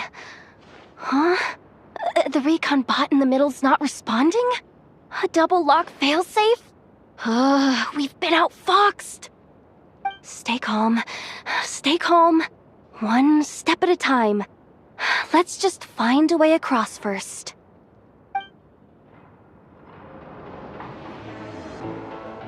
What do we do now? There are guards here, too. Don't worry. Bots are way easier to deal with than people. At least their behavior is predictable. First, let's find a safe spot to land. Good. That spot shouldn't draw their attention. Let's go. Let me just try something. Maybe I can use the terminal to command them to move out of our way. Security verification? With 10 questions? Are you kidding me? You really trust me that much? Fine. I'll do my best. But just to be clear, if I can't answer a question, I'm backing straight out of the terminal. No way I'm risking triggering any sort of alarm. Come on, Yehoda. You can't give up now. Question 1. What is our motto? Oh, I know this one.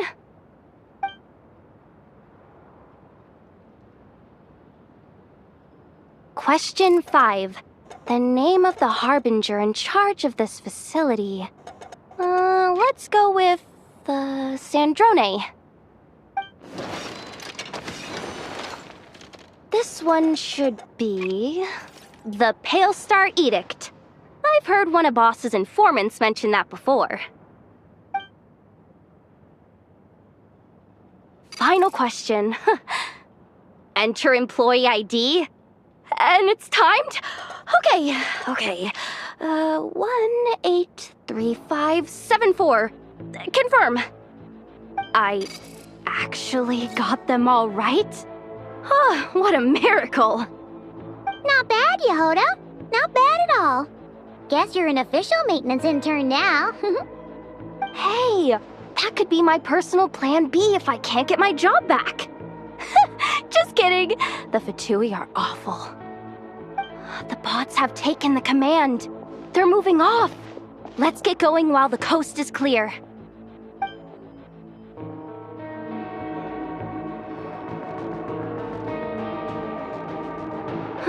Didn't think they'd even cut off the supply of Kuvaki. They're being really cautious. If we can somehow divert some emergency power into the system, we might be able to force boot this thing. What do you mean by force boot? How do I explain this? It's like dumping a whole bucket of water into an empty pool, so that the little ducky gets to swim around again. You should probably just ask Aino instead. So, we just need to find that bucket of water, right? Huh. Paimon thought your explanation was great. Kinda adorable. In a childish sort of way. Hey, you could have just skipped that last part. Here, bucket, bucket, bucket. Where are you hiding? Judging from the concentration of Kuvaki, over there. Wow, you can sense that, Laumado? That's incredible.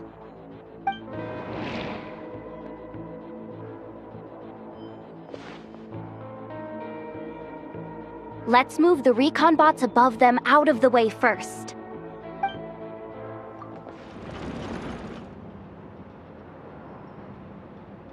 Up and running at last. Let's hope nothing else goes wrong. Please, everyone, step inside. Oh, it's so dark in here. Well, it is a cargo crate after all. No point in being picky about lighting at this point. Ah! Something sharp and pointy just poked me in the back! Sorry. That was probably just my antlers. It's pretty cramped in here, so I had to crouch down. Oh, having antlers must be inconvenient at times like these.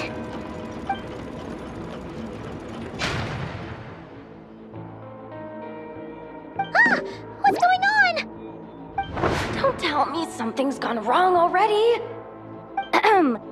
Looks like there was only enough juice in the emergency power supply to lift us this far up. Ugh. Awkward. Am I gonna get docked for this? Based on the boss's policy of docking pay for every screw-up, No, wait a sec. I've already been fired. Doesn't look like it's moving again anytime soon.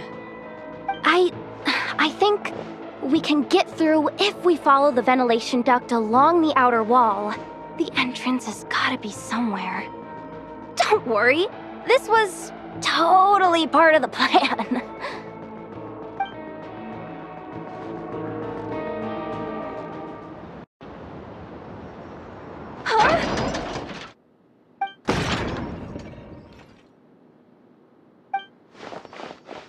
Yehoda?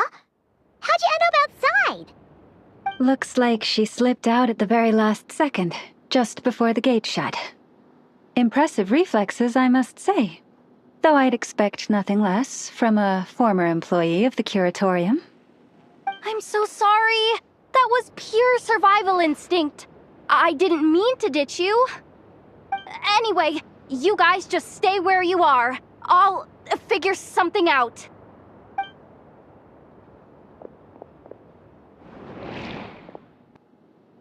Hey, there's a terminal nearby. Hang tight! Can you hear me now?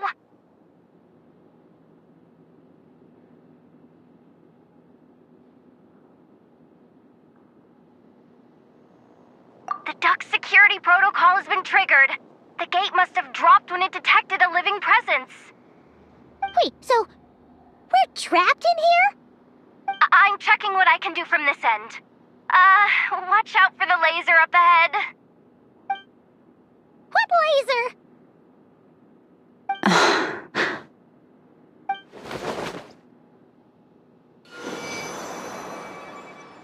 Oh, we see it now. Good thing we didn't move.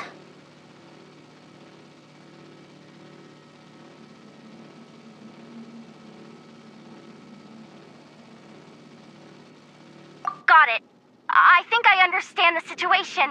Hang in there. Just one moment. This is killing me, but I think I've got it. I can try adjusting the direction of the Kuvaki flow inside the duct. If I've got this right, you might just be able to dodge the lasers by utilizing the Kuvaki's pull in reverse. Oh, Paimon thinks she gets what you mean.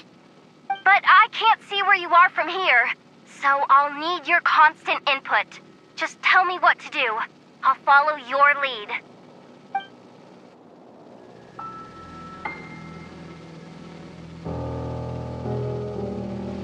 Okay.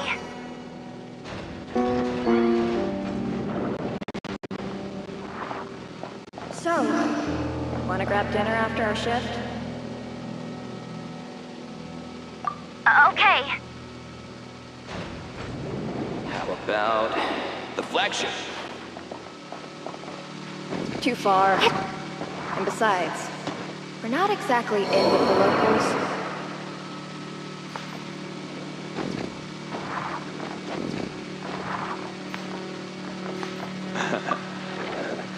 Then how about the staff cafeteria? Brimming with bright ideas, aren't we?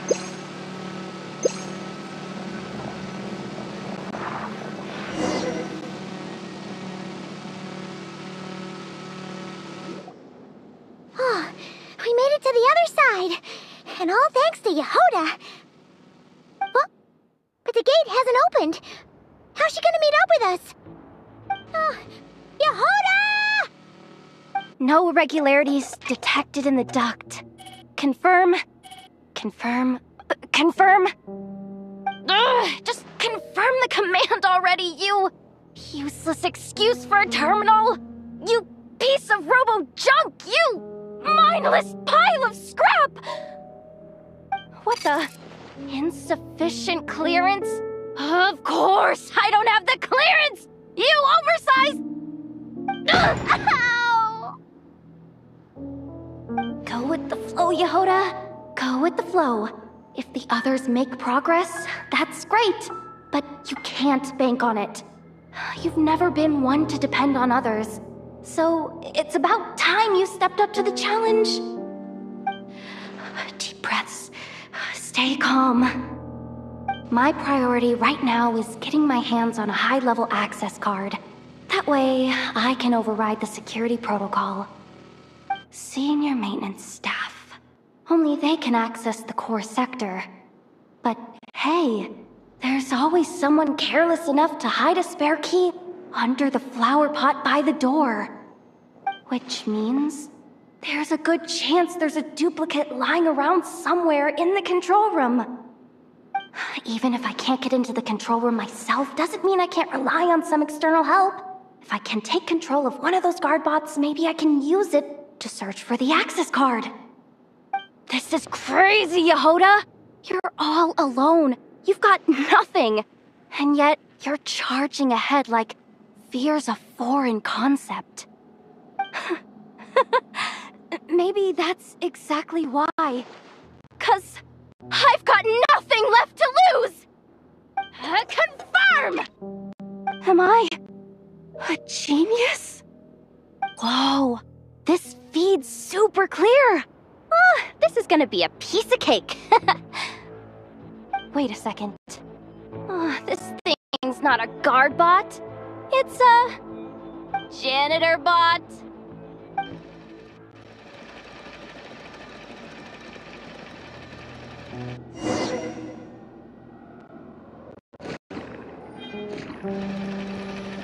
You think Marionette even knows what we do down here? She seems to spend all day either holed up in her lab or out doing the rounds. We're still a mess over there. Go clean it up. Why? Planning to skim a little off the top? No, nothing like that. Just wondering if anyone would actually notice if we didn't show up from time to time.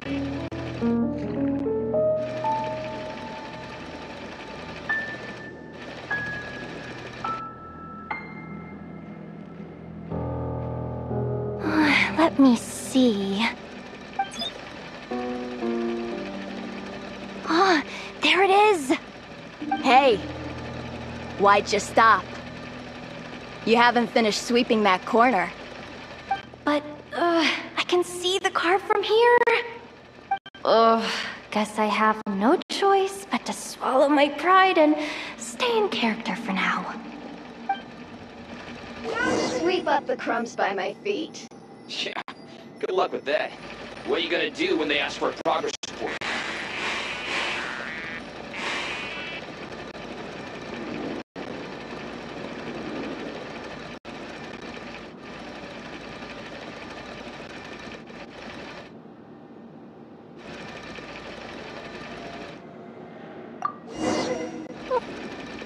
Sucks, though.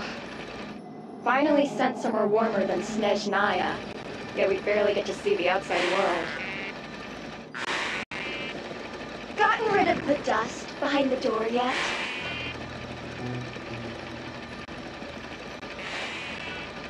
Clean this spot too. I saw you skip it.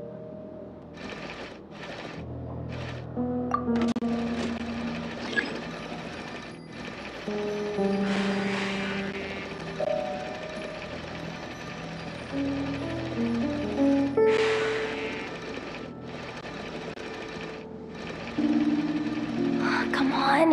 Where's that bot passage when you need it? There! Oh, the terminal's just ahead.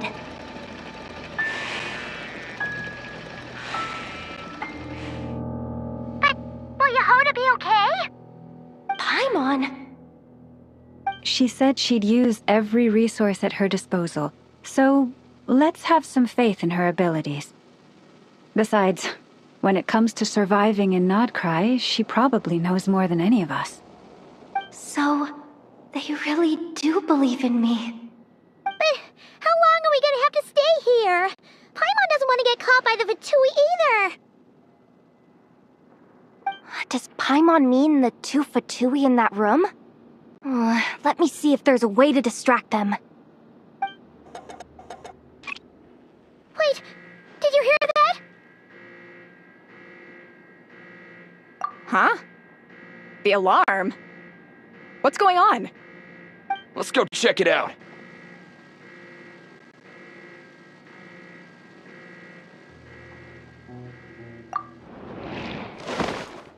This looks like somewhere important, but there's nothing here.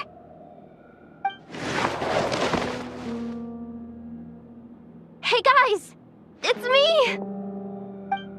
Yehoda, are you okay? I'm fine.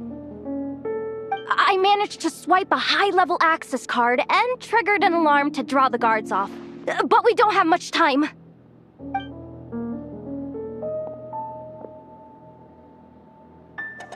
All right, looks like we can control the elevator. Come on, hop in. Let's take it further down. We should be able to use the terminal to move the drawbridge. Here's the access card. I'll keep watch while you handle the controls.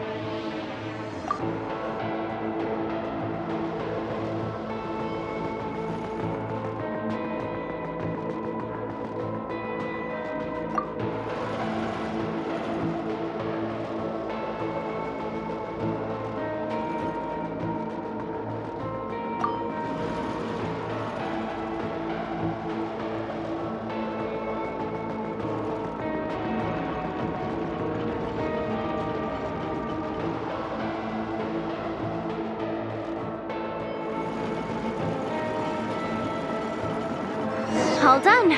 Let's keep moving.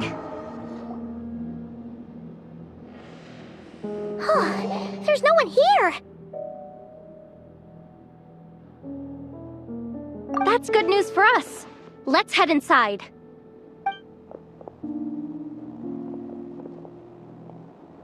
Looks like a rest area for the Fatui's Oprishniki. Huh? The terminal's still on?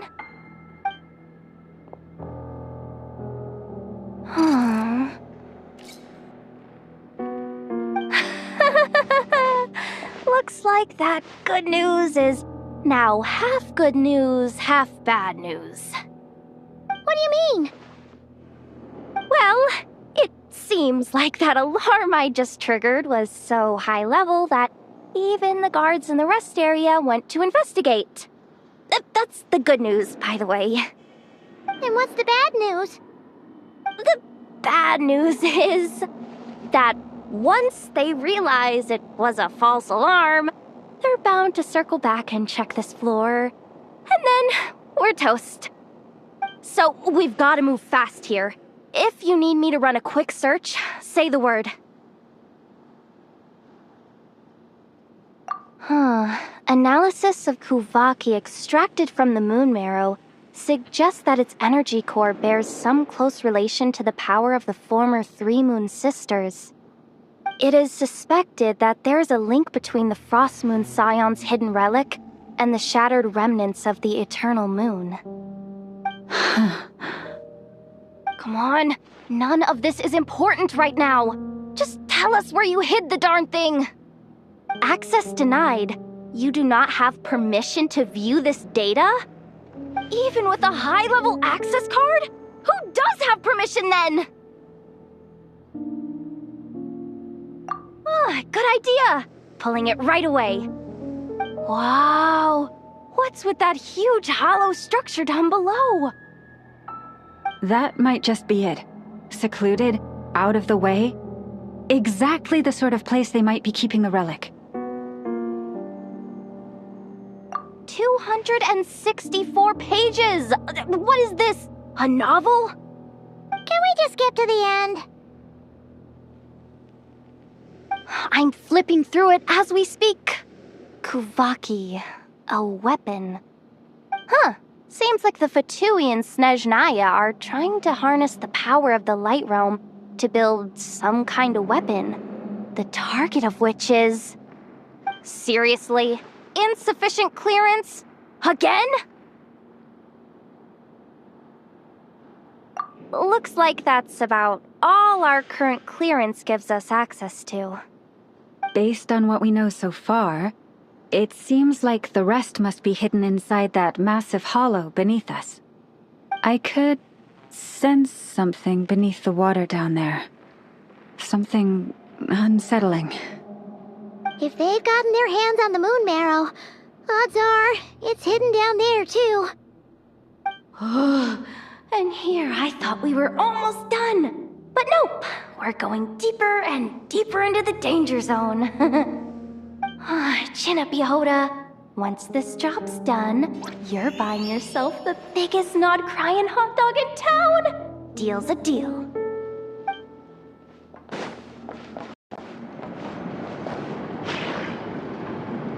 Watch out for that defense bot! It's aiming right at us! You'll have to use Kuvaki to deflect its attacks back the way they came!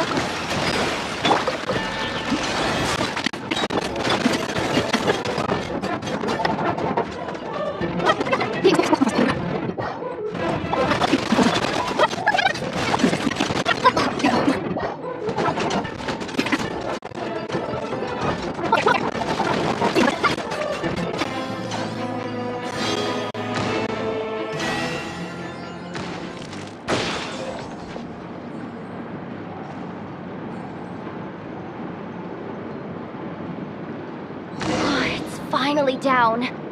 Quick, let's hurry down to the lower level before we're spotted.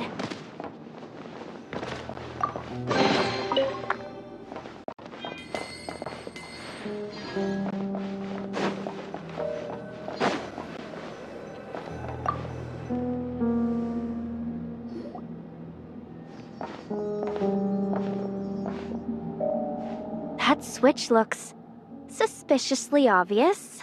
No way I'm pulling that.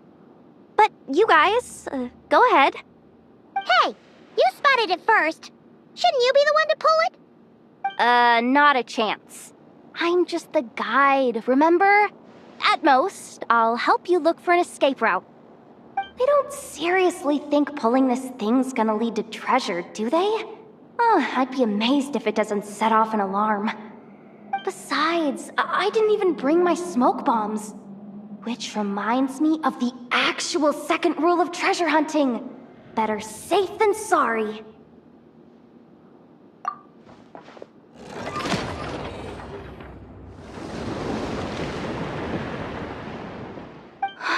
ground. It's shaking.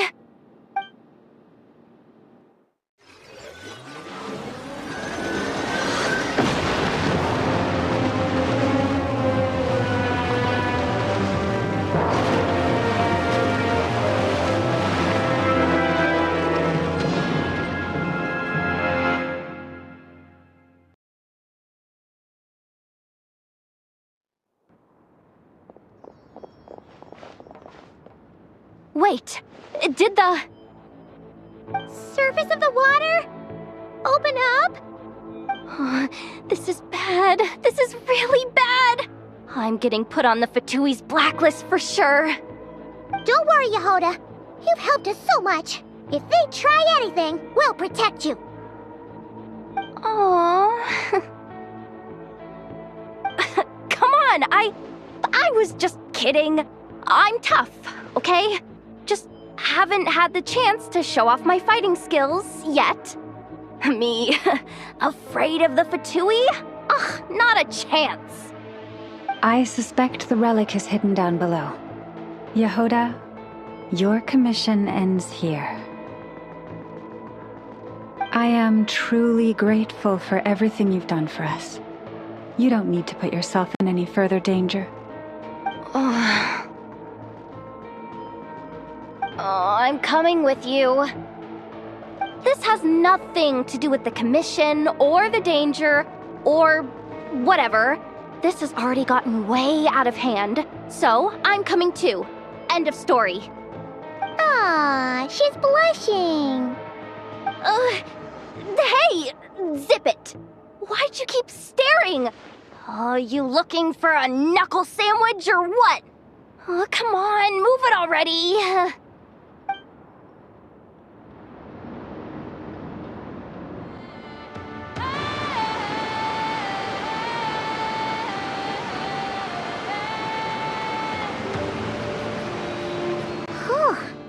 It's really deep down here. What is this place? We're standing on another fragment of the ancient moon's remnants. So this was the source of the Kuvaki I sensed earlier. Wait, what? So the Fatui had it hidden underwater this whole time? This gigantic thing?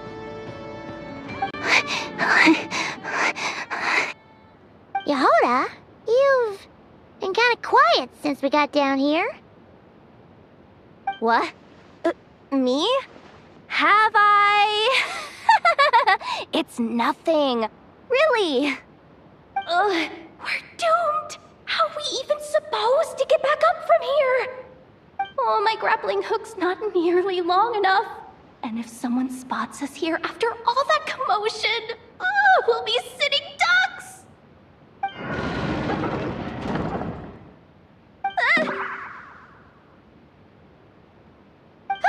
Oh no! That door's opening! Please don't say it's the Fatui! No, please, no! We finally made it here, and we're so close to getting the job done! I didn't risk my neck just to die before I've even had a chance to spend my reward!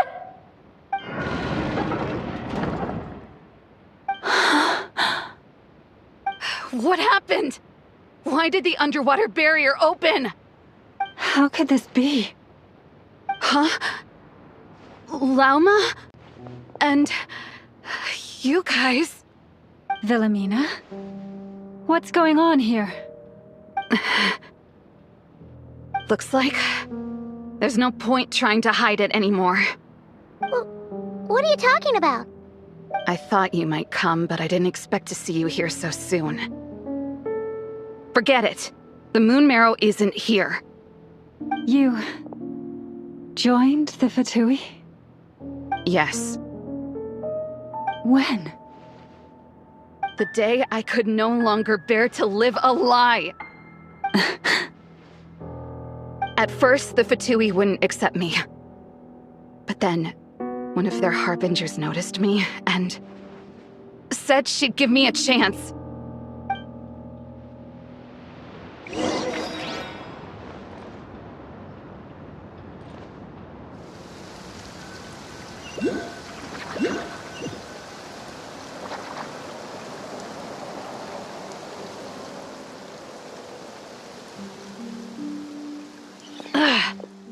lost them again. That harbinger told me to follow the blonde traveler who might visit the Frostmoon Scions.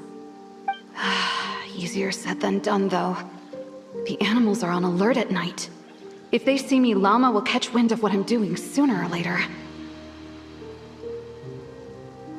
Am I really doing the right thing? No. It's too late to turn back now. The empty prayers, the stubborn displays of faith like Cappy's today. This isn't the life I want. Huh? Is that... Ah, the Traveler's back. I won't let her slip away this time. Wait, who's that with her? They look so alike. They seem to be heading towards the statue of Kotar.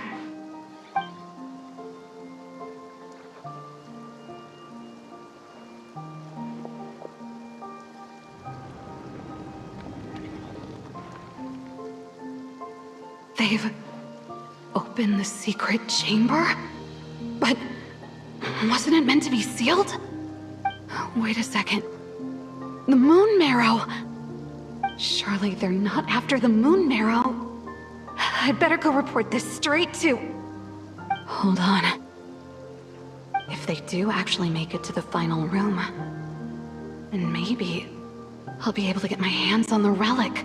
The one thing the Fatui have been after this whole time.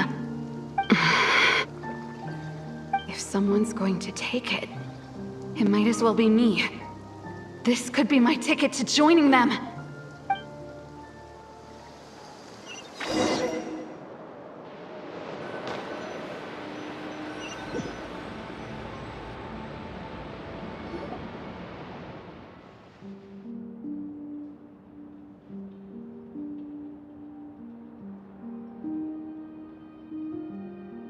Yes.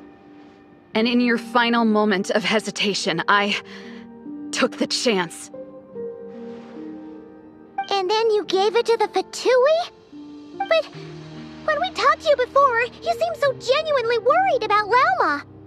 Because I thought she was as fed up with the Frostmoon Scions as I was. We grew up together, Llama. I know you were chosen to be the next Moon Chanter when you were just a child. They never gave you a choice in that. I saw the look in your eyes when you were treating that child. That sense of helplessness. Surely you too must see that this blind, inherited faith of ours is simply holding us back. If our prayers are never answered, then why keep praying? Do they really deserve all of your devotion? Or are you trapped by the responsibilities they imposed on you? So those are your reasons for wanting to leave the Frostmoon Scions? Isn't that reason enough? When we pray to the moon, we do so to show our gratitude for the life it granted us long ago. It reminds us to strive for something higher within ourselves. But I know that's not what you want to hear. You're right, Philomena. I have indeed kept secrets from you.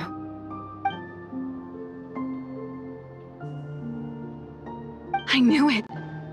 You don't want to be the Moon Chanter, do you? No, that's not it. I'm talking about the fact that the moon in the sky isn't real. What? You're saying... Huh? I've completely lost the thread now. Oh, do we really have to do this here? What if a Harbinger shows up? Oh, I'm not cut out for fighting big bosses! The pain you sensed in me was the pain of hiding this truth. If what you're saying is true, then you already knew that the Frostmoon Scions wouldn't believe any of this. Why didn't you just leave like I did? You don't understand, do you? That's the difference between us, Philomena. I care about the Frostmoon Scions. They're family to me. It hurts because I care. And that's why I chose to hide the truth. But now I understand that was a mistake. My family deserves to know the truth. I shouldn't have tried to hold it all together with empty prayers. Are you trying to say that I only ever cared about myself? There's nothing wrong with that in itself. No one would have tried to stop you from leaving. But you did not have to stab us in the back like this. We've been spotted! I knew it. I just knew it. Oh, what now? If a Harbinger shows up, I'm out of here. No darned relic is worth dying over. Looks like I misjudged you, Llama. I didn't think you had it in you to stand up to your fate. Turns out, you are a great moon chanter after all. But you were right about one thing. I haven't considered Hisi Island my home for a long time now. Bosses, time to go. I will change the Frost Moon Scions, Wilhelmina, as soon as the new moon rises. Then I guess I won't be around to see it. Say, Llama, what happens to those who betray the Frost Moon Scions? May their antlers be shorn with silver blades, and let them be cast into the long night of unknowing.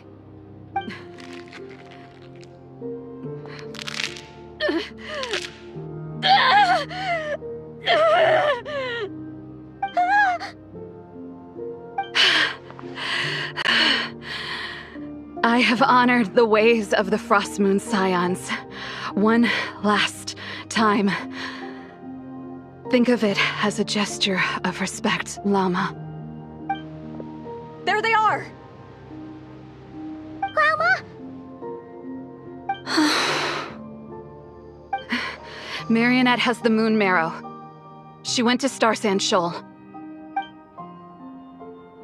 Don't flatter yourself now. I'm not trying to atone. I just don't believe you'll actually be able to change them.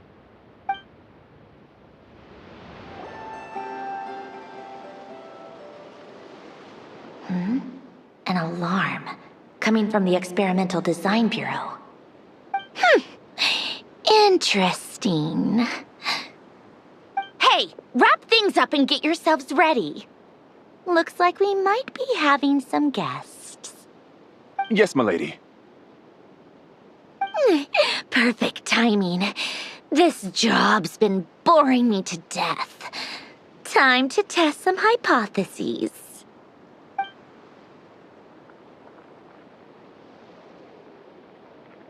Bosses! I mean, esteemed clients. I mean, generous benefactors. Wait up! Come on! Sure you don't want to consider heading home first and coming back another day? Nasha Town's that way. You are aware that this is the way too. A little ahead of schedule, aren't you? Oh no, it really is a Harbinger this time. Marionette. So you are here after all. Hand over that relic right now. It belongs to the Frost Moon Scions. You mean that thing your antlered turncoat brought us? I have never much cared for trophies given up without a fight. But watching you tear each other apart over it? Priceless. I'm not in the mood for warnings today. Ooh, how frightening.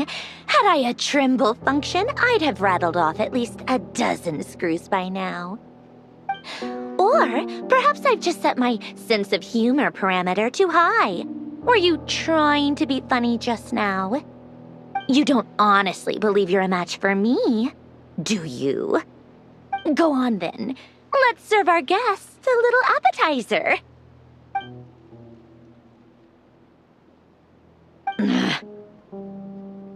Hey, didn't you hear me? I said let's serve our guests a little... What's going on? Oh no. Watch out! It's the Wild Hunt!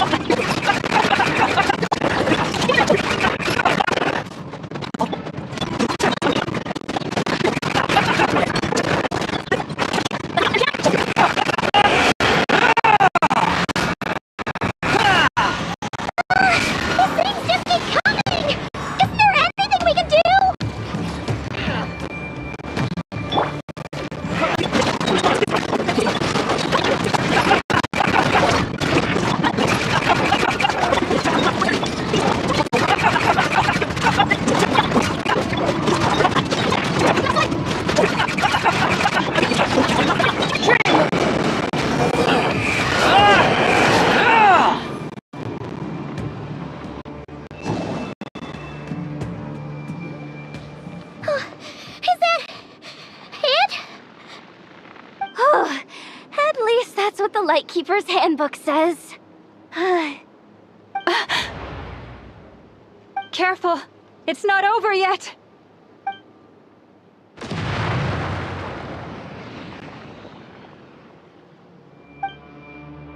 Paimon! Lauma! Yehuda!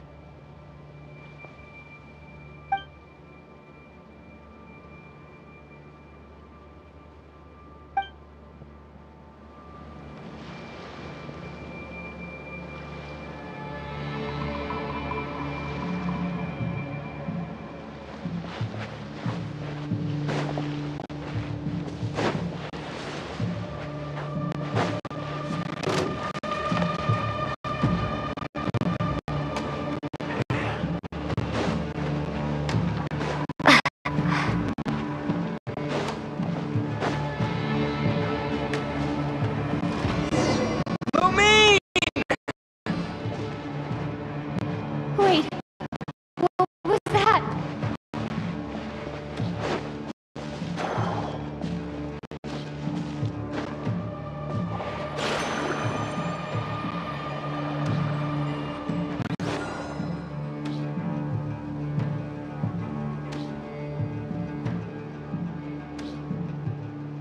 Lumine, over here! Ether! Quick, grab my hand!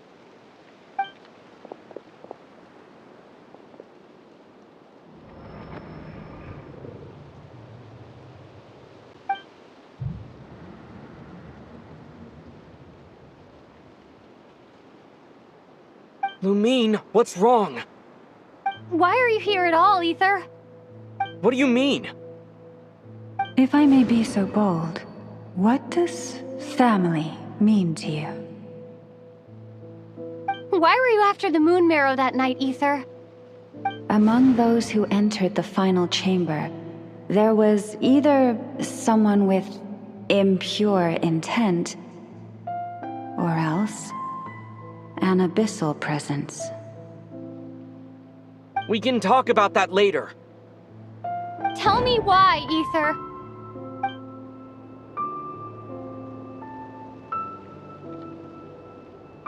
You know, this is only the second time we fought together since the day we both woke up in Teyvat.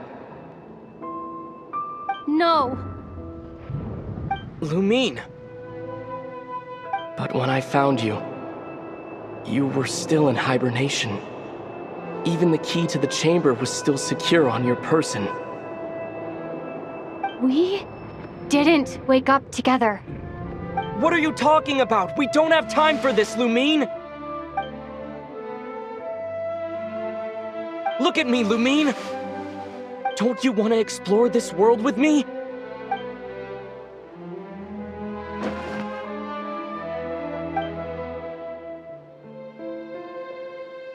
You think I'd lie to my little sis?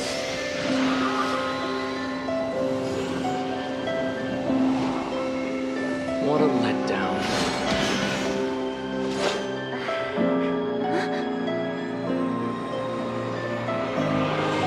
Go get it from me, Lumine. It belongs to me.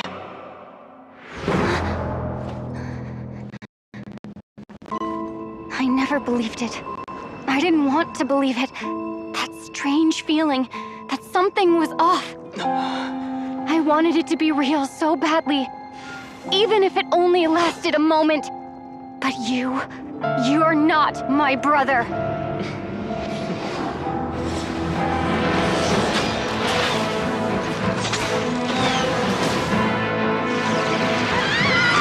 Moon Goddess, please save us! Why is this happening to us?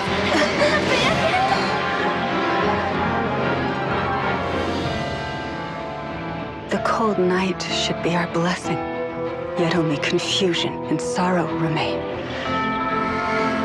The truth may yet lie beyond the sky, but must we become lost because of it? Standing before you, as a scion of Hyperborea and the Frost Moon's emissary, I say this.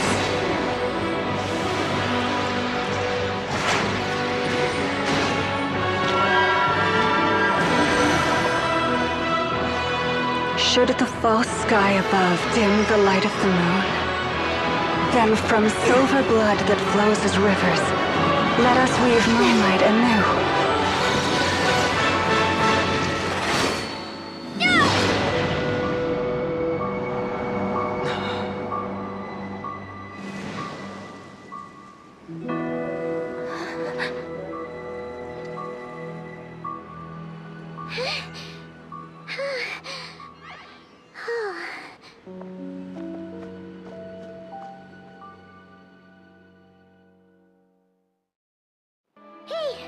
Is everyone okay?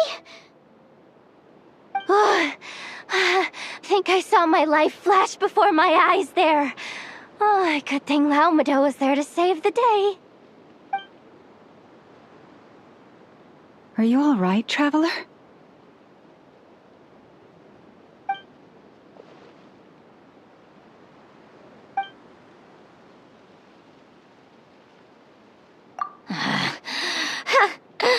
Well, that took you long enough. Seriously, how many of you are there? Pathetic. Oh no. Oh, I spoke too soon. Totally forgot we still have a Harbinger to deal with.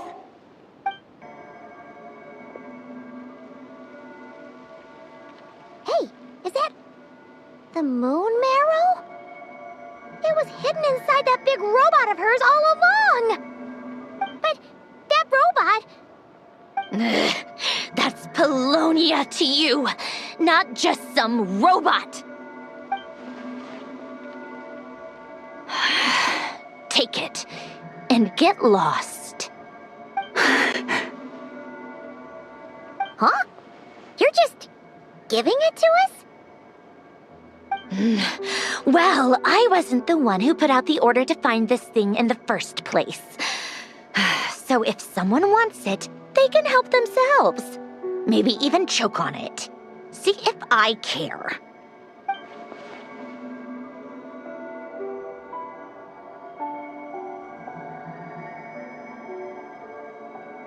So, are you waiting for me to change my mind or what? I'd be more than happy to pick up where we just left off. But I should warn you, I'm in a bad mood right now. Let's go. Fine by me. Totally, completely, absolutely on board with that.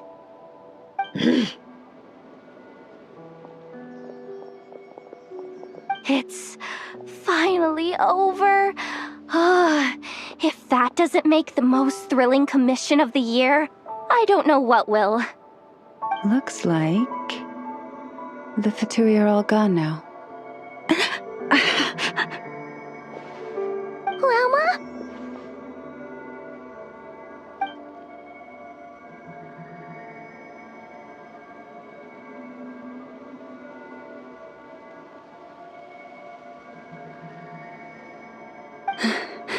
I'm all right.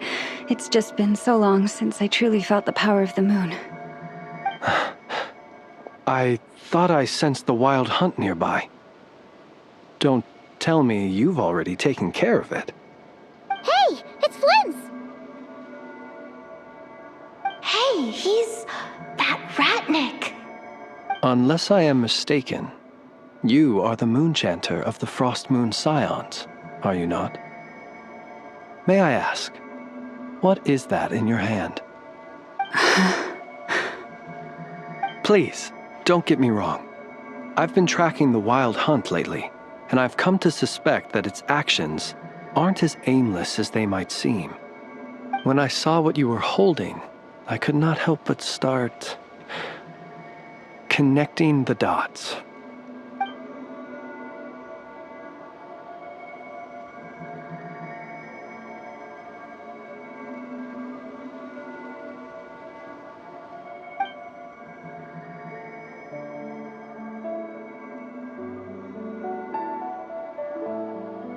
You better be extra careful, Flint.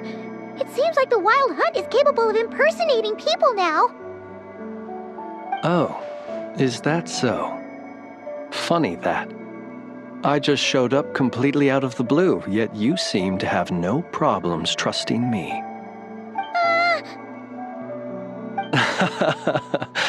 I apologize.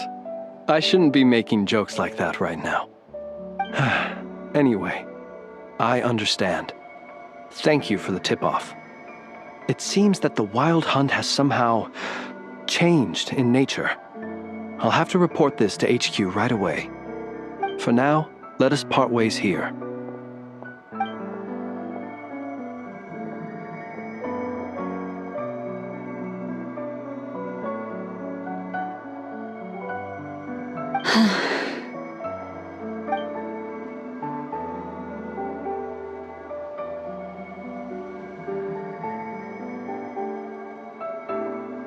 That little joke of his just now sure scared the bejeebies out of Paimon. Are all the Ratniki and Notcry like that? They're usually stationed in remote areas and tend to keep to themselves. So, it's not surprising they end up a little eccentric? No, he's different. Really? How so? The animals. They've told me they're afraid to even go near him.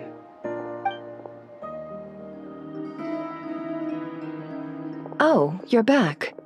I just made you all a pot of tea. Better drink it while it's hot. Boss Neff, you wouldn't believe how scary our day has been! Seriously, I am never, ever taking random jobs like that ever again! You hear me? Oh, come on now. You even faced the wild hunt and lived to tell the tale.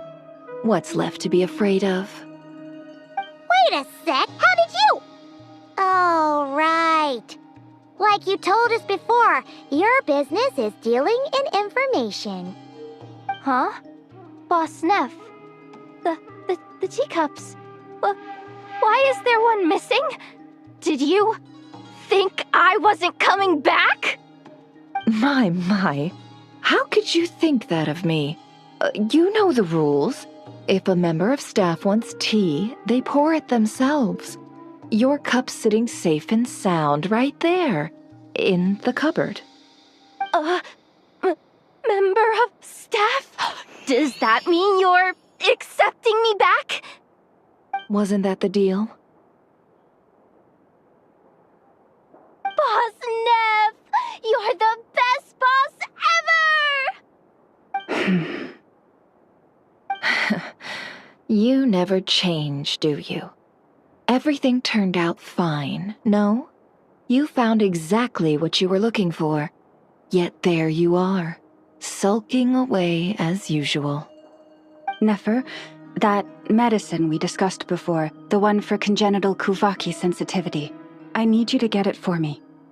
And how do you expect me to find something like that for you in the middle of the night?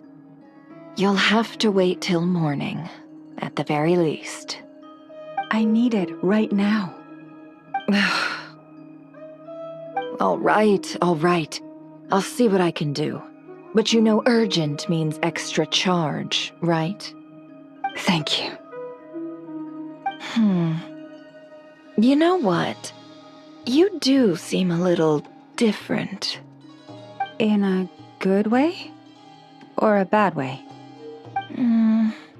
Who can say? I'll take it either way, so long as you don't start making a habit of asking me for ridiculous favors.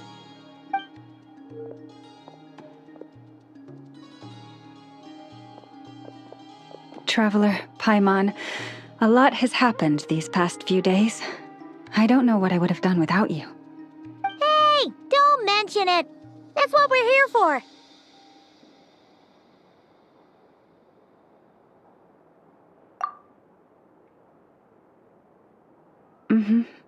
You're right. And tonight, I'm planning on telling them everything. Tonight? Isn't it a bit late already? The moon shines brightly this night. What better time for the Frost Moon Scions to usher in a new dawn for truth?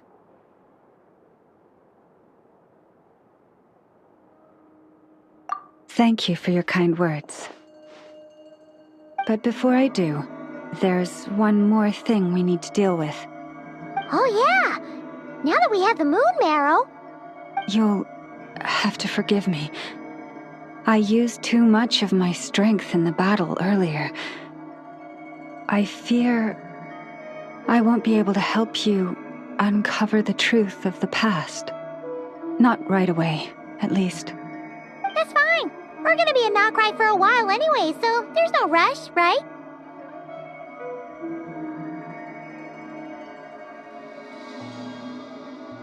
Thank you.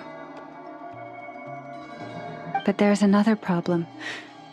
How to keep the moon marrow safe now? Huh? Can't we just return it to your secret chamber? The seal has been broken. Even if it were restored, now that the wild hunt has gotten in once, there's no guarantee that it won't happen again. Oh, right. Yeah, that makes sense. Back when the Frost Moon Scion's bloodline still ran strong, in special circumstances, a moon chanter could act as a vessel, safeguarding the relic within their own body. But it is a grueling trial of will and endurance. The moon chanter who did this only lasted 2 days. As for me, I might be able to last 5, at most. Hold on. You'd be using your body as a vessel? Yes. You can think of it like dropping a red-hot ball of iron into a bucket of water. How long the water lasts depends entirely on the bucket's size. Pardon? Hey, that's not a bad idea. You've always held up pretty well against the abyss. Surely the moon mirror can't be any more dangerous than that. It's not at all that I don't trust you, but it's too risky. But we're out of options, aren't we? Might as well give it a shot.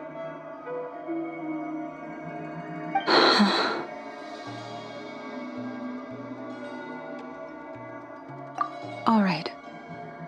Well, I'll be right by your side. If anything feels off, please tell me immediately.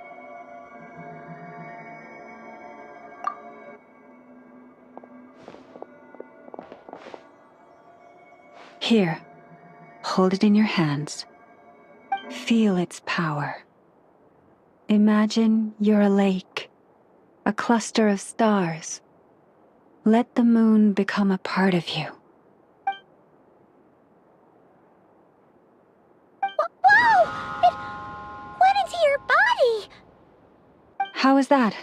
Are you feeling any discomfort?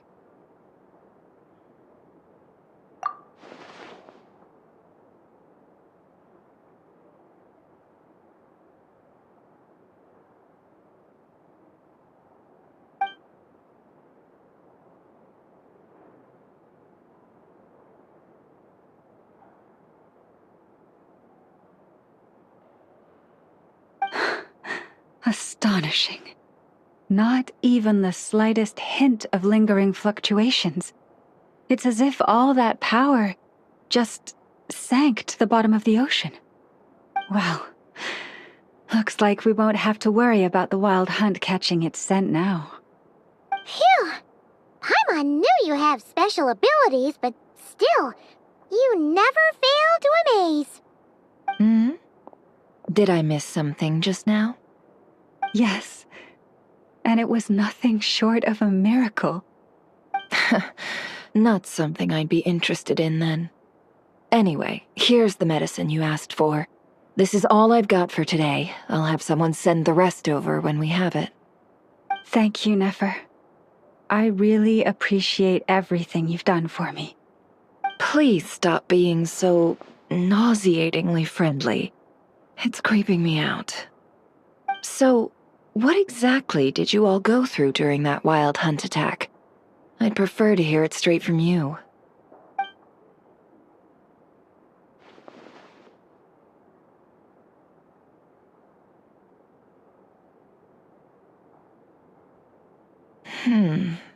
A phantom that can mimic the appearance of others.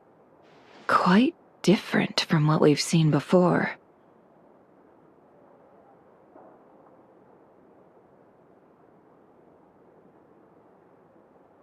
Yeah, and both times it appeared, its goal was pretty clear. It seems like it was after the moon marrow. And on both occasions, it was accompanied by the wild hunt, too. It appears there must be some close connection between the two. I must say, I don't often see you look this serious, Nefer. Too late in the day for thinking, that's all. We'll pick this up again later. You all feel free to keep chatting, though. Just don't forget to lock up when you leave. On that note, Traveler, please keep the moon marrow stored within your body for the time being. We'll take it back off your hands as soon as the wild hunt's been taken care of. Once and for all.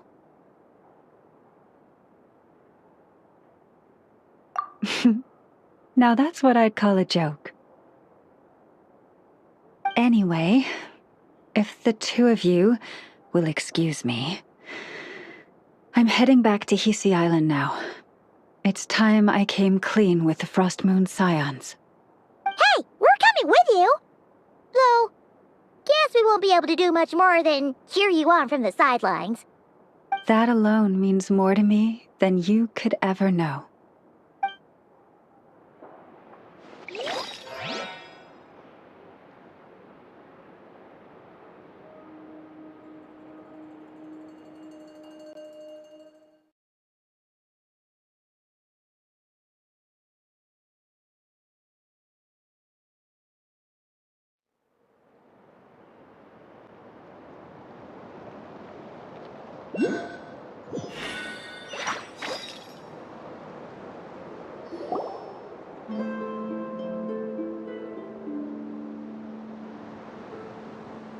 What's going on?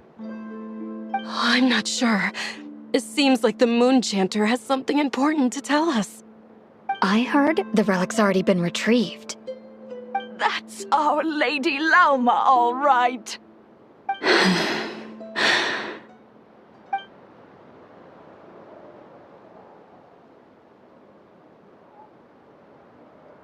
Noble scions of the Frost Moon, my kin beneath the moonlight, I hereby declare the truth to you.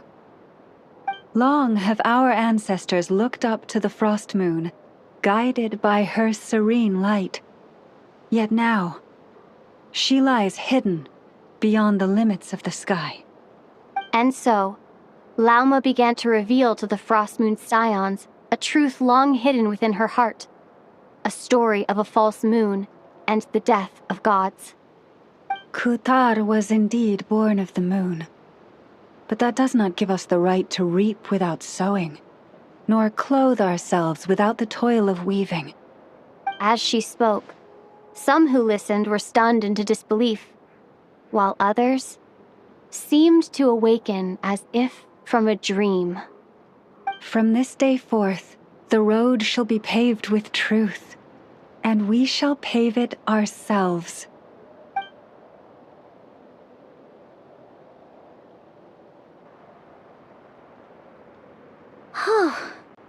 After After everything Lauma said last night, Paimon wonders how everyone's adjusting. Still, judging by their reactions at the time, it didn't seem as intense as Paimon might have imagined. Says a lot about how much trust she commands, huh? Hey look! It's Lauma! Welcome, both of you. The animals were most lively this morning. They told me of your coming. Nothing too dramatic happened, did it? No one took it so hard that they went on a binge-eating rampage and ended up cleaning up the whole pantry? Or something?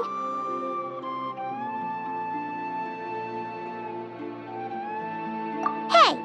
Paimon's just trying to lighten the mood. Thank you for your concern. Change doesn't happen overnight, and new ideas need time to take root. But nothing as extreme as that has happened, no. Although... Although what? Well, just as I thought might happen, some have chosen to leave the Frost Moon Scions for good. For them, losing their faith was like losing their home. Confusion, frustration, helplessness. I saw it all, reflected in their eyes. Oh. I respect their choice. May they carry the Frost Moon Scion's blessings far and wide, should they be willing to do so. If we meet again someday, perhaps we will be able to sit together and share stories once more. Others sought me out afterward, though, and thanked me profusely for sharing the truth with our people. They said they used to see me as distant, even somewhat unapproachable, whereas now I seemed much closer to them. Like a friend, or even a family member. Sounds like a win overall! Paimon thinks you did the right thing, Lauma. Thank you. Though, I wanted to ask, do I really come across as distant? Well, maybe just a little. To people who don't know you, you are kind of tall, especially if you consider the antlers. I see. That's a bit of a hard one. My antlers tend to grow under the moonlight, so I can't quite help it.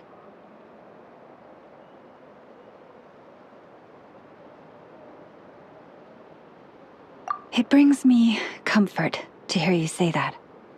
By the way, how has your body been adjusting to the moon marrow?